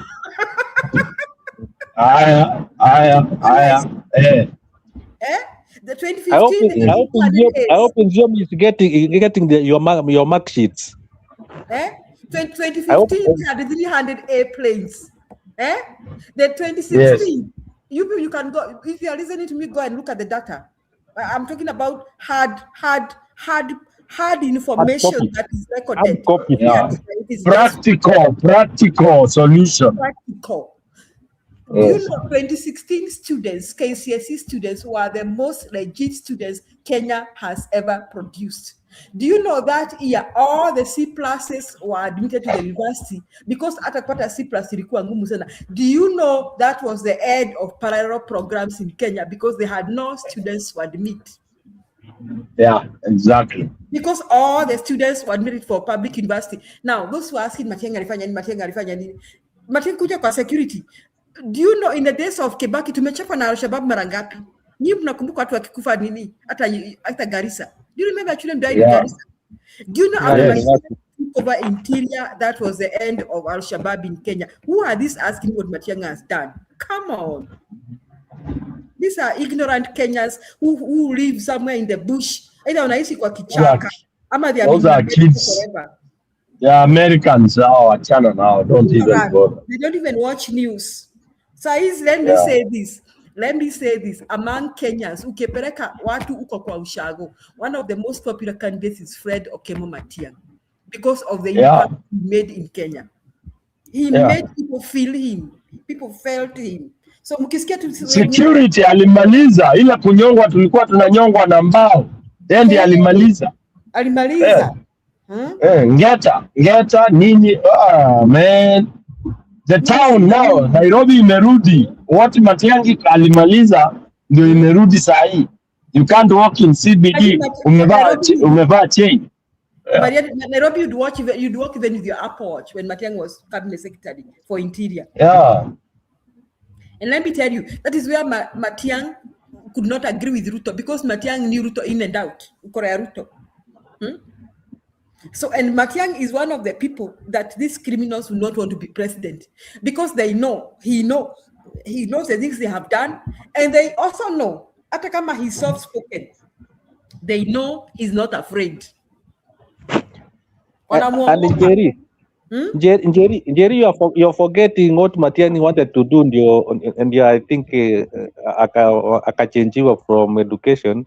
Wakati alisema ati every degree, every certificate kila mtu anaye, wanaenda paka the university you did ndio tuende want to scrutinize. Ulipata you were verified. Yeah, you were verified. Yes. He wanted. He was not playing with them. He was not playing. And these people, unaona innocent, so na njino yenye natusikiza. These politicians, hata kina Gachagua na wengine, they know that Matiang'i is not afraid of anybody. They know that. They know he's polite. Yeah, they know he's not afraid. And they know that if akiamua kuimplement something, he'll implement without fear or favor. They know that. So hawataki to come out. That's where we need a blend. Unaona, wacha wasaidie kutoka Kasongo, but we need the right people in government, the people who will create structures. He's not a yes person. He's not a yes person. He's not. No, by the way, let me tell you, truly speaking, the best president that we can have today after Kasongo is Matiang'i, of those who have offered themselves. Yes. That's the truth. The best president who can take Kenya to Singapore is Fred Okemo Matiang'i. Ni mdomo tu na kihere yao. Because number one, lazima uwe chingoro. If you know what I mean. And that's why Julia, hii nitareveal baadaye, I'm a chingoro in my village. That's why they want me. Because for me, hata ukikuja tuende mkono, tutaenda mkono. There's nothing wrong with that. Na mkono, tunaenda kwa sababu I'm fighting for what is actually right. And that's why I love parliament ya Korea. You know, Korea watu wanapandana kwa meza wakipigana karate. It's not stupidity. Because I'm putting a point about the people, you are putting a point about yourself. What money you'll make. Hapo tutapigana physically. You can call me primitive or anything, but I cannot pass a policy that kama hizi policies zimepasiwa kwa parliament yetu na watu wana. Can you imagine? Nitauma mtu na meno hata kama sina nguvu ya ngumi. I'm telling you, and that's what we want. We want our parliament to go back to siku za kina Ole Kaparo, Ole nani. Ile when you are standing for a community point, kama hii side ilikuwa inapitishwa na hii ingine, all those bills, there should have been people Tungetaka kuona watu wakitema meno nje because wamepigwa mahedi. You know, I'm telling you, for me, that's what I go for. You don't, how do you vote for a bill that you know obviously is oppressing because you've been given 100,000? I'll jump on you. Nitakurarua huko tu kwa hiyo, hata wacha iende kwa news. Oh, sijui nini, this guy is not good. But I cannot imagine you voting. Umeambiwa wananchi wanyongwe, then you are voting for it without due diligence. Huh?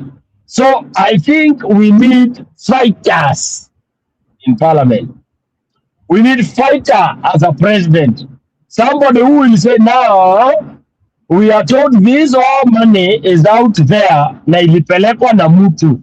Inaweza rudi in the next 30 days. Julia, that's what we want. Tumeambiwa pesa fulani and it's identified. And you know, you only have two fighters who can do that, Matiang'i and Mother Karua. And those are the two. Yes. Oh, wengine wanaanza kusema, oh, you know, he's a Kenyan, he's our brother, we cannot be harsh to him. By the way, as you know, we all belong to this country. Kwanza Gachagua ameniudhi juzi jana aliongea ati sasa sasa muache kupiga soprano akiangai. Huyo mtu alikuwa amelewa ama ni nini? By the way, alikuwa anaongea hivyo kwa nini? Alikuwa anataka kutushow. No, he was drunk. As long as mtu, that's why I was telling you, Gachagua anataka kulete back the people wenye wameharibu hii Kenya again. For his sake, for his numbers. For his numbers. Yes. Huwa anaudhi watu. He doesn't realize that he really irritates other tribes. Kila saa akianza kusema ati nimeangalia serikali, nikaona watu wa mlima walitolewa, nikaona huyu juzi nani amemtukana, anaitwa nani, Miguna amemtukana. Sijui kama ukienda kwa page ya Miguna ametukana Gachagua ati every time he opens his mouth watu wa mlima sijui ametolewa kazi wapi, sijui amefukuzwa wapi. You know, he can't get out of that. I think mimi I used to think he'll get out, lakini I've given up on that. He will not. He's stuck on that. He's stuck because he's stuck. He's off apewe prime cabinet secretary afikishe hapo because he can't get out of that mlima thing. Hawezi toka hapo. So he's not the kind of a person that should lead Kenya because ataanza kusema maneno ya shareholder, ataanza kusema nyinyi nyanza mlileta ngapi, wesa mlileta ngapi. We don't want that. We can even have Kikuyus or cabinet secretary if they are performing. We don't care. We can even have Luyas 10-20 cabinet secretary from Luya if they are performing, right, PK? We want to move away from that. The results, own services. Yes. Yeah. Things ya kuambia watu ati mumepewa sijui cabinet secretary wangapi. Sasa sisi mimi na PK tunasaidia. PK ruko na kusaidia aje ama kila saa unafanya ya mahosiko kwenye harambee afi harambee nini? What is helping you with? Nothing. Nobody was benefiting with anything. So we want to get out of that. So the only people, me and you, a few characters who can get out of that. So me, I am hoping. It's a bad prayer. If you want to hate me, people want to hate me, they can hate me. But I'm praying that a court of appeal denies Gachagua the chance to vie for anything, so that he supports the others. Yeah. Yeah. Yeah, somebody. Because anyway, I don't know. Unajua kama mimi I'm in a very difficult situation. Juu sasa huko kwangu my interest is, unajua ni mlima. Sasa mlima inaweza kuja hapana. Yule kimbere tunaongea karibu bwana li kiama kile kina wave. Ni DCP bwana liuo kanayo. Hiyo nitajikojolea mchana. John PK anzia kusema hivyo ndivyo unaambiwa. Njiro nilijua unajua. Si wewe uko kwa group unajua. Anzia kusema unaambiwa utelezea hapo. Sema nimeambiwa. Unajua hasa already they have accepted the character in stone. Walikuwa faidi kaguli, unajisikia mbele anakuambia kaguli, Gachagua ndio Arudhirie ngida gavana. Yaani unajua sisi ni amemalizwa na Gachagua ile to death. She's finished. For you guys who don't know.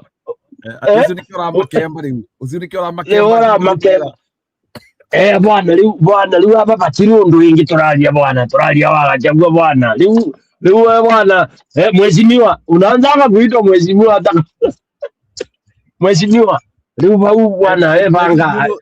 Tony PK, by the way, for your information, in Ingrid discussion, do you know that people in the villages, they don't know all these issues we are talking about Gachagua? Exactly. But yeah, true, Njiro. It's true. Hapana. Gachagua sijui ako nini sijui nini, wale wanajua tu wanajua tu Getungati. Yes. Period. Yeah, sasa you have to concentrate there.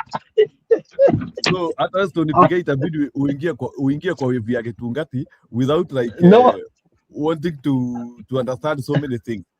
Let me ground niko hiyo wave. Utafikiria niko kwa nini mjinga bwana. Add something. Let me add something because we now want to form definitely we know we are forming a coalition. Hakuna mtu anaenda peke yake, so we are forming a coalition. And as we are forming the coalition, coalitions usually start silently. Like you start seeing bromance with different people.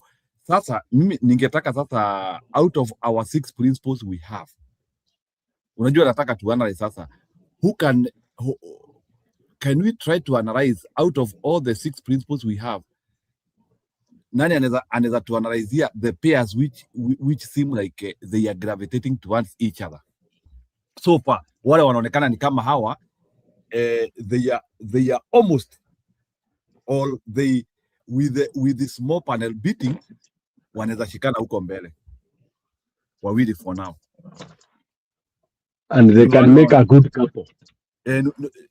Yani wale wanaonekana they can make na wana mabaggages mingi, and even their people can agree. 2 people who you can pick right now who can make presidential and the deputy right now.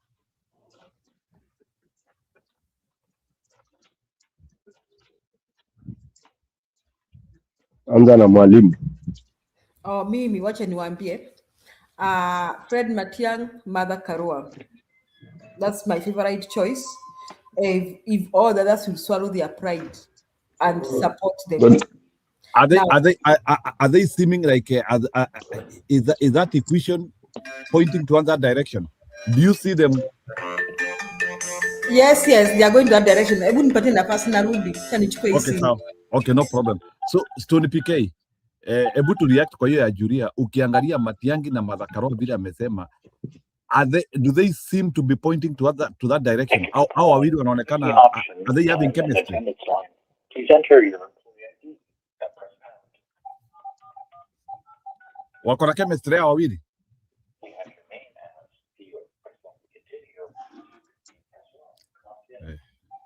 Kama mwongei. Julia amepata simu. Nataka niongee. No, nilikuwa nikikuuliza out of our presidential candidates sahi ni presidential candidate wangapi wawili wanaonekana ni kama they are almost like uniting. Almost. Wala wanaonekana ni kama wameshikana. And why do you think so? Kalonzo Sifuna. One, I'll give you reasons. Anywhere you can see cool relationship. Njiru sinajua demu wako, and she can excuse me kama yeye kusikiza nimemuita demu. Juu ni demu wako tu, hata kama ni wife pata watoto, bado ni demu. Ulipomu approach, uliona dalili. And I'm sure you were approaching many others. Ulikuwa na wawili watatu. Kuna mwanaume ana approachiki mmoja. Unafanyanga 1 2 3. If you are naive unafanya 1 2. Nikikosa hapa niangukia hapa. So kuna mahali ulikuwa unaangalia hapa huyu, by the way I only need to make a little more effort. Yeah? Na ukikuwa Sasa Stone PK unakuwa na 25. Go ahead. Eli mkora. Yes, Stone PK was bright bana. Nilikuwa bright. Njiru, unajua kama wewe ni mtu unazunguka kila mahali, kama Moi vile alikuwa anasema lazima unaangalia mahali utavanda mti. Sasa uko Nairobi, uko Shago, you are neither here nor there. Unaweza angukia patupu. Taulo Norande, Kibere tunasema Kuranda. Kuranda is the worst thing, man. Anyway, so Sahi, I tell you, Zero, as of now, the pairing is already there. Zero, in the next 4, 5, I think 5, 6, 7, on the 7th month, I'll be on the ground. Na nitakuwa nawapatia vitu live. Yani Sahi, the pairing is already yani zinaitwaje hypothesis imewekwa hivi na hivi na hivi. Wiper party already they know they have done their own thing. DCP has already done their own thing. Okay? Akina Western, they have already done their own thing. Linda Mwananchi ndio iko a bit amorphous. Unaona? And that's why watu wanaambia Sifuna bwana, fire haraka, and people are busy trying to dismantle Sifuna wave. Wakiwa wameongozwa na namba moja actually. Na Sifuna naye na ile uluya yake na heshima, unajua Waluya wana heshima ya wazee. He should have dismantled this old man the day this old man dismantled Sifuna. PK jana he dismantled him. Yesterday he had akikuwa mlembe. He did. I've not watched that full. Nimeona pieces. He did? Yeah, he did. Alisema ataki pesa yake, ataki hiyo maneno ya miaka, sijui they are not ready, sijui nini. Hata there is another billionaire. Thank you, Mwalimu. I was pained. Niliumia, I can tell you. Nilikuwa nauliza Sifuna uko wapi? Amesema hata kuna jamaa mwingine I think a billionaire from Western amesema is ready to give Sifuna campaign money. Na amesema ati Sifuna usijali, wacha Atuori wasikwambie nini. Alisema Atuori, I don't need even your one cent. Sitaki. Exactly. He did it yesterday. Yes, thank you. Akiangai, mimi kitu imeni stress sijalala because I really want Sifuna to be up there. Because he is carrying a mass that we need to add to any other to remove Kasongo. It's a mass I don't want us to lose by discrediting Sifuna under pesa and all that. And that's why I'm adoring Olkalau, because they proved that a candidate doesn't need to have money.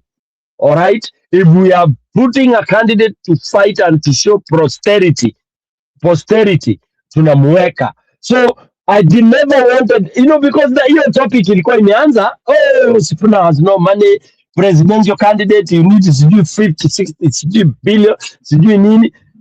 Garbage. Kenyans, to save ourselves from these jaws of the very bad crocodile. Let's get leaders. 26 atakuwa Bungoma. I believe that hapa ndio maneno itaanza. Yeah, he will be there this weekend. He's going to be crowned. I love you know what I want to appeal to the Luyas. Can we kill this old man's things? Huyu Atwoli. Even if kwani ana pesa ngapi, whatever money he has, can the Luya billionaires gang against him and diminish him? Where he offers money, it's rejected. Njiru ni kama not Njiru, Stone PK ni kama hujaona the Luyas walikuwa behind Sifuna, akasema ati Atuori atoke huko. He is too old now to start making statement. Walisema sisi ndio tunamkaribisha hapa, sisi ndio tumemuita hapa. So Atuori na Mudavadi should not, na kina how do you call the speaker, wasiongee anything ya Sifuna, wawachane nao. So even the Luyas wa ground walisema, wakasema hataki kusikia, and that's why That's why Mudavadi akienda na huyu, how do you call huyu PA wa Ruto, walienda na Cherengei, not Cherengei, there is another senator walikuwa wameenda huko juzi na Mudavadi, walifukuzwa wakawaambia sisi, wakaenda kuwaletea ati sijui nini, wamepatiwa pesa ati wapatie ati UDA, wakasema hatutaki, wakachoma all the reflectors na nini, wakasema chukua hizi vitu, wakachoma ati 100 na reflector. Sisi ni watu wa 100 na reflector, tuletee mattress tulalie na tupigie Sifuna. So the ground imechange kwa Mudavadi, kwa Wetangula na Atuoli. Those are the 3 people who are mentioned. Wakasema hawataki kusikia jina kama hiyo kwanza huko. Na Waluke ndiye amekataa ati Sifuna asiende Bungoma. Wamesema those ones they don't want to hear their names. Now the ground imetengenezwa, wamesema sisi ndio askari wa hapa sasa. Tuache tusikie mkiongea. So the crowd is set. 26 utaona. Bas hapo sasa nimefurahi because Atuoli ambiwa arudi Kajiado, kule alinunua nyumba kule amejenga, alijama Uluyani zamani. Atuoli prides himself, he is the most richest man in Luya.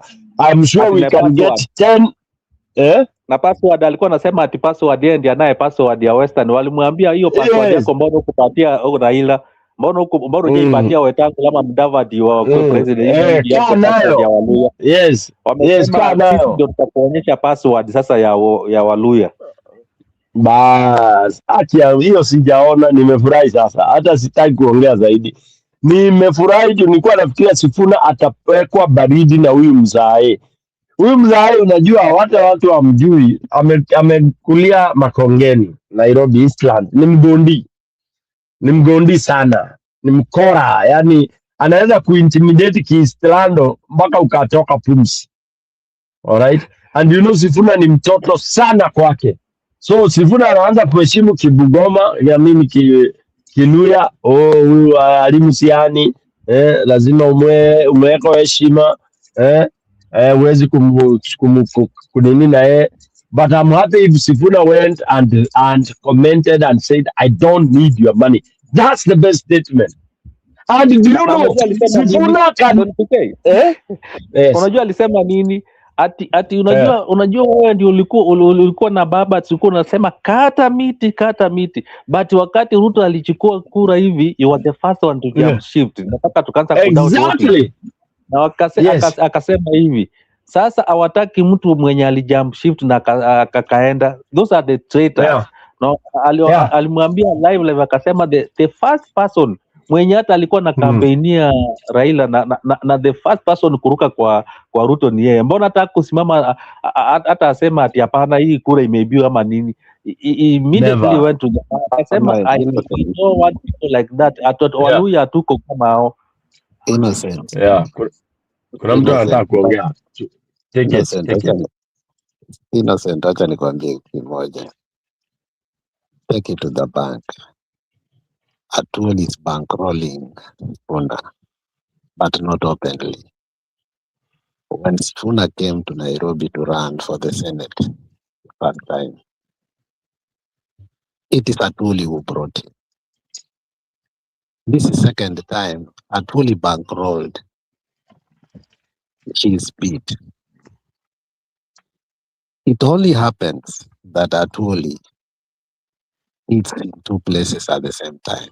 He will never want to be out of the government. But when it comes to propelling leadership, Atuoli is one person in Nairobi ambaye he can use his own money to make sure Aluya is elected by all means. I want you to follow through lines of the richest lawyers in Nairobi and see a part that Atuoli has played. I personally don't like Atuoli. But when Jacob Juma died, there's a lot I came to know, and I'll never forget. These 2 men, one was eliminated because for him, he refused to play the middle game completely, and that's Cyrus Jirongo. Cyrus Jirongo is one man. He never cared which side you are. Hata Sifuna will tell you that alikula pesa yake nini. ya campaign this time around. Na hata akamwambia kama hawataki si ukuje hii side yangu. Kama hiyo ulionanga ile interview ambayo ilikuwa kwa Alpha House. On rhetorical, Atwoli is so careless in saying all these things. On structural and supporting a Luya candidacy like, that will never evade him. In fact, if there is a man that is happier than any other person,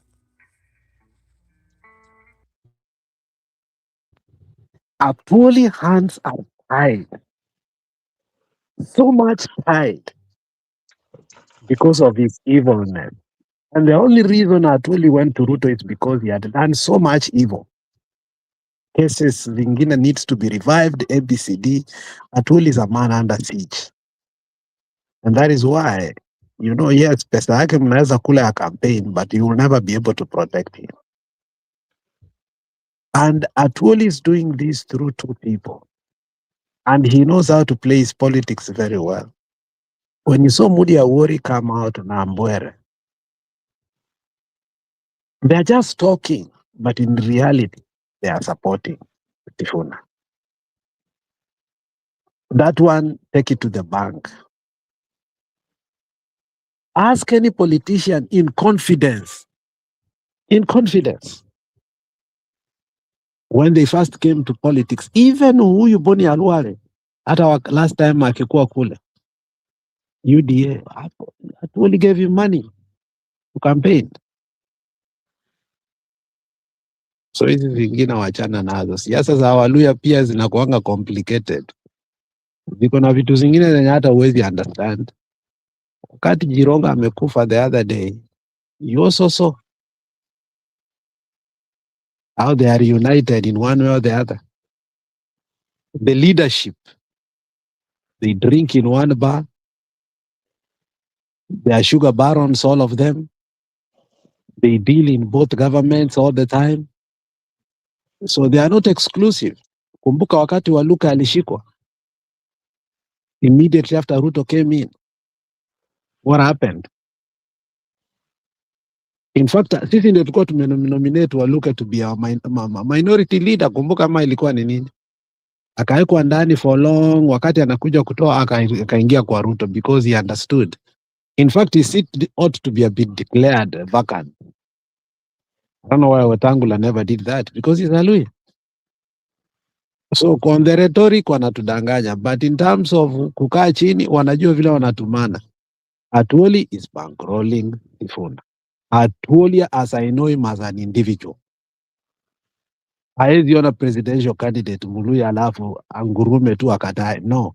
At some point, when everything will be streamlined, you will see him fold.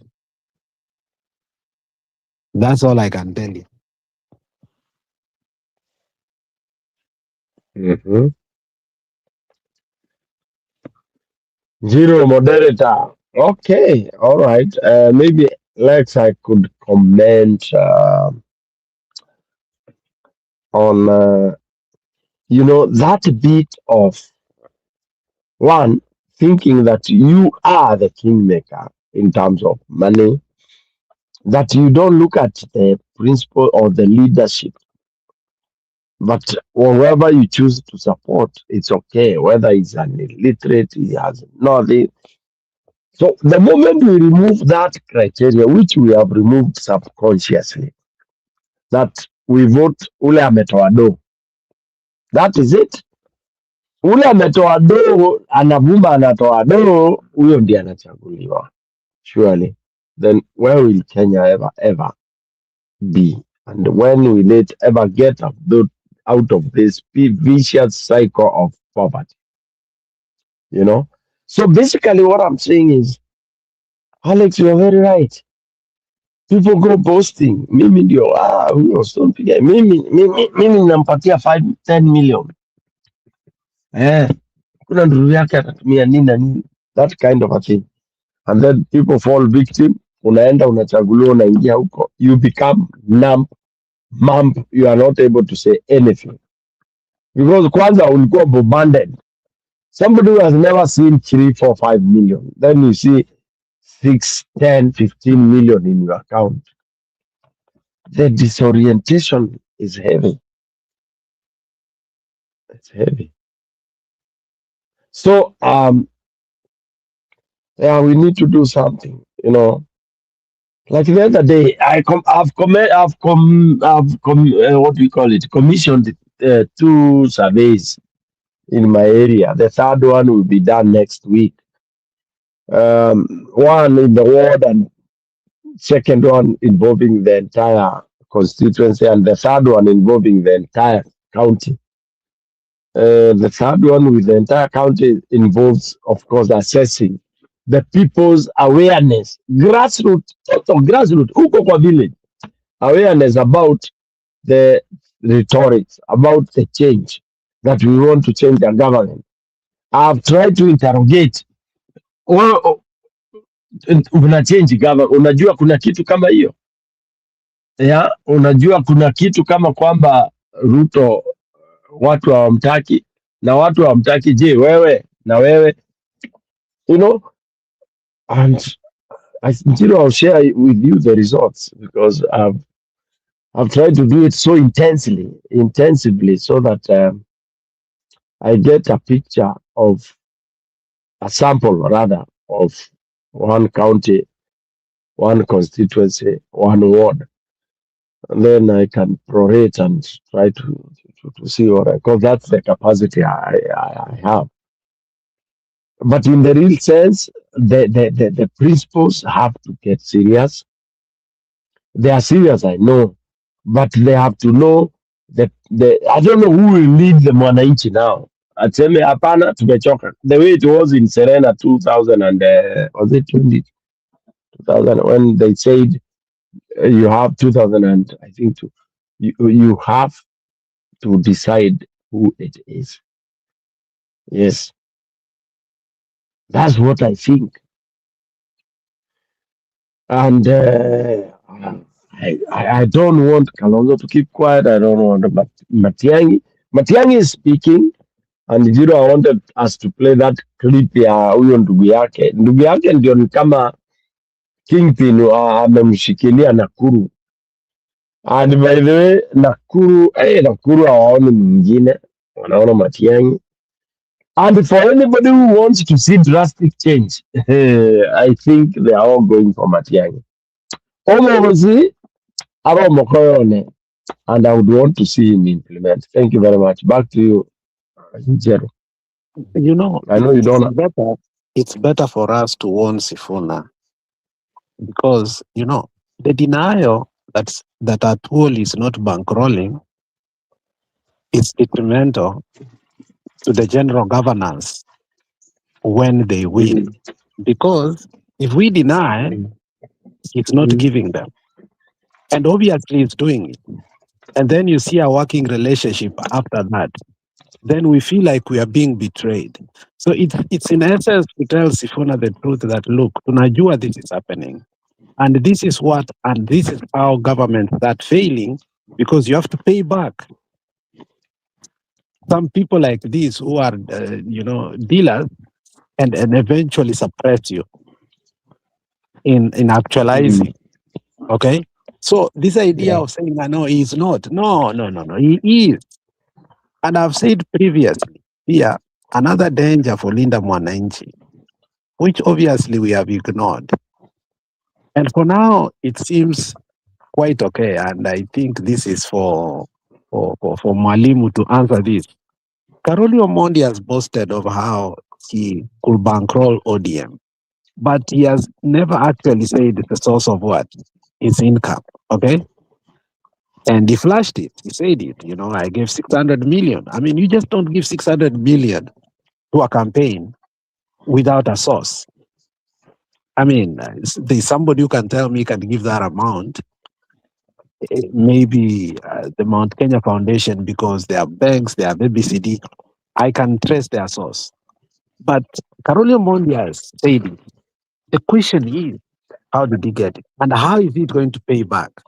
How are we going to pay it back? Because these monies are not just given like this. Somehow we pay them back, okay, in kind.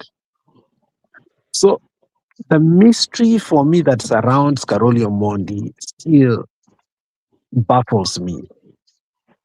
It really baffles me because every time I listen to that clip once in a blue moon, I'm like, oh, you gave them this year? You gave it, oh, easy, all the branded vehicle for CORD, you're the one who did them? Then I go back again to look at the CORD campaigns and how they were expensive. So now they have reached a point, some of them are denying they are not going to bankroll a candidate, but essentially they are doing it. And when they win, they have to pay. Somebody like Ruto, you know who campaigned for him, who gave him the money. No aliwaruka baadaye is Kashagwa, Shibishi, and all these people that gave their money, like Intule Mitika, some people like those whose wealth are suspicious and questionable. And that is what Sifuna and the rest must be interrogated. Because when we fail to accept they are receiving money from especially this dirty money, look, people like the Nyaribari Masaba, member of parliament, he essentially single-handedly gave Ruto money to campaign in Kisi during the last general election. Now he can kill somebody, he will not go to jail. He can make threats, obviously, that somebody, terroristic threats, he goes scot-free. So that money comes to tires later on. Naelewa? So who can deal with such issues, Alex? Sahi. Nani atadeal na hiyo ruthlessly? At least let us echo it. Let us not deny that Atwoli is giving this money. I don't think Atwoli can stay without giving. These people are receiving money from Atwoli. Let them be honest. Even if we don't want it, let them be honest. Let them not try to lie us. No, they can, Alex. They can't come and say they are receiving. But I'm just asking, when such people do that, who can deal with impunity of that level after election? Nani? That's a good question, though. Yeah, because we have to deal with it. We cannot continue with the status quo. Atwoli goes now calling shots in Kenya because he financed this kind of thing. If you remember, one of the worst statements I've ever had that made me actually start hating Raila, one of the worst statements is when Jimmy Wanjigi acknowledged, as we were out there fighting for the loss of Baba, Baba was in Jimmy Wanjigi's basement making a cabinet that we thought he was not part of it. You remember that? Yeah, it killed me. So when we ignore such kind of statements, and then we think that these people are dealing with us honestly, then I think we are part and parcel, even if we don't know how to deal with the impunity. But let us not deny that these people are not bankrolling. At least let us not start saying wacha huyo mzee aende na pesa yake akwende. No, hakuna mali. These people like Jimmy Wanjigi, is only that they don't. Jimmy Wanjigi went to see Wamunyoro the other day, and he said that was the most fruitful meeting. After sijui how many hours, then it comes out and say this guy is arrogant, nini anatudanganya, and yet he has already made his what? His bid. And say, me, I'll give you money, but let me go keep on making my part here, kama ndapata kitu yoyote, and they start lying to us. Now, Alex, on the same note, I've just listened to you what you're saying, and this is what I want to ask now. If indeed Atwoli is bankrolling Sifuna, and Sifuna is saying that he cannot work with Kasongo because of ABCD, and Atwoli gets his money. You're saying he gets his money from Ruto because of maybe things that he has done, and he didn't want to be outside the government. So then, whom should we trust? Because if Sifuna indeed is being bankrolled by Wakinatori, then it means even Ruto can bankroll Sifuna huko kichini chini without us knowing, na huko anatuambia sitaki you, and that's why maybe sometimes unapata somebody was commenting kwa section that huyu anaitwaje Kachego might be doing all these things, but election ikiisha ama the opposition washindwe, utaona because of the numbers of MPs atakuwa naye, utaona shift to Ruto. Can we say that then, that these politicians, we cannot trust them? Let me take you down history lane, memory lane. After the Goldenberg saga, it was a big thing that propelled a lot of politicians to prominence, and all of a sudden it faded. You can remember, all of you who are older, Muite was shouting on his rooftop. At some point, it came to be known that Muite was given 20 million Kenya shillings at that particular time, the Goldenberg. Kijana Omalua's house in Karen was bought with the Goldenberg money. There is a Kalenjin man who gave an interview a couple of years ago. He said the only man that evaded the Goldenberg saga was Raila Amolo Odinga. Even Jaramogi ate that money. By the time they came to realize that the source of the money that they had was Goldenberg, hiyo kesi iliandanga hivyo, parliament stopped talking about it, and how it was resolved, it was totally different from how we wanted the outcome to be. So sometimes you don't eat this money directly, my friend. We have had on several occasions that Uhuru Muigai Kenyatta is the one bankrolling what? Linda Mwananchi. Can it be that Ruto is bankrolling Linda Mwananchi through Uhuru Muigai Kenyatta? And that is why Pauline Njoroge went there. So sometimes you never even know. In just election, who was that? In fact, Irungu Kangata. Tulikuwa tunapigana hapa na ODM mbaya sana hapa Homa Bay. Lakini sisi ndio tupea Gladys Wanga pesa ya kukampeni hapa. Openly on the podium. Pesa ya Gladys Wanga ilimweka governor hapa, ni sisi tulimpea.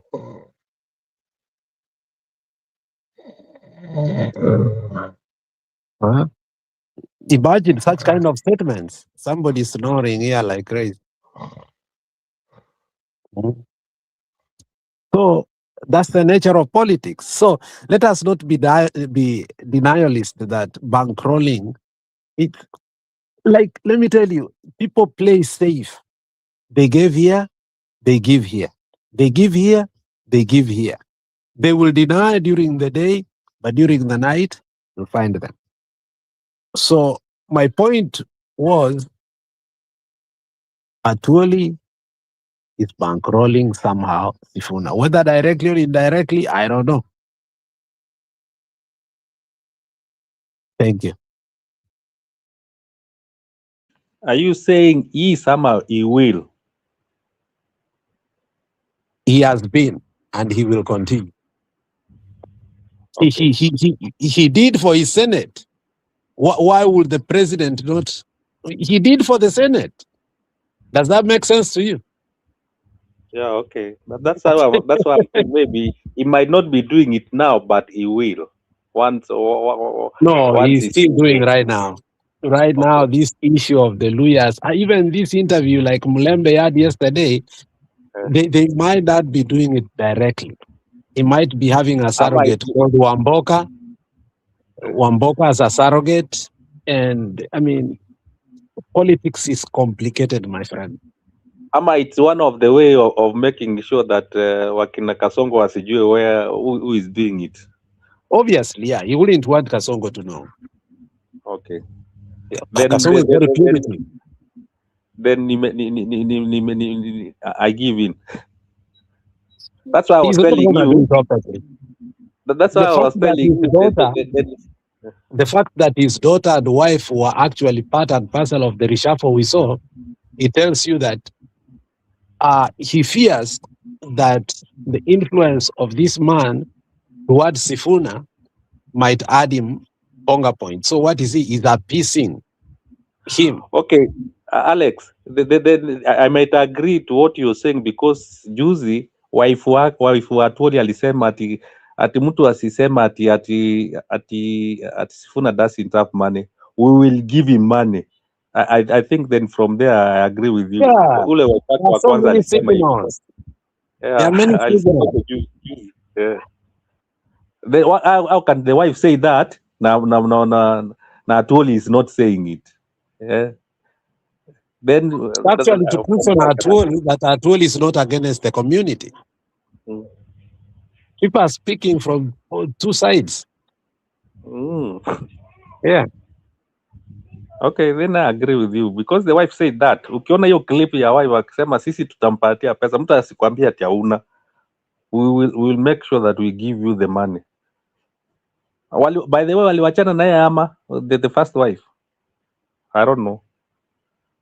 Sasa unaachana watoto wakikuwa wakubwa, mtoto wa Atwoli akona nywele ya white kila mahali. Hiyo ni kuachana kweli? Ama ni mzee ameenda kumisbehave? Then Atwoli is bankrolling through the wife. For me, I want us to be very candid that election finance act ya Kenya does not work. The reality is we get money from all sides. Sometimes we may know, sometimes we don't know. And let us, as Mwanaiki, never be frantic about these people like Atwoli thinking that they are not eating from sense. And I've said it before. One of the tragedies I came to know, one of the tragedies that I came to know, and I said it is that in any formation, or once the campaign have said, what are you preliminary it gets where it's serious, contestation and campaign has started. There are two groups. There's the transition that will take over the government, but also there is a subtle group that is quiet, that in case we lose. So this group inakuanga nyuma, na wale wanakuanga nao nyuma, so they coordinate. In case of a loss, what do you do? Unfortunately, people don't remember that. So Ruto has his side, in case we lose, we'll come and talk to this. Na huyu atasema yake hivi. You know, the other day, nani amekuja hapa, what is her name? This our Luo lady from nani the lady that is so mwenye anakuanga na sisi. I think Jiro anamjua. Ayimba had one of the worst allegations I've ever had. Ayimba was here telling us that Uhuru and Murathe refused to give power. Ruto went and spoke to Raila and his surrogates. They agreed and they came and told Ruto, Uhuru, you give power. Because the groups I'm talking about had agreed the role Raila is going to play in Ruto's government. So Ayimba was actually castigating Raila. Raila is the one who gave the presidency away. Uhuru never gave the presidency away.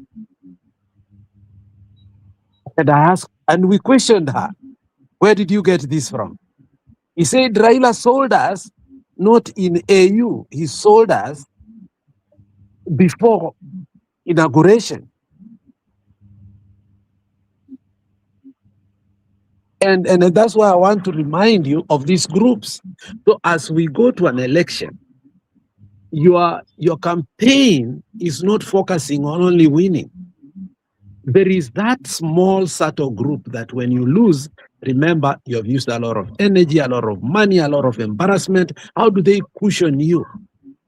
So that upelekwe Zanzibar upewe msichana vile baba alipelekwa Zanzibar siku kidogo. You have a group that will psychologically help you to relax. And this group talks to the other group. Both groups come together to talk. That is the worst nature of our politics in Kenya.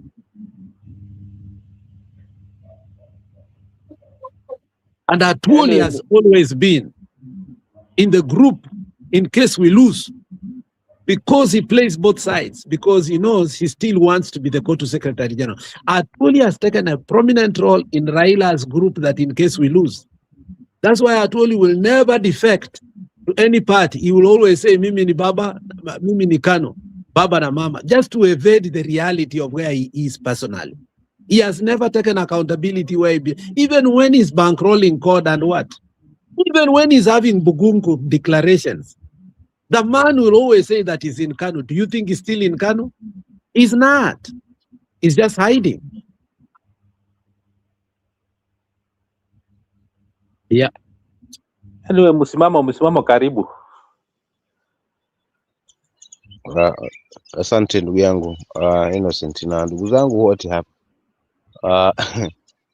Hapa najifunza, nitaka kuingia hapa na kiherehere. Naona Alex amenikata mdomo hapa, maana amenipeleka nilikokuwa sifikiri. But yote tisa mimi langu wasiwasi kwamba Linda Mwananchi ni Jubilee. Linda Mwananchi ni Jubilee kimtazamo wangu mimi kama msimamo. Na kibaya zaidi tunampenda kiongozi wetu Matiang'i well, lakini mbona amefanya kosa lile lile Gachagua amefanya? Kwa maana uchaguzi huu kimtazamo wangu mimi naona kwamba uchaguzi wa Olkalau kwamba Jubilee yenye imefanya namba zenye wamepata, yani ile nguvu ya Jubilee haipo. So najiuliza kulikoni na huu uhamisho wa huyu Pauline Njoroge hafla kurudi kulinda Mwananchi. Lakini awali ya yote hapo mwanzo tulisikia tetesi kwamba Sifuna na kuwa being funded by Uhuru Kenyatta. So now swali langu najiuliza, Linda Mwananchi ni Jubilee Party tu au ni kugombaniaga kwa fito kwa kina Kioni na wengine ndani ya Jubilee? Ndio maana Jubilee haina mashiko, kwa sababu ndicho chama pekee yake ambacho tunakitegemea Mheshimiwa Matiang'i asimame nacho, na hakijakuwa na makali yale ambayo tunayashuhudia. So hapa hata tukisema 10 na kusaza, Gachagua amefanya amazing job baada ya kurealize makosa yake kwamba nimeenda pale na gari ya mtu, na sasa hivi amesoma makosa yake, ameimarisha chama chake kimefikia kilichofikia. So hata kama ndio tuna wasiwasi kwamba anaweza fanya kazi na Mheshimiwa Ruto fine, lakini bidii ya mtu pia naye inamweka mtu mahali. Sasa hii DCP imeweza kuteka mlima.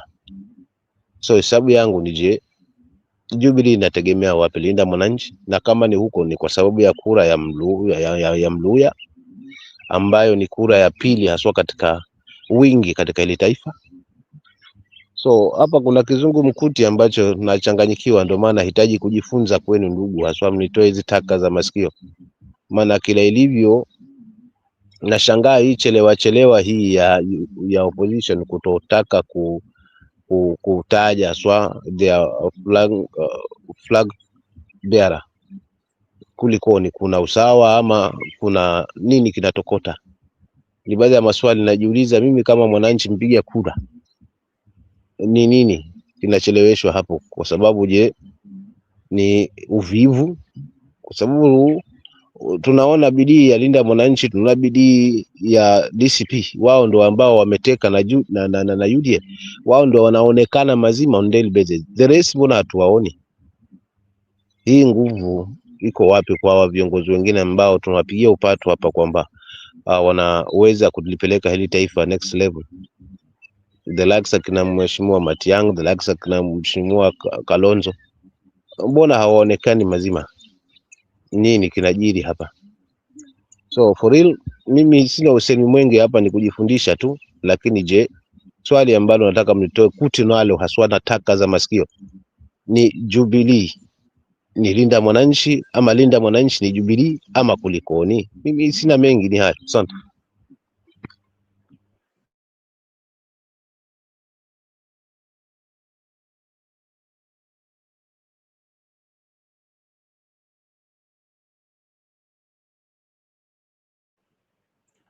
Lexi, unaweza mjibu? Nafikiri hawa wengine ni kama wameanza kulala.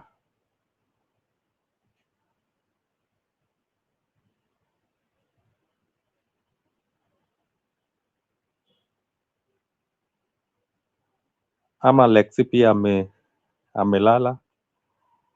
Msimamo, whatever you asking, you might not know why people are changing from Jubilee to Linda Mwananchi, and Linda Mwananchi is not even a party.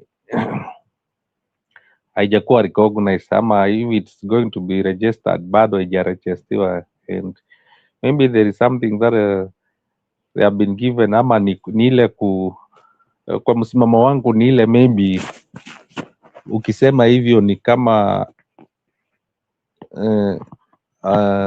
Uhuru ameona Jubilee haina ubabe huko Mount Kenya, na Linda Mwananchi inaweza kuwa na ubabe Kenya mzima, so anaweza kuwa ni strategy wanatumia, ndio Sifuna akienda huko akisukuma, wakitaka kukuja pamoja, maybe Sifuna na Matiang'i, hiyo Jubilee inaweza kuwa na ubabe Kenya mzima. Otherwise kwa Mlima Kenya ni kama Rigathi amechukua ubabe huko, na maybe Uhuru akiona hawezi anza kung'ang'ania na Rigiji huko, then anaweza kuwa wanatumia Linda Mwananchi waweze kupata wafuasi wengine kutoka sehemu zingine za Kenya. Jubilee sahizi mali imekita mizizi, ni tuseme ni Kisii, ndio at least imeshikashika juu mwenye atawania urais ni Matiang'i, and you will find that people from Kisii might want to support him through Jubilee. So maybe the center has shifted from Mount Kenya to maybe Kisii, if indeed he's serious with Jubilee. And that's why the same thing happens to most of the MPs from Kisii. Unaona wenye walikuwa na support Matiang'i sana wako Linda Mwananchi.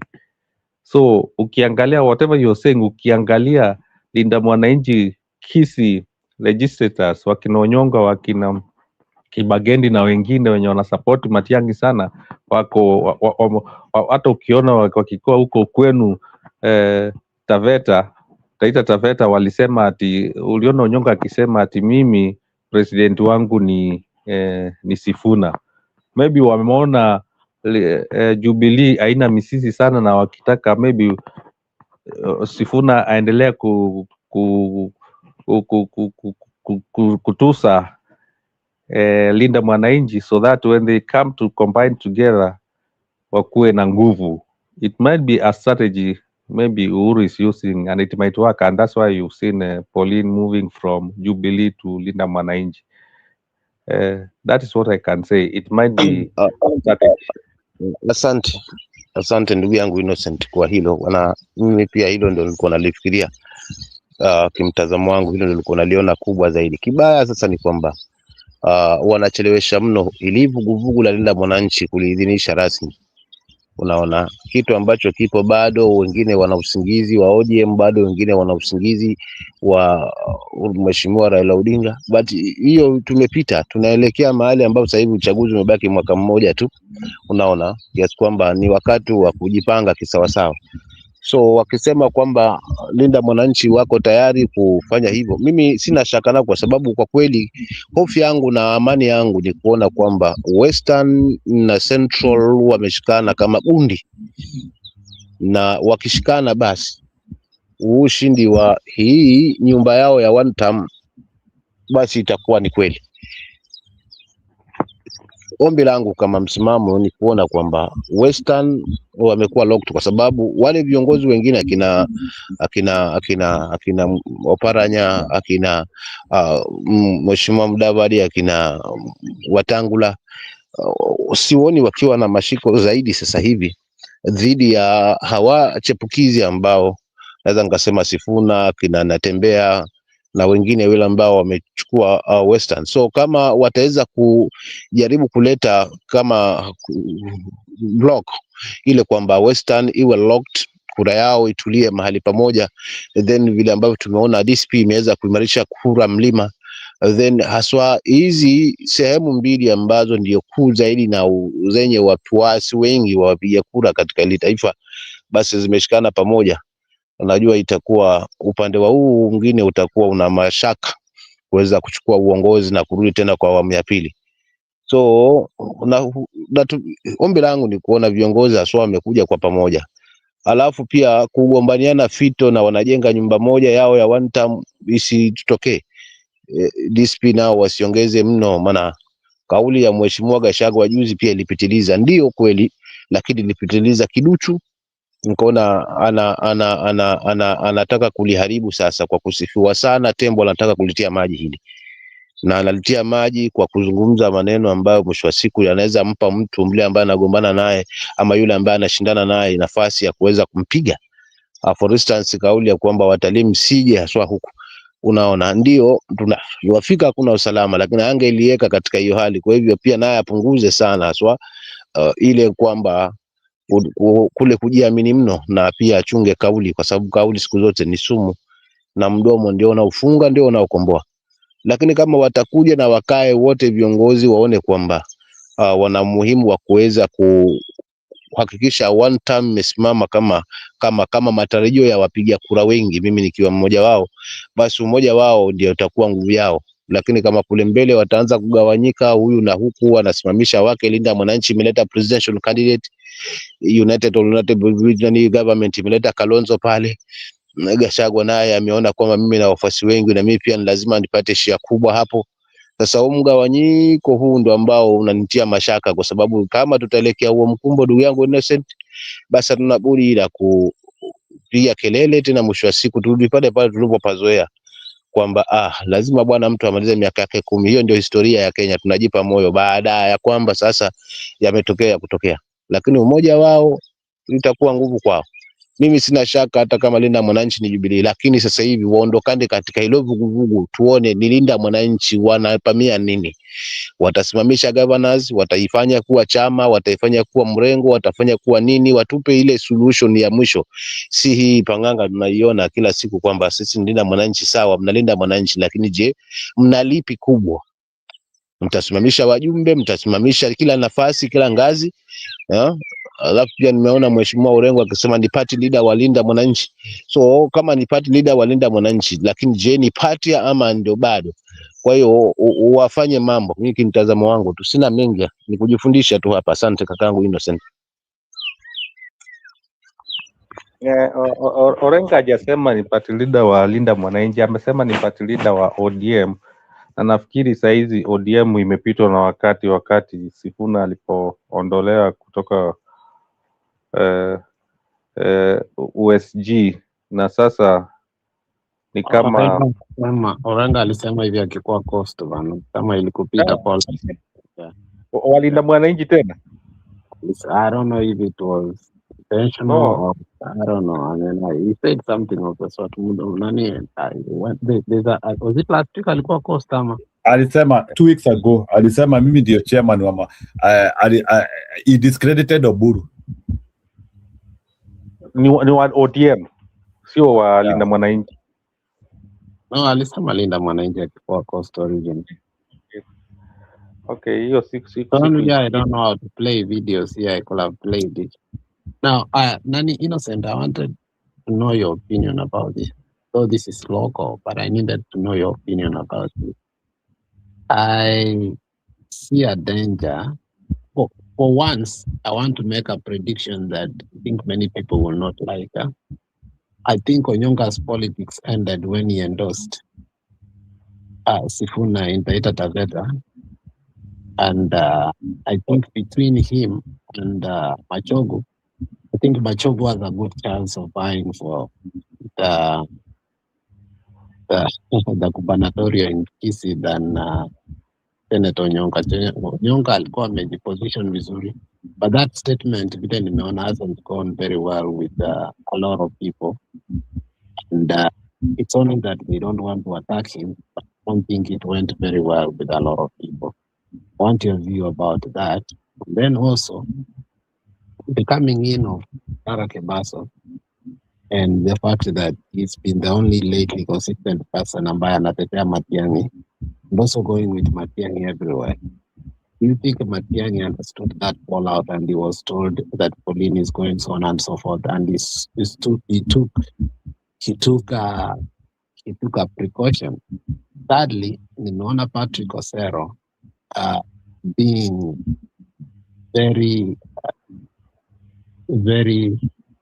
opinionated, and also I think one of the biggest resurrection of a political psychopath wa Matiang'i in Kisii. How is Matiang'i going to deal with Osero and Morara Kebaso vying from Borno? You think they are going to find a way to make sure that Osero remains and they give Morara a place to run? And lastly, if Matiang'i continues to be aligned with the opposition, the current opposition, do you think his fortunes of even winning members of parliament in Kisii are going to diminish, and he needs to do something about that?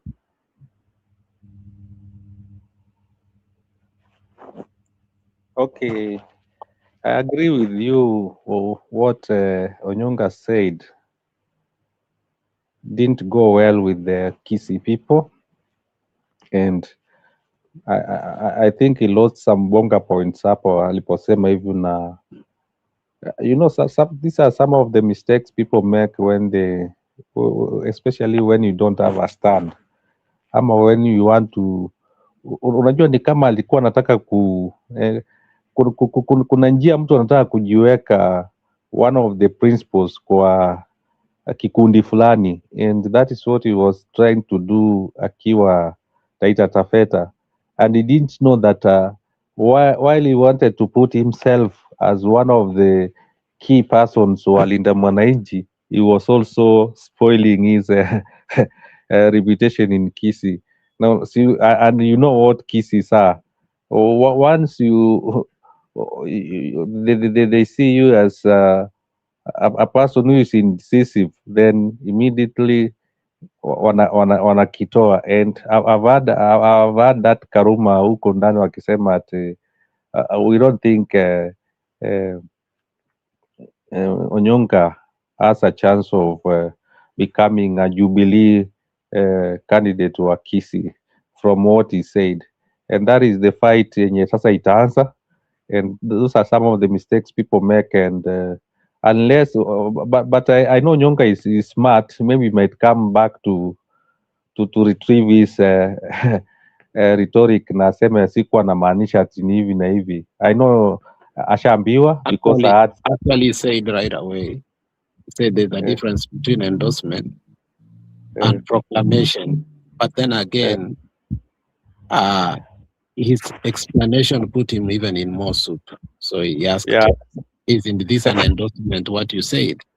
So he was left, with his mouth aloof because he claimed it was not an endorsement. He made a mistake.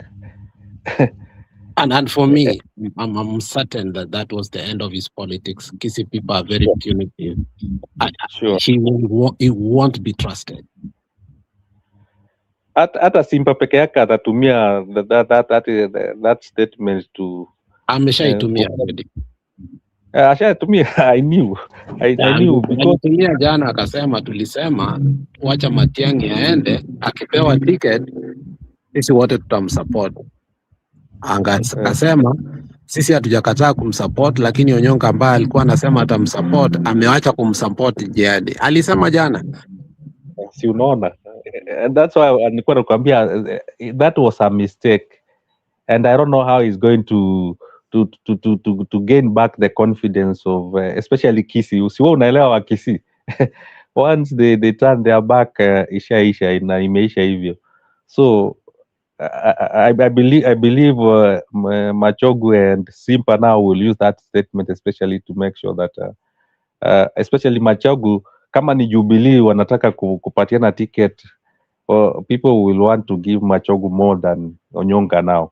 Na Arati unaona ameanza kuchimba ama ameanza kupata don't be surprised kuona Arati is also a smart person. Usifikiri ati ni ako hivi na hivi, utapata baadaye akikuja kusupport the way alikuwa anasema tunakamua hii ng'ombe, na ikifika huko akiona mambo ni mabaya aanze kusema Matiang'i tosha, and he will win the Kisii people. So still tusitupe Simbarati nje because he knows how to play his politics well, and especially ikifika sasa maneno ya kusupport Matiang'i, that is now mali Alex nitakwambia Kisii itakuwa ni 50-50 especially for Machogu na Simbarati, because what if all of them waende kusupport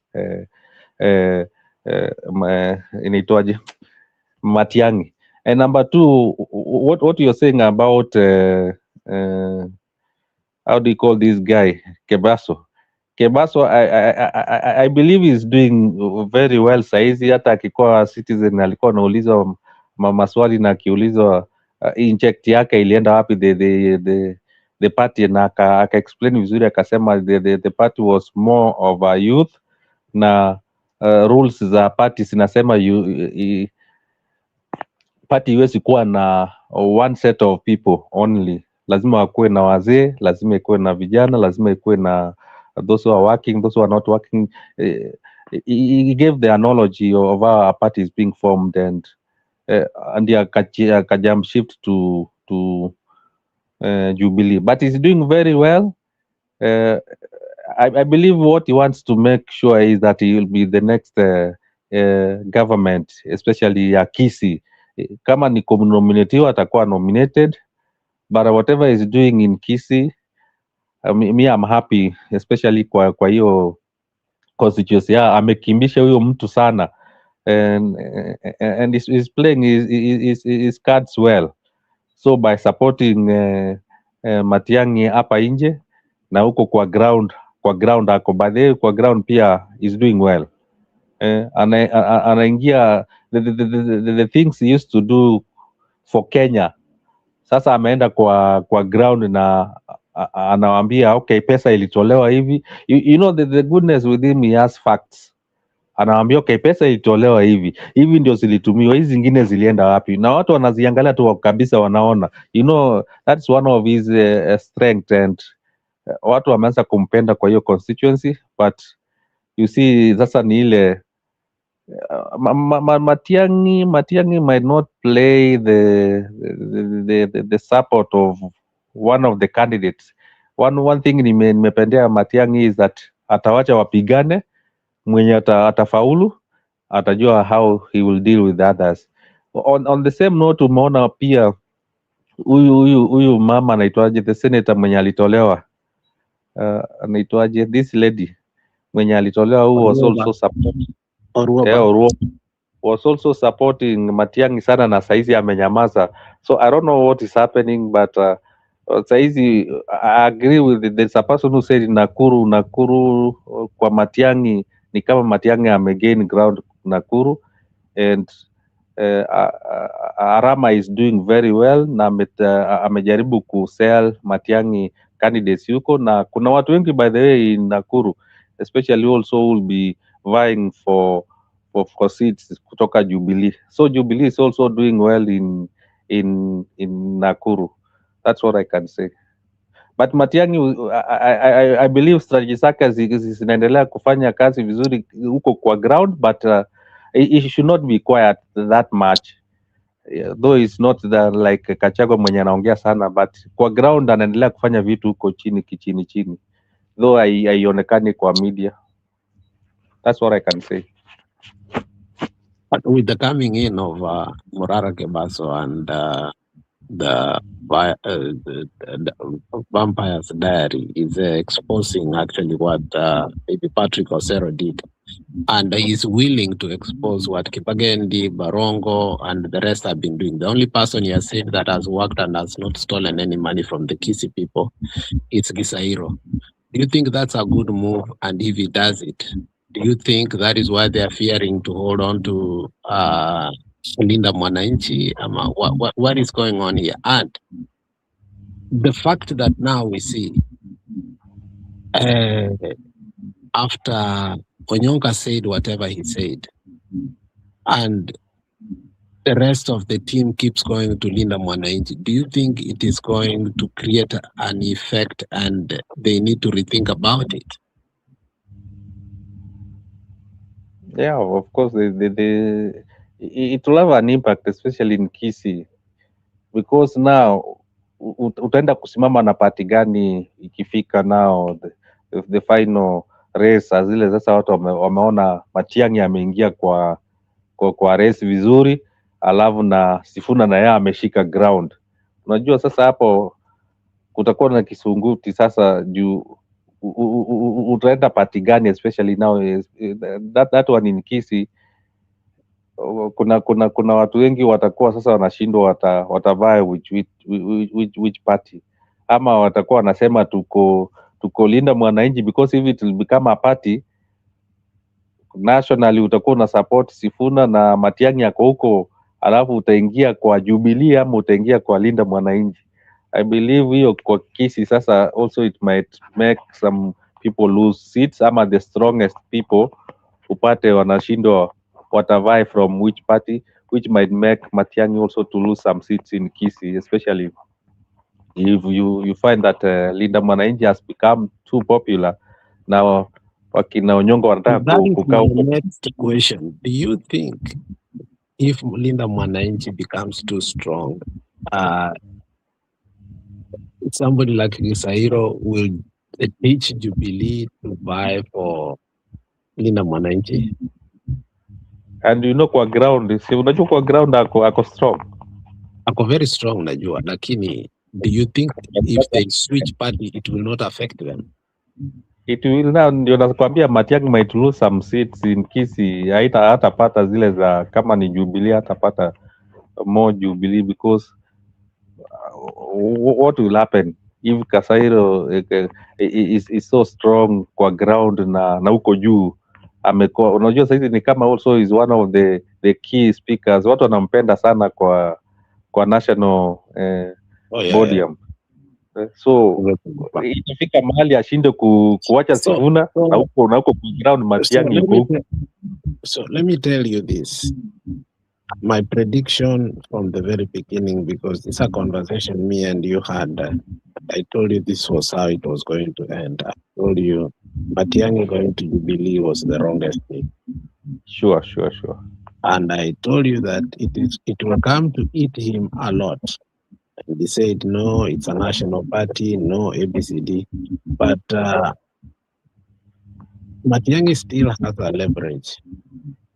It will dent his image a little bit, but he will save his face by doing what Nyachai did 2002.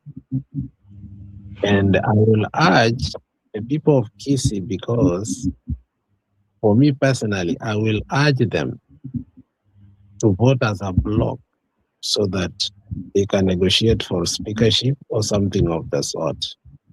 Otherwise, going to Linda Mwananchi, they are just selling their souls. The way politics works, pre-election is totally different post-election. Today we see people who are psychophantic, like Ndindi Nyoro, out of what? The most important parliamentary assignment, because they followed a wave called UDA. But otherwise, they have the capacity, they have everything, but because they did not have a party that they can negotiate from, they were just told off. That man sits on no committee. I don't know which committee he sits. The other day I saw him trying to question a certain committee, but Akambiwa is no longer there. No, So he was moved from all of them. And exactly what you're saying will happen. Utapata hata Ndini Nyoro is so ni kama huyu anaitwaje Tuju. So you yeah. remember the way hata the first mobile clinic na akupata kura. That's how the politics works. Vile unasema it's local.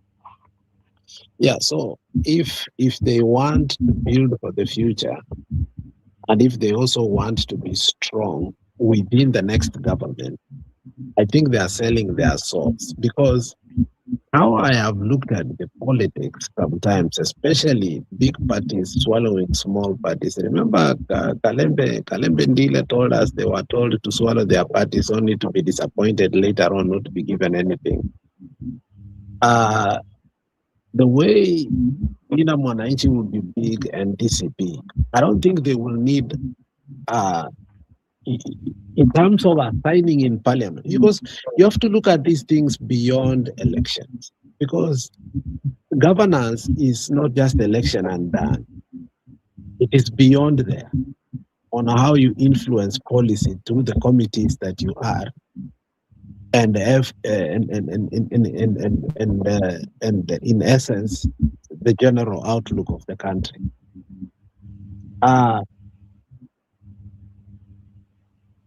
I don't think there is any benefit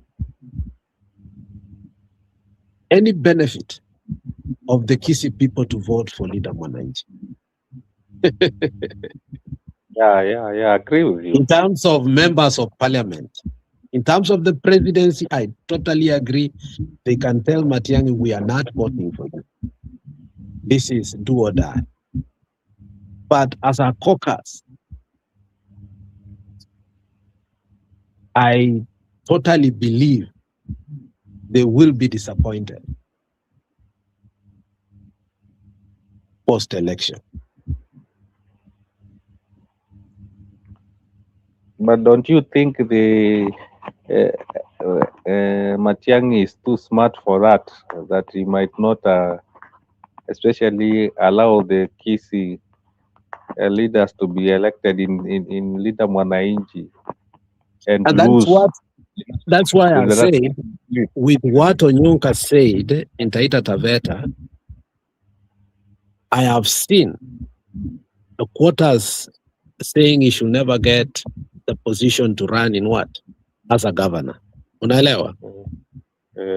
Strong feelings which might make him not to get nominated as a Jubilee candidate from. He will, for the first time, Onyonka will become unelected if he doesn't do damage control ASAP, because I saw him trying to do it, but it wasn't. I mean, nilicheka, because usually I don't comment vitu za Jubilee because I don't subscribe to Jubilee. I said Matiang'i should not go to Jubilee. It's a mistake. But you people pushed us there. I said, you know what? I'm better in DCP. But I saw people, but like it was bad in a certain group. And they started saying that if this is how you tell us that you are going the other side and you are also this is very wrong. Now, what has happened is that Machogu's popularity, and actually Marag, the South Mogirango, former member of parliament, not Maraga, anaitwa nani? Omingo Magara. In terms of the senator, I saw the popularity go up. The only person that I didn't see being criticized in all that group, the only person was Gisairo. But from Barongo and everybody, Niliona, they are being criticized like crazy, and they couldn't defend themselves.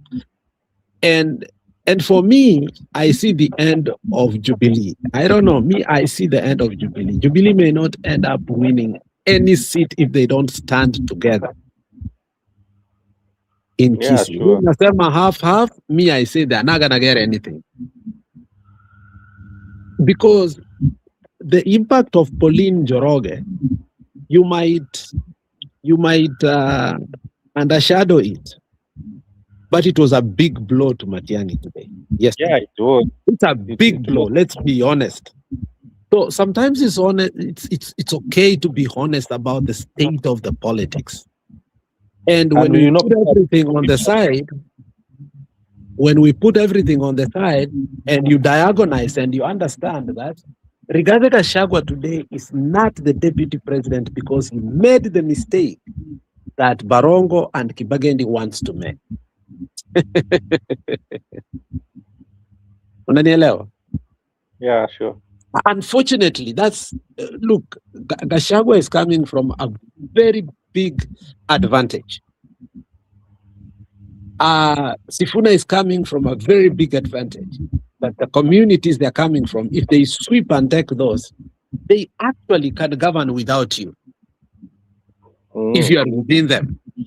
But if you are without, they will fear each other and they will both need you for leverage. And therefore you become the wild card. So my only fear is that they're not looking way beyond, because look at all this.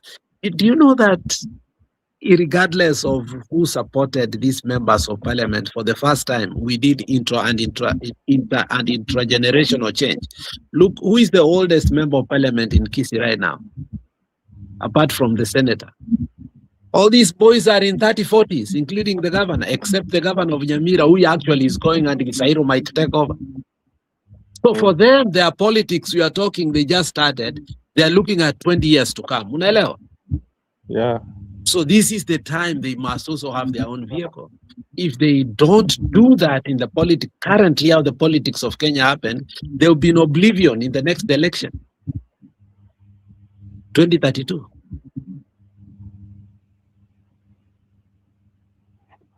Okay. So the statement of Onyonka was very unfortunate, and I think it has rattled Jubilee more than actually. Equal terms, Pauline Njoroge kutoka kuinda linda mwananchi na yeye kusema candidate yake ni Sifuna. I mean, it was the worst day for Matiang'i. Take it to the bank.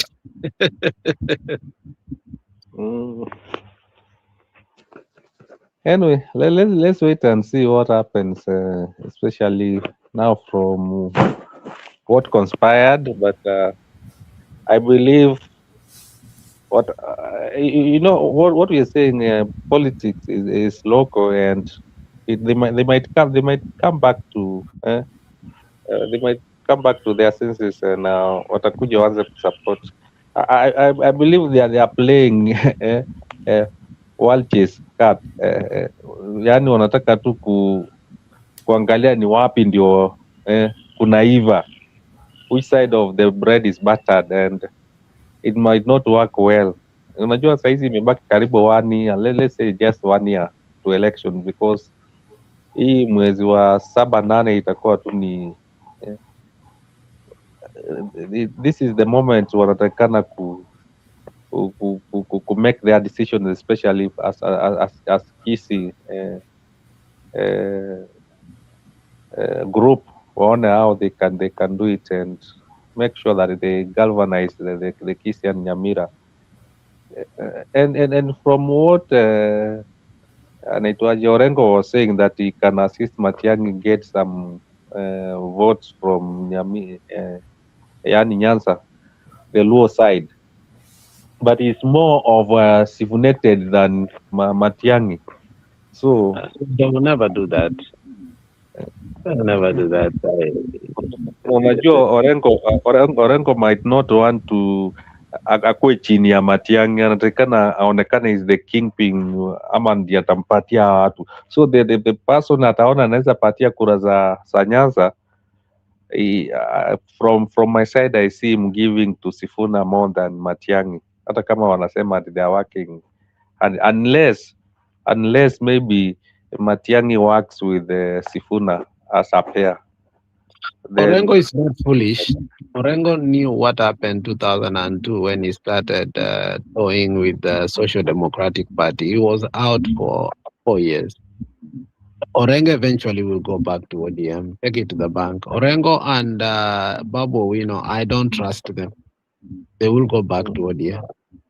They will, I mean. I don't think Orengo can win the governorship out of ODM in Luo-Nyanza. But I don't think Orengo is going to vie for re-election of his side. I think he has moved to national politics, from what I've heard from the ground. And if you listen to the Bolt atakwambia, because he's one of the residents of Orengo, na alisema ni kama yeye amewacha maneno ya county politics. He wants to play the national politics, so anataka kuangalia ni wapi ndio kumeiva vizuri. So I don't think he's going to vie for Siaya governorship. What's your take? I don't think. Unajua, as the election comes near, unajua hii seat of governorship, it has a lot of temptation because it's almost like a semi-president, how many people you employ and how you move around. Kuna ujinga fulani that you become a kinglet. Unaelewa? So, and power is not something you give out easily unless you're forced. Unfortunately, power is not something you just, go rehearse and once you get it and then you give it away. I think Orengo will go for the seat. There's no way. Orengo can't stay in the cold. Anyway, I just wanted to let you know that Jubilee is dead. If these boys decide to continue going to Linda Mwananchi, they are going to Uroma. Let's agree Jubilee is dead. It was a mistake for you people to danganya Matiang'i. We tried to tell you guys, mkasema hapana, forming your own party is wrong. Mkasema, it has, offices across the country. Everything you said, it's come crumbling down. I mean, if I was Matiang'i, I don't know what I'll be doing politically today. Na party yake unajua ilikuwa before he came back to Kenya, ilikuwa yani okay, the first time he came ilikuwa imeanza kushika mizizi, especially the Gusii land. Oh yeah. So office being open, data zingine Nairobi zikaopeniwa, Nakuru, I remember at some parts. I wish angekuwa kuendelea kushikilia ama akata, because whatever you said is right. Gachagua realized the mistake he made and he's not able to that's why he was not able to at least hata watu kumtetea wakati alikuwa impeached. Otherwise unajua angekuwa na watu wake angesema okay, waende the way Ruto did na Uhuru, ana foot soldiers wake wenye wanaweza kusema okay, no, this is what we want to do, and what you're saying is right.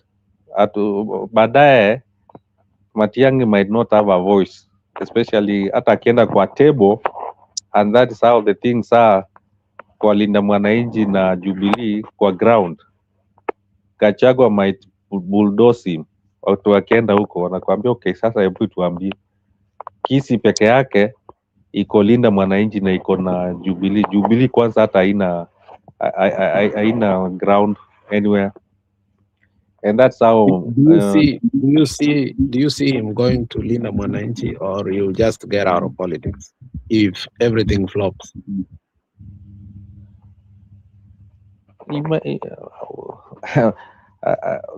For yani my take, mi naona tu akiwacha politics. He's not a kind of person.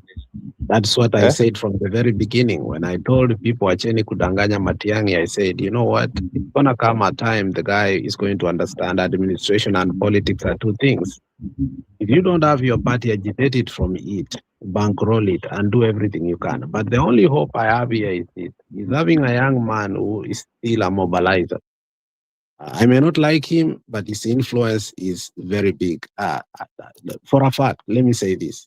For a fact, since Morara Kebaso came back, Yani came to Jubilee, he has transversed Nyamira, you know, he has gone to Nyamira town. He has, like, the boy is working better than any other person that Matiang'i needs. He has gone to villages. I mean, so maybe that is the hope that he needed. Unalewa. But otherwise, the rest are masquerading on a national what? But ground wamewacha. Now, if you look at what Gachagua did, Gachagua went to the ground and we kept on, kumuita, a villager, kumuita, he's just a tribalist. But he realized ground starts from home. The national is a bubble if the ground, home, it's not there. And I think for a very long time, Matiang'i has been lied to. You're a national leader. And he has concentrated on the national politics, leaving goons to operate in Kisii and Nyamira.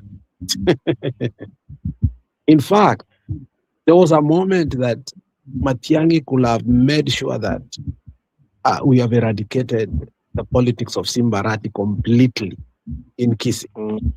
Unalewa. He never took that opportunity. And that window is still there. Hassan will tell us when Mapinduzi died, the funeral was so cheap, they never took political mileage out of it. When Hassan will tell us happened yesterday, you see, like, none of those boys have gone there to make sure that they are just attacking Simbarati. Unalewa? So whatever we call it, the Green Army of Simbarati is taking over. And I'm saying, to be honest, Jubilee is dead.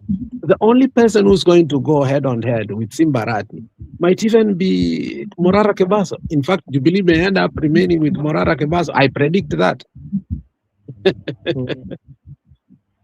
Yeah, from Kisii. Anyway, let's wait and see. But it's not late. If he goes back to Kisii and solidify his base, I believe wakina Onyonga might come back and waanze kusema okay, hapa ni kama tumeanza kwenda national. Ukianza kupita other counties na uache nyumbani, utakuja upate bibi yake amechukuliwa, and then they'll come to realize, oh okay, kwa ground ni kama ni kubaya, hebu to zero in kwa ground, and wakina Kibageni might come back waanze ku unajua Matiang'i ndiye aliwapatia ruhusa waende huko nje alisema wacha niende nao huko nje wanitetee, but hawamtetei. So what do you think of Robert Alai's sentiments? I don't take him seriously, but Robert Alai's statement, which actually was preceded by also Osoro's statement, Luo Nyanza does not have a running mate. And they've tried, they cannot agree. The person who started towing this was Osoro about 2-3 weeks. No, it was 2 weeks ago. You heard him saying, if Matiang'i wanted to become Ruto's running mate, it is easier because Luos have refused. Did you hear him speak like that? Yeah. And then Robert Alai, yesterday, all of a sudden, I'm like, what is he talking about? He says, the only uniting factor that we have today in Nyanza is Matiang'i. If Matiang'i came back home and became our leader, then we go with Ruto. Then we can. Then I was like, what is he talking about? Is Matiang'i talking to Ruto? Are they preempting us that something is going on? Because of all people, why would Robert Alai start even thinking that Matiang'i, is the leader of Luo and Kisii Nyanza? What is your take on that? I believe it's politics, but that's why watu walianza kusema ni kama Matiang'i is a mole kwa alternative government, the opposition, because of what the role he can play. Ama the chance he has is more of UDA, and is it UDA ama Kenya Kwanza than now the opposition. And to be sincere, Matiang'i akienda saizi kama what you're saying, Nyanza needs to give a running mate, and Matiang'i jump shifts to Kenya Kwanza ama the government, then he has a better chance of becoming a running mate from Nyanza than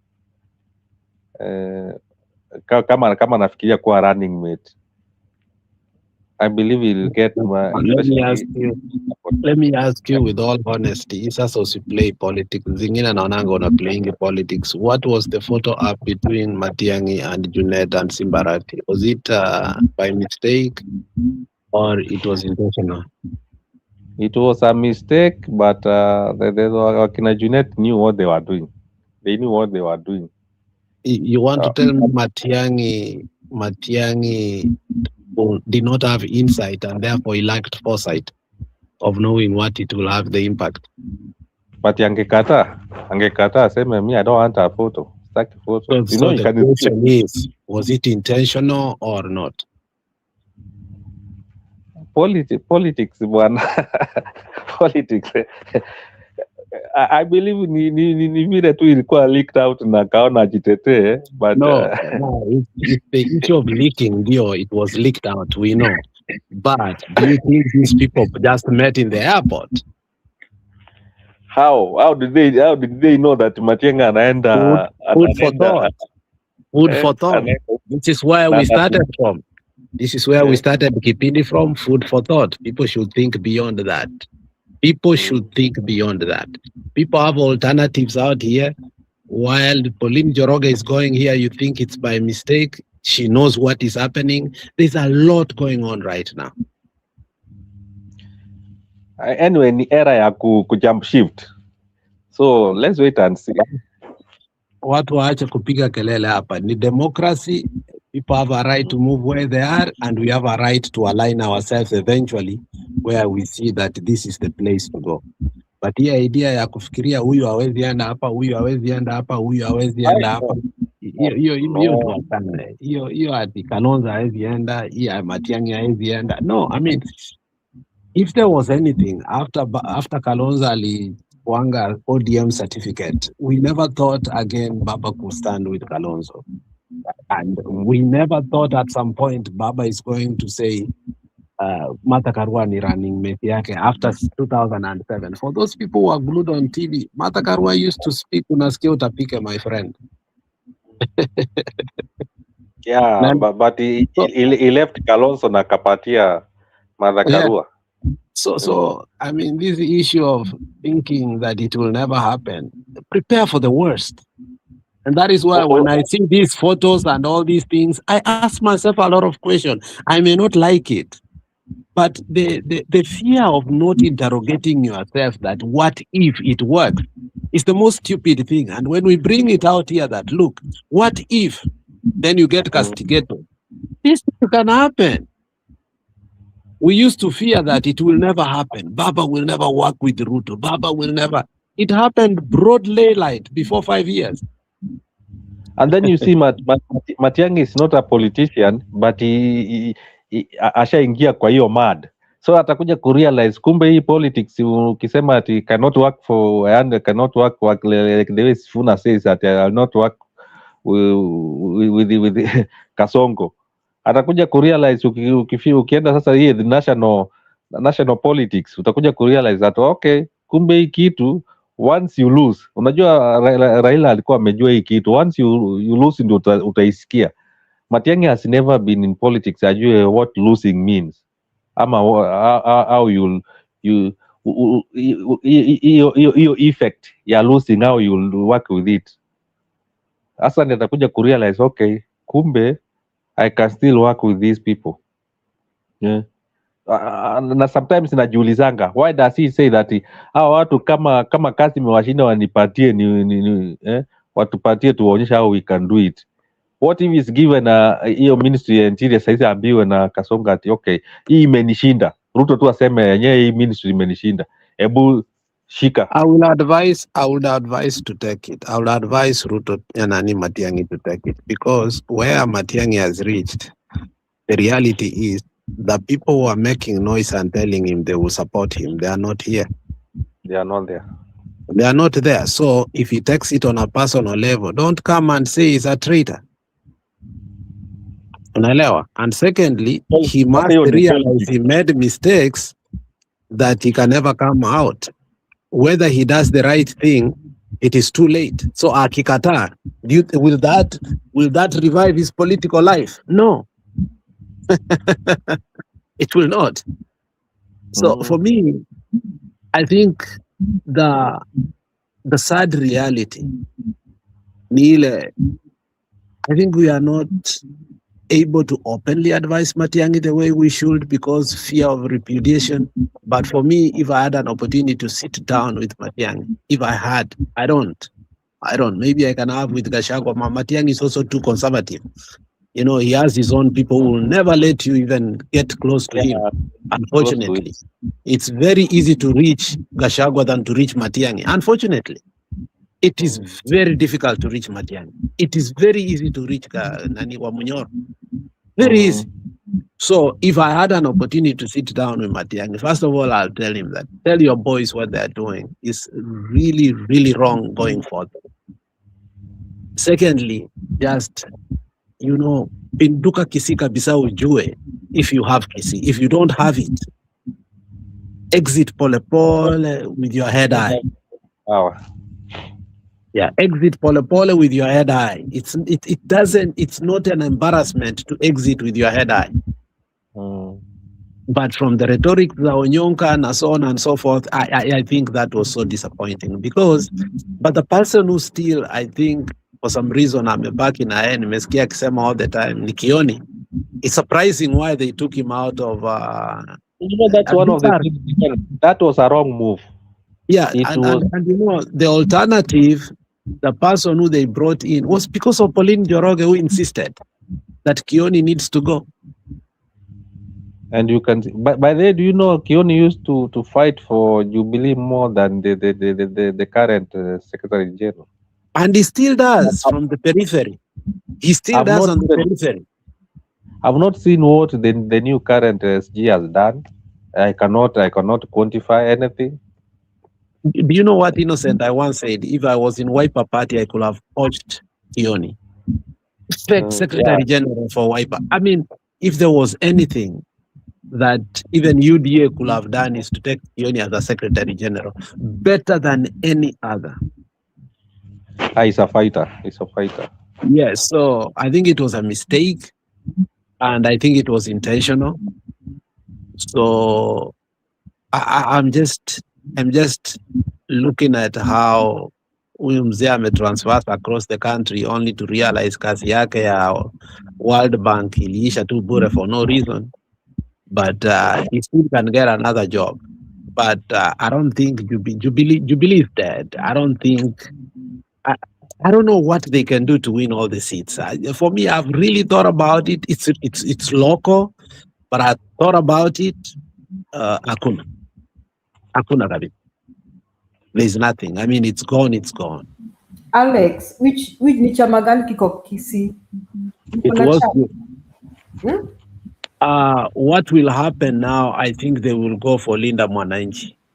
Linda Mwananchi haina chama. Sifuna said they are registering it.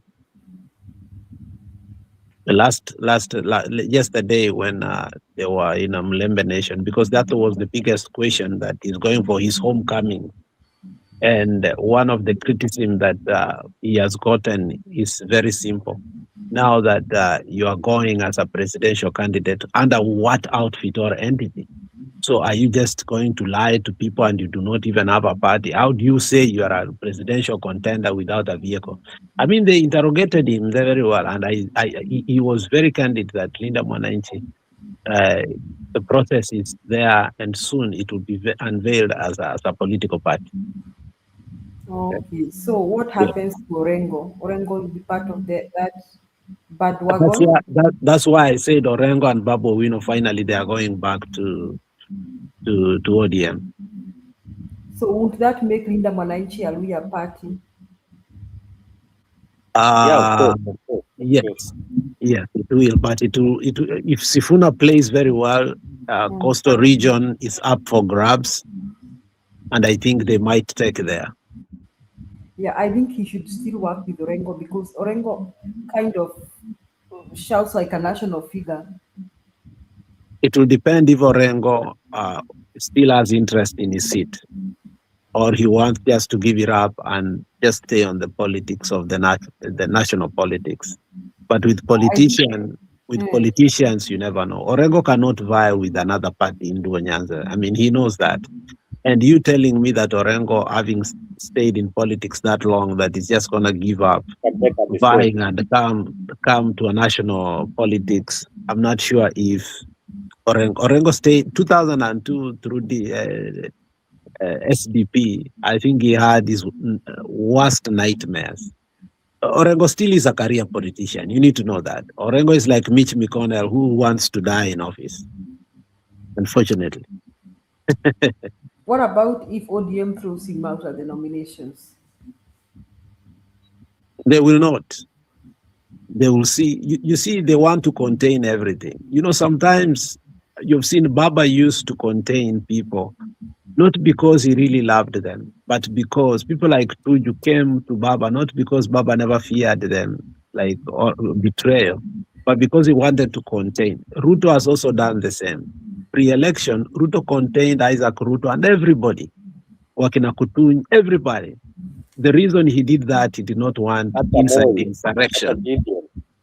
At a Gideon the other day. So, I mean, you do everything you can to contain. So, I think Luo Nyanza will do everything to contain, at least to win the governorships and the senators and the MPs that are needed to still. And that's why they might give Orengo that ticket. Yeah, so that they can still do what? Get revenue of parties in through the act of the parliament.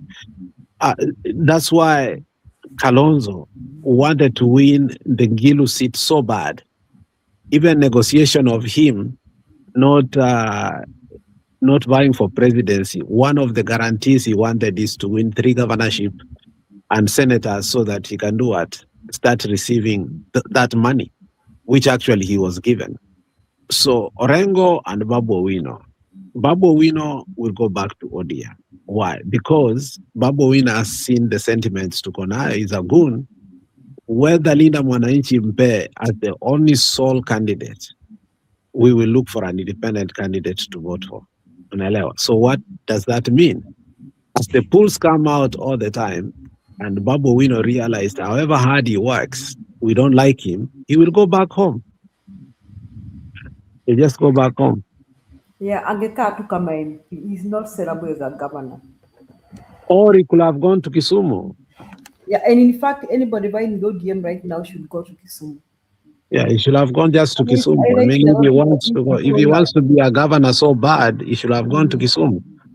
Na Kisumu ingekuwa easy for him because he's known. It would have been easier before, but not now. It's too late now again. 1 year down the road, it's too late.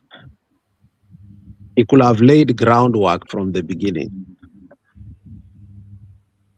Wow, those are interesting. And even, let me tell you, there is one thing that I will say that is ridiculous or outrageous. Outrageous, actually. And even the member of parliament, he might not win, even if he went Nalinda Mwananchi in there, because the kisses are vowed. Hii maneno ilikuwa like muna ilikuwa inaitwa zoning. I mean, utawala is basically kisi. Yeah, it's easy.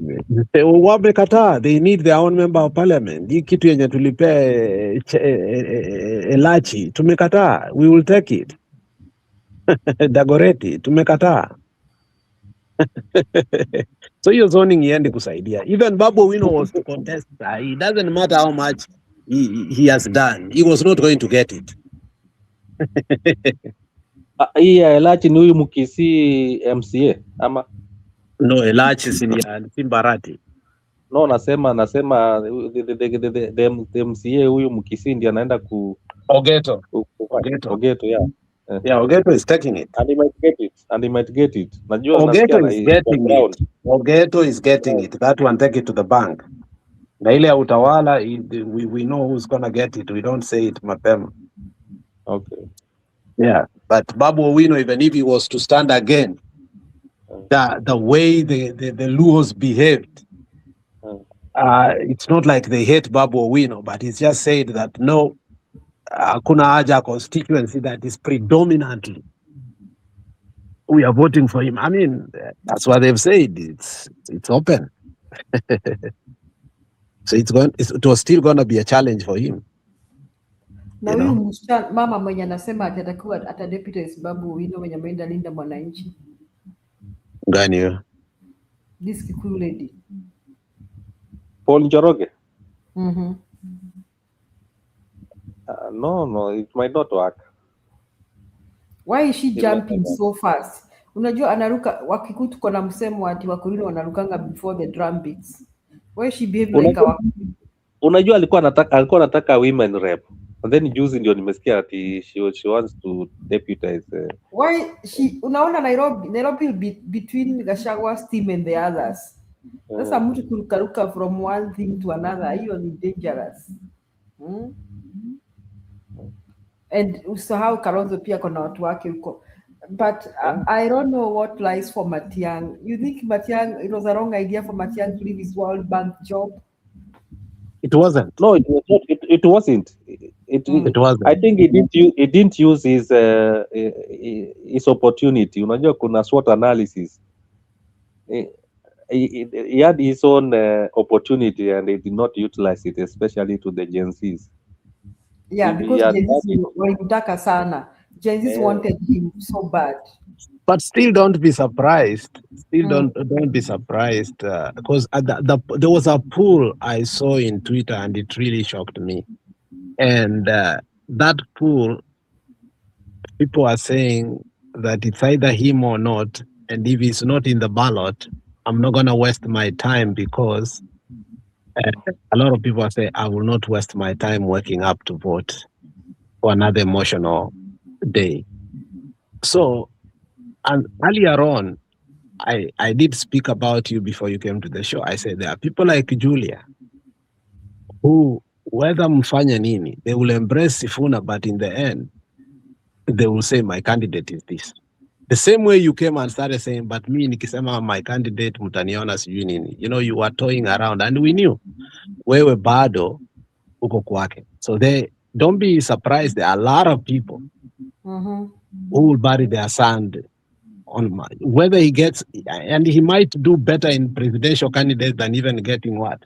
Members of parliament. Yeah, members of parliament. Yeah, he's likely to do better. And let me tell you, Alex. And he will surprise many people. So it was not a wrong idea. And that's why for me, I said this, Julia. And I said this, it's a high time he must get out of alternative opposition. Because obviously his value is not there anymore. Unaelewa? Let him acknowledge that his value in the politics of alternative opposition is not there. Because when these people sit down to negotiate, he doesn't have anything to negotiate from. But if he gets out, there are people like Julia who will be bold to say, we have offered you an alternative to Kenya mmekataa. Sisi, we will stay here. Alafu nikwambie Alex, unajua Mount Kenya kuna watu wako stuck na people like Matiang'i. Let me tell you, I was surprised. Wengi sana. These two wenye walikuwa Raila Odinga ni watu kama wao. Walikuwa stuck na walikuwa wameamua come rain come sunshine, they are going to vote for Martha Karua team. So there are a lot of people even Mount Kenya, especially the 40 plus, 45 years plus. Well, hao ni watu wenye they think about quality. They are not really riding on the wave and excitement, and they are stuck. They are not ready to ride on that wave and excitement. So let me say this: in the event, mimi wanasema hii kitu naona kama itafanyika. In the event that Ruto is not in the ballot, Matiang'i can be a very popular candidate. No, even now he is. If he moves out of the alternative, he is.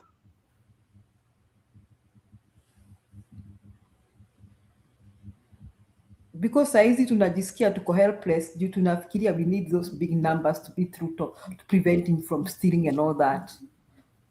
That is where akina Kalonzo candidacy comes in. Ati sasa tuchague mtu mmoja mwenye compromise candidate mwenye when we are trying to prevent Wakambas from going to Ruto's side. Unaona? But in the event that we don't have a Ruto candidacy, he stands a very high chance. Yeah. What makes you think we will not have a Ruto president? Things happen. Oh, Nani, Njiru, can you put she is down there. She wants to come up. Alex, things happened. I know what you mean.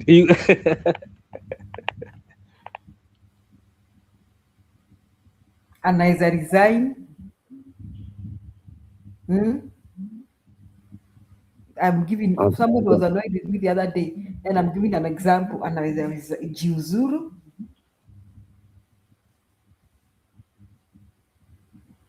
Njiru, are you there? And the others which you might not say. And I said number one. So and number 2 and 3 you don't want to say. And number 2 and 3 which you don't want to say. Yeah, things happen. And then you see, I'm telling you, if the event we don't have a Ruto candidacy, mimi ni moja yenye naweza pigia Matiang'i mbaya mbovu. Fadhali kura yangu ipotee hapo. Because personally, I believe in reforms. I believe in structures. Yeah. I don't want to vote for the sake of voting.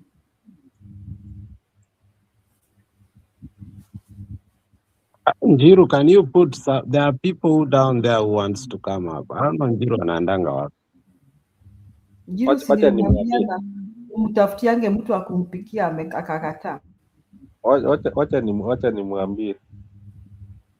Najua hawa maprofesa sijui wamefanya PhD, shida yao ni moja, hawezi ishi na mtu. Nakwambia lakini siku hizi niko na profesa mwingine bishti yangu. Maprofesa sijui Innocent akoaje. They have a kadhing They have a kadhing tu inawasumbua tu. Kwani unataka kutuharibia CV? Mi hata nikiwa university nilikuwa nimeswea siwezi olewa na profesa. They have a thing. Sasa Njiru amekataa kushika simu. Si ninakwambia hiyo kusoma saa zingine they have a thing, Alex, I'm telling you. Ajua Njiru alikuwa accused hapa, alikuwa na profesa wake mwingine hapa. Acha tuachane na Njiru. Njiru will always be Njiru. Walikuwa Atlanta na profesa mwingine hapo ambaye tulishangaa sana. Na yana tuambia openly yako hivyo. Huyo profesa alifanya nini? Hiyo ni ad peke yake anaweza kukuambia. What happened? Tell me, I need to laugh. Kwa hiyo siku hapa. Unaweza nicheke. Innocent. How does Innocent look like? Innocent anakaa kama hii picha yake. Unajua watu hata ndevu wa wanyoi. Innocent anakaa kama Metro.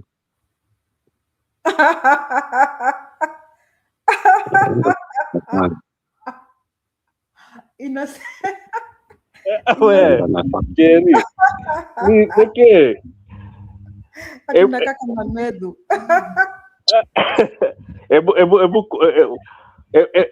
Sisi I used to send you messages unanionanga kwa I think you blocked me. Mbona ulini block? Mi siwasi block watu jameni. What happened? By the way, I lost your number. Oh Lord, Innocent. Actually na Makiadi waliblock. Wewe na Makiadi mlini block. Hapana. Alex, I can even send you a message now. I don't block people. By the Alex, hata namba yako sijui what happened. Kwani ulinipatia namba gani? Ama Alex ulichange number. Let me ask. Ile namba nilichange after tulishindwa niko na namba. nilitukanwa my friend. Alex, mimi niko nayo hapa, it's crazy. Iko na picha crazy akamtukana kama mwenda. Ni yako wewe Alex, hebu nitumie message bana. I lost hiyo namba yako iendangi through. My friend, after to lose election, nilitukanwa all over the world. Hey! So you think? Paka mtu anaenda kwa mtembea anachukua screen nini like ka video kadogo vile tulikuwa tunaongea. Unatumiwa. Hey! People are counting me, man. Mimi ulitukana, mimi tulikosana na watu mpaka na hata na family. Hata kuna family. So Julia, you changed your number too? How do you mean I changed my number? See, we used to chat. Sijui nini what happened. Ama ni kwa ile group ya msimamo? No. Kwa hiyo group ya msimamo. Mimi kuna group ingine nilitoka hapa ikuanga na matusi. Kuna yenye tulikuanga pamoja na yeye, I don't know. Nilitoka ilikuanga na matusi. Group gani haikuangi na matusi? Basi utatoka hata ya kanisa.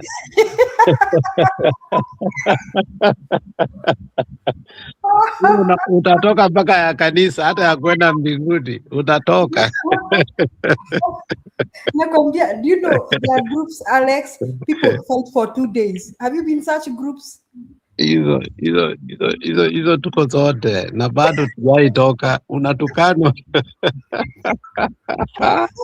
ama unataka ucomment yuko tu na kutukana na unasema huko au hujasikia. Hey, people fight for 2 days kwa group chat. Wanalala, wanaamka the next day wanakumbuka penye waliachia. Lakini hakuna kitu, nilitukanwa after baba alishindwa kura. Hey! My friend. Hii mtembei ilituletea shida bwana. Tukatoka kwa mtembei tukaenda kwa Bernard, tukaanza tu vizuri. Wacha tena tusikue na mtu mwenye atatudisappoint hivyo bwana. Hata kama akitudisappoint usikue sycophant. Bernard, hata kama watu watanisikia wamemwambia I was disappointed.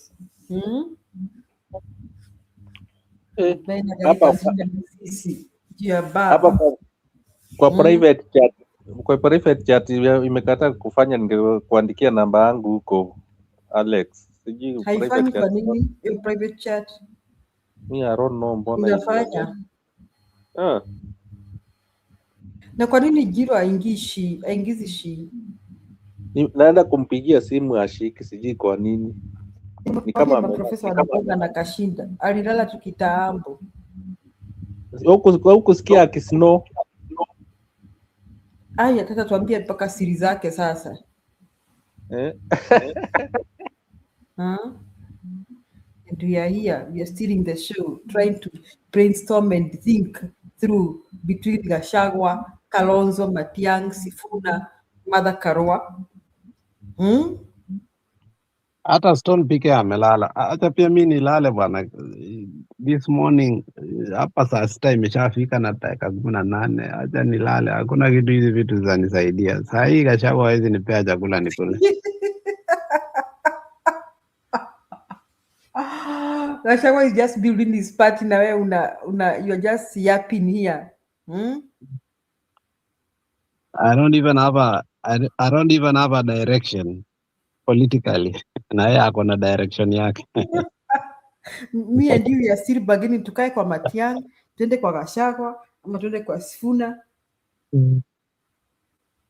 Me, I feel bad if my candidate doesn't become president one day. I would like kama sijazeka sana nisikie Fred Okemo Matiang'i is the president of the Republic of Kenya. I told you, Matiang'i just needs to get out alternative position, akae peke yake, I think its value will grow. But as long as ako huku, people are suppressed, watu Ama kama sahi wachukwane na Martha Karua waseme tuko pamoja. And they start selling themselves as an alternative to Kenyans. No, that one can work because there are many people who are willing to support them if they go they break, but neither wameogopa wakifanya ni wataonekana ni kama ni wasaliti. And because they are not aloof, listen, Innocent, yeah, you know they are not aloof, they reach out to Sifuna team and they reach out to Kalonzo. Because the other day I saw them saying that they have formed, what was Kalonzo saying that Azimio imekuwa nini, unakumbuka? Si kuna mahali Kalonzo alikuwa na Martha Karua. What were they saying? Nile okoa sijui okoa Kenya ama nini. Yes, you see, let me say this. There are people I know that can sit in a round table and talk. Those 4 people I've mentioned. I've mentioned Fred Matiang'i, Martha Karua, Sifuna, and Kalonzo. They sit in a round table and Orengo and say what we want for Kenya. Unaona saa hizi wameshtuka juu ya Munyoro. Munyoro amepea stress vile tu amepewa Kasongo stress. Sasa yeye na bulldoze kura kule nini. So they are kind of shaken. But they see if they sit, they should also inform me, by the way, bro, we are meeting somewhere. Utakuja. You know, they should not be like they didn't tell him. So that he's aware that they are meeting. So akikuja, audio invite, he will not bring his conditions. He'll come like we invited you to a round table. They should do the initiative. Unajua kuna vile mtu hata before ujitangaze kiongozi, you lead the way, you take the initiative and call people to a round table that we need to talk and give Kenyans a way forward. But if they are sitting somewhere waiting for Munyoro to call them, atawakanyanga. And Julia, by the way, from what Rigiji said recently after the Olkalau victory, saizi ndio mambo inaenda kuwa mbaya. You saw what he said that maneno ya DCP amewaachia Methu na yeye sasa anataka kwenda America and hata hataki maneno ya politics za mlima, anataka tu sasa aenda America, kutoka ukakuja aende Taita Taveta nini around the country. That's one of the thing ukiangalia regarding what he's trying to do. Juu anajua akiwachia Methu na nini au na Methu, unajua what he said that sisi one thing we know is that our presidential candidate ni Rigathi. You know, it might, even if it's not Rigathi, it might be maybe wanataka Methu waingie akue kama ni running mate wa end of the two, and that's what they want to work at. Na wasipoangalia vizuri, that's what Rigathi wants. Anataka hata kama sio yeye, kuna mtu wake ataweka huko ndani na kwa hata kama ni running mate, and that is exactly what he wants, and that's how he's going to bulldoze the opposition. Exactly, I agree with you. They need to get out, wa call conference na wanasema we want to chat the way we want to ile mkazo okoa Kenya. JB aliwaambia waache hiyo kitu ya kujifichania. Unaona, they should just have the initiative, call. Kama mimi ningelikuwa Martha, hata mkiniambia sina watu sina kula, ningewaita nyote. Ni wanaume amuongei, sasa mkuje mama amewaita. See, let's talk about chat way forward. And then you see, because I'm the one calling, you'll not come there to bulldoze me. Mimi nishakuita kwa mkutano, sasa umekuja kwa mkutano yangu. So you need to listen to me. So and they should keep calling. They should not, even if he keeps saying that onyesheni watu wenyu, uchaguzi haujafanywa. And anyway, how many members of parliament that Gachagua has? 1, isn't it? Yeah. We've not done an election yet. We don't even know that. Yeah, you sure you are. Yeah. Na watu kukuja and from what we saw Olkalau, ukiona crowd yenye ya UDA ilikuwa inakuja huko, watu walikuwa wengi, but how many people voted for them? In 5,000. But ile crowd ulikuwa unaiona inakuja for campaigns, it was more than 10,000-20,000 people.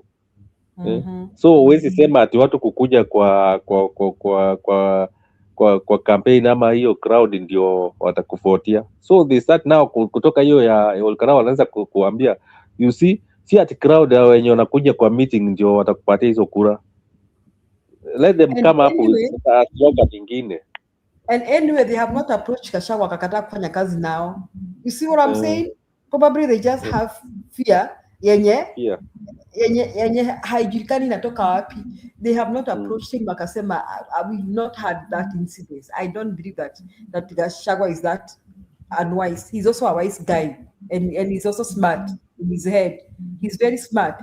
Yeah, he knows what to say and where to say to who. So me, I think akina Martha Karua sai wakuwe na hiyo initiative, waite mkutano. See, they want to help Kenya.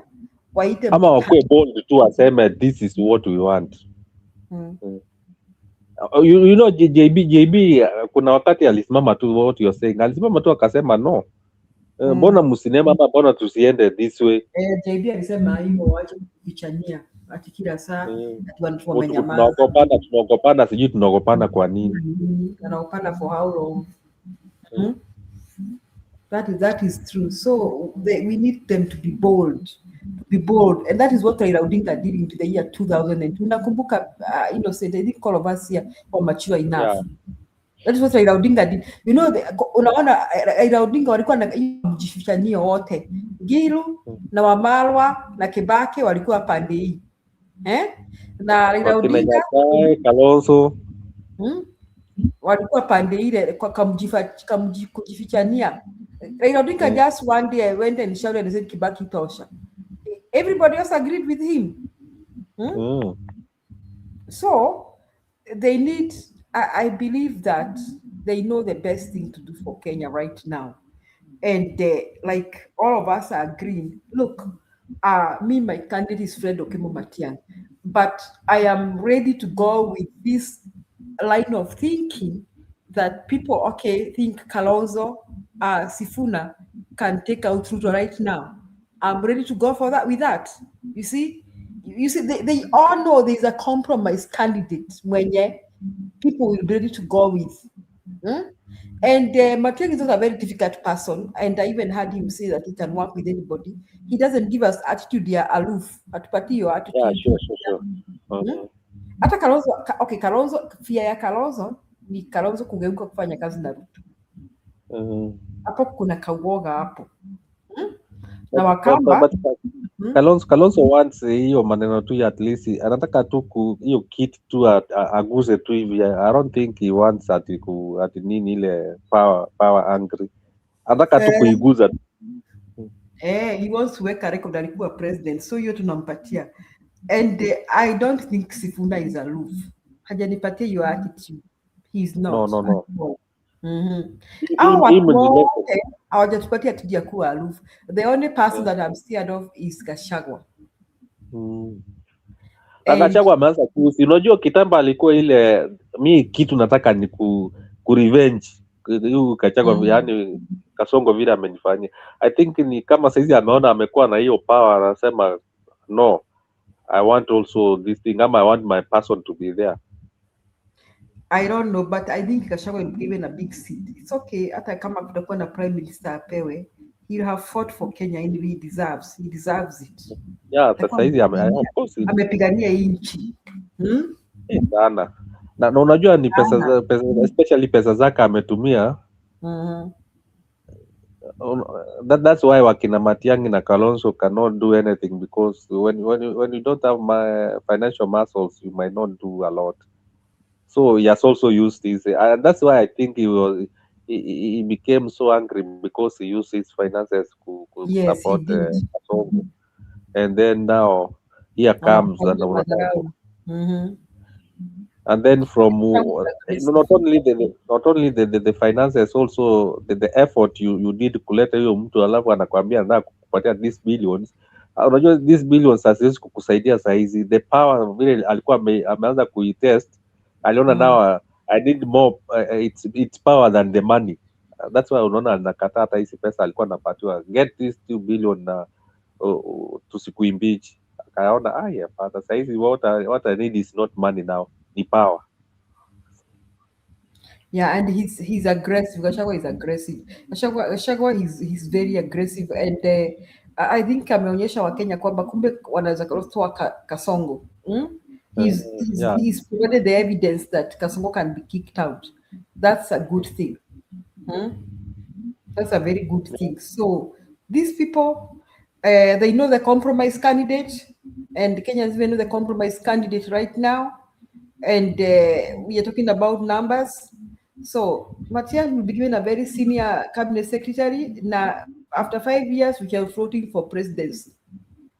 Yeah, sure. Then they know Mother Carol will be given a very senior one at Tengenezea Constitution. We shall have Kalonzo for 1 term. Okay. And then Kalonzo will be the bridge. You know kitu kama if they can agree together like hata Mother apatiwa hata kama ni speaker. Unajua hata speaker ana power sana, a change hiyo parliament ikuwe tu kabisa. By the way, as a mother for speaker, Kenya imebadilika. Tutakuwa na ujinga watu kuwa bribe. Because like now kitu imeharibu saizi hata hii Kenya si ati ni Kasongo, ni parliament. Hii parliament ndio nasema hii parliament walikuwa tu serious with what they're supposed to do. Akutungekuwa na hii ujinga mingi ati nini ya the mother speaker of the National Assembly. We have JB Attorney General. Gachagua Prime Cabinet Secretary. Kalonzo President. Sifuna Deputy President. Fred Matiang'i Cabinet Secretary Interior. Hiyo maneno ina change or wachange tu just for 1 year. Hata second year watakuwa wanafikiria vitu zingine watawapatia tu. We don't go for crowns. I mean clowns, the tribal clowns atakuwa reward for your cabinet. Watu watakuwa interviewed. Wakuwa interview, yani waitwe ma interviews wafanywe interview. Yani si clowns za tribal clowns ndio mfurahisha watu wenyu. Hapana, na hiyo story ya mtu wetu Gachagua akatazwe. But you remember the way Uhuru did, hata kama ni Mkikuyu alikuwa anachaguliwa, ni Mkikuyu mwenye alikuwa qualified. Unaona tu Njeru kwa ICT, he has done ICT and they did excellent job. Yani ukiangalia those CS wenye walikuwa wa Uhuru, unaangalia tu unasema yeye ni Mkikuyu lakini he performs. Ni Mkisii lakini he performs. Hata kama alikuwa na juice at from every region, but they were experts. Walikuwa tu experts. Mtu unaingia hata hakuna mtu by the way unajua those eras hakuna mimi hata sikuwa najuanga ati huyu ni Mkikuyu ama huyu ni nini ati huyu ni from where. I knew they were just experts. And that is what we need now. People akipatiwa tu kazi unaona he can perform. Na wapewe target. After 100 days we want this. Wapewe target. Matiang'i apewe target. Ujambazi wote Kenya uishe, goons nini, wale wametuibia, those who have killed people should be arrested. Yani within 100 days tusikie kama kuna pesa watu wameiba washiko warudishe. You know these things ati kuna shamba sijui siko huko nini ati pesa zimefichwa mahali, silete tu zote. Yani ile ifanye mpaka mtu ukikuja kama unataka kukua to be elected in any post, unaogopa tu unasema enyewe hata nikielectiwa sitaki kuiba because hiyo kitu itaenda. I don't know kama ni it was Uhuru era. Unakumbuka vile watu manyumba zilikuwa zinaenda unapata sijui wewe ulikuwa sijui ni procurement wa which department wa NSSF, una magari sijui V8 ngapi, manyumba sijui nini na zilikuwa zinaenda. You know those era they were doing it. Washike tu bwadia wa click. Remember Uhuru bought them Volkswagen Passat. Watu wakamchukia sana. Shikeni easy. By the way, you remember the way it worked? Si watu walishikwa NSSF watu huyu alikuwa sijui procurement ama alikuwa ni nini? Ni messenger. But ana brothers 8, ana manyumba sijui 5, 6. na walinyang'anywa zote na watu wakarudi to zero. Yaani wa clean hii Kenya mpaka mtu anaanza kuogopa, anasema kama politics ni hivi, yaani kuingia politics ni hivi, unapata hizi vitu na zinaenda, watu wanaogopa. Watu wanaogopa. And then I hope we'll have a young youth parliament na watu watachagua Gen Z wengi. Unajua Gen Z ni vichwa ngumu, so that wasiende kukaziwa huko kuambiwa ati do this do that, and wale wazee wa kulala parliament. We have a youthful parliament. Kenya if we have the likes of Medhu, unajua Medhu kind of people in parliament are very good. Hawataki gari tano, hawataki manyumba tano. So long as you have one beautiful vehicle na nyumba, yani umetosheka. Nikala tu ka life tu, unataka tu ka life kati ati una a nice house, a nice car. Yani vitu kidogo kidogo, hawataki vitu mingi. But hao watu wazee sijui ni nini. Hata ukikuwa na plot tano bado unataka zingine. Na umebakisha miaka kidogo ukufe. Hata unashanganga. You know, I don't understand. Oh dear, Innocent, wacha mimi nikala, naona watu wameenda wote. Wameenda wote, wacha hata mimi waache kwa show. Anyway, thanks at least. Sijui namba yangu utaipata aje? Ati uwezi access private chat, acha nikuweke kwa private chat. I think I can get private. Sijui mbona yangu ifungui ama ni laptop yangu iko hivyo na nilikuwa inaendanga huko. Unaona private, lakini you can see private chat No, haina ionyeshi, ndio nashangaa. Unaona penye kuna comments. So you click on private chat. Usi click comments, you click on that arrow private chat. Ama ni kwa sababu sija sign in. Sija log in na laptop. Sija log in, huwezi ona basi. Sija log in na hata nikituma huwezi ona.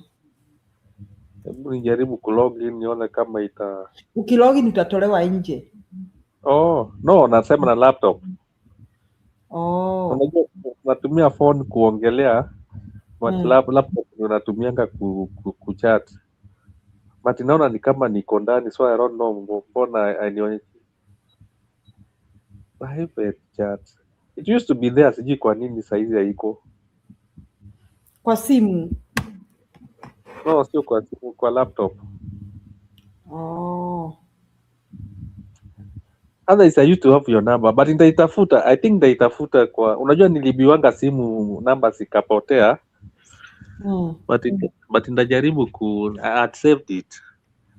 Nitajaribu Auko kwa group ya Njiro, kuna group ya Njiro nilitoka juu ya matusi. Ama nitaambia Njiro anipatie.